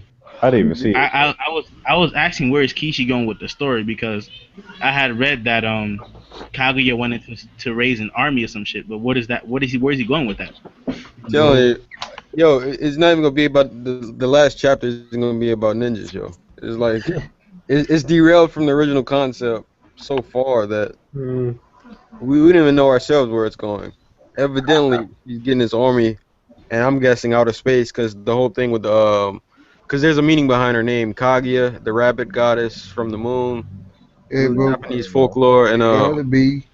Yeah, because Hagoromo said, because remember they were talking in chapter 671. He was like, he just bypassed the whole thing about his brother, and he's like, oh, don't worry about where my mom came from. That's not important. Like, watch out.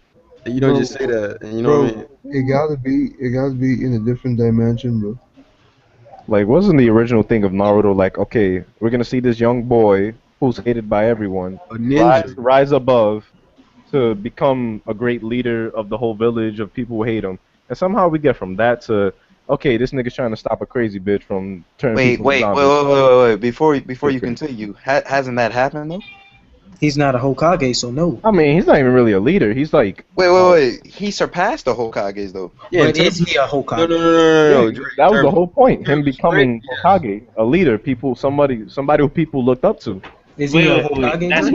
He kind of did that. That's whose whole point? He wanted his whole point was to be Hokage. He wanted everybody to recognize him. Yeah, his main thing was being acknowledged. It wasn't becoming Hokage. Hokage was just the how to be acknowledged. The means to be acknowledged. Exactly, but he hasn't reached that, so he has gotten acknowledged though. In the Patreon, for sure. I disagree with Dre, because I think he does want to be Hokage. But, wait a minute. Hey, when did I say he didn't want to be Hokage? No, you said at first he wanted to achieve that everyone acknowledge him, but I think his main goal is to be Hokage. I'm saying, yes, he wants to be Hokage so that he can be acknowledged. He's always said that every time he said, I want to be Hokage. Here's the thing that I think it was Jiraiya said. Somebody said this to Naruto. It's not that though. No. It was Obito. It was Itachi. It was Itachi that told him. I know what you about to say. Those who are Hokage aren't acknowledged. Those who are acknowledged are Hokage. Which happened in being Arc, bro. Yes. In my opinion. And he's not only, he's brought the whole shinobi world together. But he's not a Hokage. That was accomplished, but he still wants to be Hokage at the end of the day. But he's what's been showcased in this. We ain't got no one cares what Itachi said, bro. Itachi not even here. What's been showcased throughout this arc is that he's growing up and he's realizing that I am acknowledged. That's why he had the whole thing when Sasuke said, I want to become Hokage. That's why he had the whole flashback of what Itachi told him. So now that he's acknowledged, he doesn't want to be Hokage anymore. We don't know what his true thing is. Because after that, he... Okay, so wait. Watch out. So the plot of the story is to either get acknowledged or be a Hokage, correct? The beginning was to be the Hokage. Why is the series... These are really acknowledged. Why is the series going on? That's like saying... Maybe because they're in the middle of a war. Drake, That's like saying that. right now. Like that's But he's been acknowledged. He's been acknowledged by the village since the pain arc. Yeah. I'll come back again. Why is the series still going on? He's acknowledged already. Because that's more like- stuff came up as his well. Yo, what's up, bro? Didn't he say A he lot wanted of to stuff see wasn't Hokage taken in this care war? of. Huh? Say what? Didn't he say what is that? I don't know, some TV. Bro, who has the TV on? That's Eric. Hey, Eric. Oh, my bad. I forgot.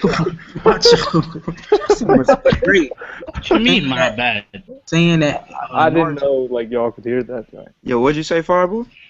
saying that Naruto has already reached his goal is like saying that Luffy already reached his goal because he said he wanted to be a great pirate, bro. No, he never said he wanted to be a great pirate. He said Pirate King. And the only way to become Pirate King is to get One Piece. Get exposed. I don't know, man. It's like Naruto to me is an awful main character. Like that, there's something wrong. I liked it back in like before when they were actually ninjas, bro. Nah. Now I still like it. Don't get me wrong. When they were actually ninjas. Wait, what has changed? What has changed? Everything. I didn't like Explain. Can you go into some depth? Okay, hold on. First of all, in the beginning of Naruto, how many people were just spamming jutsus and not actually going in hand-to-hand combat like that? What? Everybody was spamming jutsus. What you talking about? I think he means like no hand signs or some shit like that. Using hand signs? Orochimaru was I'm talking about just spamming jutsus, bro. What do you mean spamming jutsus? Like Naruto was spamming Shadow Clone. What you mean? That's Shadow Clone, but they're still fighting. Is that not a jutsu? What you mean that Shadow Clone? Like it's not a jutsu? Is that not a jutsu? Bro, listen, Orochimaru, everybody was doing the same thing they doing now. I think I know what he's trying to say. From the beginning, you guys are right. You guys are right, but I think I know what he's trying to say. The feel of it being a ninja like manga. Everything has just changed. Like, but the beginning of Dragon Ball Z, when everybody was actually fighting instead of doing Kamehamehas all the time, bro. Wait, did you not see the Cell versus Goku fight? Yes, that was complete fighting. I'll give you that. That was complete fighting. Gohan didn't fight Cell hand to hand? Yes. Goku didn't fight Kid Buu, no? Yeah. Yes. Goku didn't fight Frieza hand to hand? Yeah, but that was towards the beginning, though, bro. Goku didn't fight Vegeta hand to hand? But I'm just saying, like, everything has been decided. Goku didn't fight Kid Buu. It has been decided since the beginning. Goku didn't fight Kid Buu hand to hand? Goku didn't fight Vegeta, Majin Vegeta hand to hand? Bro, you know what I mean, Dre. No, I don't. No, I don't. Yeah, you know what I mean. That's why I'm asking you. I'm trying to understand. Wait, time out, Fireball. You said they never fought hand to hand anymore? He says they don't fight in not exactly Naruto hand to hand. anymore. I'm just talking about like it was more taijutsu. What? Like, you know what I'm saying? Like when Naruto and Lee fought, when Lee and Gaara fought, like it wasn't just. There's nothing lacking in Naruto. I know what you're trying to say, but there's nothing lacking. It just is not a ninja-esque thing anymore. Yeah, it's not lacking. I never said that. It's not lacking. It's not lacking taijutsu or jutsu. It's just not in ninja-esque anymore. Wait, I guess you could say that. Wait. Are you talking about when Naruto didn't know any ninjutsu outside of Shadow Clone? I don't think he's talking about a specific it's thing. not Like just he just Naruto, it doesn't seem like a ninja manga anymore. No. That's why I'm trying to ask. Like, what has changed in terms of it being a ninja aspect? I'm not understanding. Is it because like there's like goddesses and shit now? Yeah, like what are you trying to get? I'm trying to understand that. I mean, because I don't know. It never seemed like from the beginning, you had Gaara and the Shikaku, then you had Naruto. You had Sasuke. It wasn't just jutsus though. It was just using a couple jutsus of fight. And then you had Sasuke. I know what he's saying, but I can't even explain it. Like it's just hard to explain. Yeah. It's just not a ninja. It's just changed. It's just changed. I think I know what do you mean? Because like I mean, it felt more. Oh, my fault, bro. Because now it's just like Tail Beast, Rinnegan, Sharingan. Yeah, not like the Rinnegan and Sharingan. I'm okay with that, but like even back then when Naruto fought Sasuke, bro, it wasn't just like all types of jutsus, bro. It was more hand to hand. Basically, at this point, if you're not the chosen one and/or have like Keke Genkai, then Or like if you're not God sensei, dominant you are Keke relevant, Genkai, bro. You ain't bloodline shit, relevant. basically. Like you're not relevant. The theme of ninja is just Like them 64 poems are fodder now. Wait. That was in part 1 too. Like let's be 100% real. dominant. Wait. They never seem like ninjas to me, not for sure. Yeah, that's what I'm saying. It was They never an never seem- aspect It's like a 'cause, ninja. I think it's because we have this whole general idea of what a ninja is. Like when you think of a ninja, you think of somebody dressed in all black with a mask who moves in the night with a sword on his back. I I'm think not it's even quiet talking as well. about I think that. I think what he's trying to say is that like in the beginning, it seemed like in Naruto, yes, it was more of a I don't know if he still watches the anime, because the anime makes it more ninja-esque than the manga does, but like what he's trying to say is that in the beginning it just more seemed because they were kids or whatever, but it just seems like they were ninjas in terms of what the anime was making them do, like run on walls and do like missions and ninja shit. But like now, I missed that. Them training run like on walls, ninja shit, going in the woods, throwing like kunais at stuff and all this. That's Wait. That's and basic, then though. later on, they got to the point where it was all about the Jinchurikis, and then the war started, and then it's all about how hacked you can get. And So now, I got super hacks. now you got reincarnation. It has nothing to destiny. do with actual Back to life. strength. Wait. So y'all want them to still be going on like missions now and stuff? Is that No. basically what I'm missing? Because that's all they was doing in part 1 was going on You're missions. doing what Nurse just did. You're bringing up stuff that I never mentioned. I never said that. What he's trying to say is that. But you brought that up as that's what they were doing before. That's why I'm asking. No, I'm saying like that was more of a ninja. The whole thing. aspect of it has changed, though. Just drop it, Fireboy. They don't. Just drop it. I'm not understanding, but all right. Yeah. Can I Now say niggas- something real quick? Can I say Niggas is something jumping real into quick? like space and shit. Naruto spamming a whole bunch of Jubi bombs and shit. Like, But I know what you mean, Fireboy. Never mind. yeah. Yo, Trayvon speaking, man. Can I say something quick? I think Kishimoto, right, has no plan with the army. I think he created the army just to make Kaguya look evil. That's all I think. I think there's no plan for the army. It's just there to be there. Because if he actually have a plan with that army, bro, Naruto ain't ending this year. Simple as that, bro. Yeah, wait, hold up. I just want to say something. The Ambu are kind of whack though. Like outside of Kakashi and Itachi, they haven't really done shit.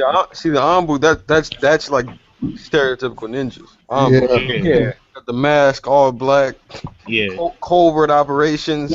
Yeah. Yeah, but I'm saying in terms of assassination, they haven't really done. Yeah, bro, they suck, bro. Ambu suck. Listening right That now. was the purpose of ninjas. Be assassin. No, I can't say the Ambu suck because I remember when Pain invaded, yo. These cats were dishing out A rank, S rank text, yo. What? They got waxed. What you talking about? They got waxed. Watch out. No, whenever they took down that dog, I remember, yo. They got waxed. That was some nice jutsu, yo. This Bro, man they Pain suck, summoned something out of Ibaku's stomach, bro. Get out of here. They suck. Northside, are you talking about the same dog that Naruto is juggling? No. No, that's definitely the same dog. Because I remember that dog destroyed the Intel Corporation with Naruto. and that bald headed dude. Naruto one-shot Yeah, yo, these dudes went in, yo. Hold on, I'm gonna link y'all the video. No, because It did go in. I ain't never seen no Ambu do that before. Yo, that was some nice stuff. Yo, that whole little combination sucked because it didn't work. And Pain sat there and summoned something out of this man's stomach, bro. This man sucked. All of them suck, cuz. You bringing up something that didn't even work. How didn't it work? What you mean? They broke out of it. Let me link the video.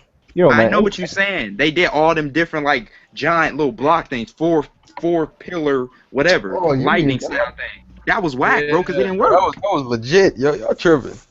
It didn't work. Ambu suck, bro. Still legit, yo, for Ambu, yo. They got them swords on their box, but they never use. See, that's the thing, though, bro. I'm with Mr. Diablos because the reason I didn't understand where Fireborn Ed was coming from is the fact that their missions weren't assassinate. Their missions weren't what we classify as a ninja mission. They were going delivering. That's not exactly what we're saying though. Like it was we're not never just saying the missions. Word. We're saying- Niggas was catching cats and shit. Yeah, they was catching cats for missions. Like Yo, like, shit. Fireboy, just drop it, Fireboy. You just can't win some battles. I mean, it's not about winning or losing. I just don't understand. That's Yo, Yeah. I need to call Kishi out on this. You go through the whole tuning exam and go off the cards. Watch out. Yeah, all I know is Naruto's a shitty main character. I don't I know, wouldn't man. go that far. I don't know. I don't think I agree. I don't know, man. It's like He's not the best, but you can't just call him shitty. I mean, some of the As- techniques he as could if- do, I think they're kind of what's up. Like that whole Jesus healing touch and stuff. I think that's kind of what's up. But it's like his character is so, like the way his character is, man, it's kind of disturbing a little bit. It started going downhill after the pain arc, Naruto's character. Not Everything even that, before it the was pain arc before I that. liked. It was before then. It's like the He way was better Naruto was plot brought one. up. If you took Naruto, his character, and put him in real life, most likely he would end up either being an alcoholic, a drug addict, a rapist, or a pyromaniac. I'm just telling you that right now. what you talking about. Yo, Speaking like, blasphemy. yo, it's like. Hey, when you look at a lot of his qualities, and if you gave someone Naruto's upbringing, they would most likely grow up to be some sort of some person you see on like a crime show or some shit, Yeah, like a the rapist or abuse something. usually develops Yeah, being into abused verbally and Yo, physically. say your last words, bro. It's time to end the stream. Yeah, this was a pretty cool stream, you know. When you talk about Naruto being a drug addict and a drug dealer, bro, that's when you gotta end the stream. That's when things are going to take the turn for the worse. You gave somebody his problems, they would most likely be a drug addict. And Or that's alcoholic. Ed. Remember that's that, bro. Ed, remember my first comment though, bro? Yeah. Y'all putting too much reality into fiction. Here we go. Hey, bro. Any That's last a words? testament to his character, though. Yes. Wait, hold up. How is Naruto gonna end up as a drug addict or some shit? He's saying in real life, if you put Naruto in real life, which is why you don't do that, because it's a fictional story. Nah, but he said Naruto with the same upbringing, so I mean that's just basically. Like if you gave somebody an upbringing, well, not like minus the demons and shit, but like in real life, if you gave somebody Naruto's upbringing, being abused verbally by mad people and physically, most likely it'll end up like that. You've been reading too many books, bro. You've been reading too many psychology books. Yeah. Try to put that on. That's to you for actually reading stuff. No, but Dre, he is right. The abused often develop into the abused. No, I'm not. Before we get into this, let me get Nah. Hold up. Look at it like this. Is there yes or no? Is there sake in the Naruto universe? Yes. Watch out, kid. Anyways, so yeah, say that last word, bro. I'm about to end the stream. All I'm saying is that proves that disproves your theory that he would end up as an alcoholic. That's true. That's true. But we said in our world. All right, guys, we gotta catch on the flip side. My last words, it was pretty cool chilling with you niggas again. Again, if you have another stream, let me know. Hey, Northside. Hey, watch out. Oh shit, Northside's in the building. Yeah, go ahead, my nigga. Hey, go ahead and say it, Yo, bro. I probably have a stream like Hey, nah, don't this give me weekend or something. Yo, that smooth motherfucking Northside. Hey, yo. Yo, that nigga, Go ahead, yo.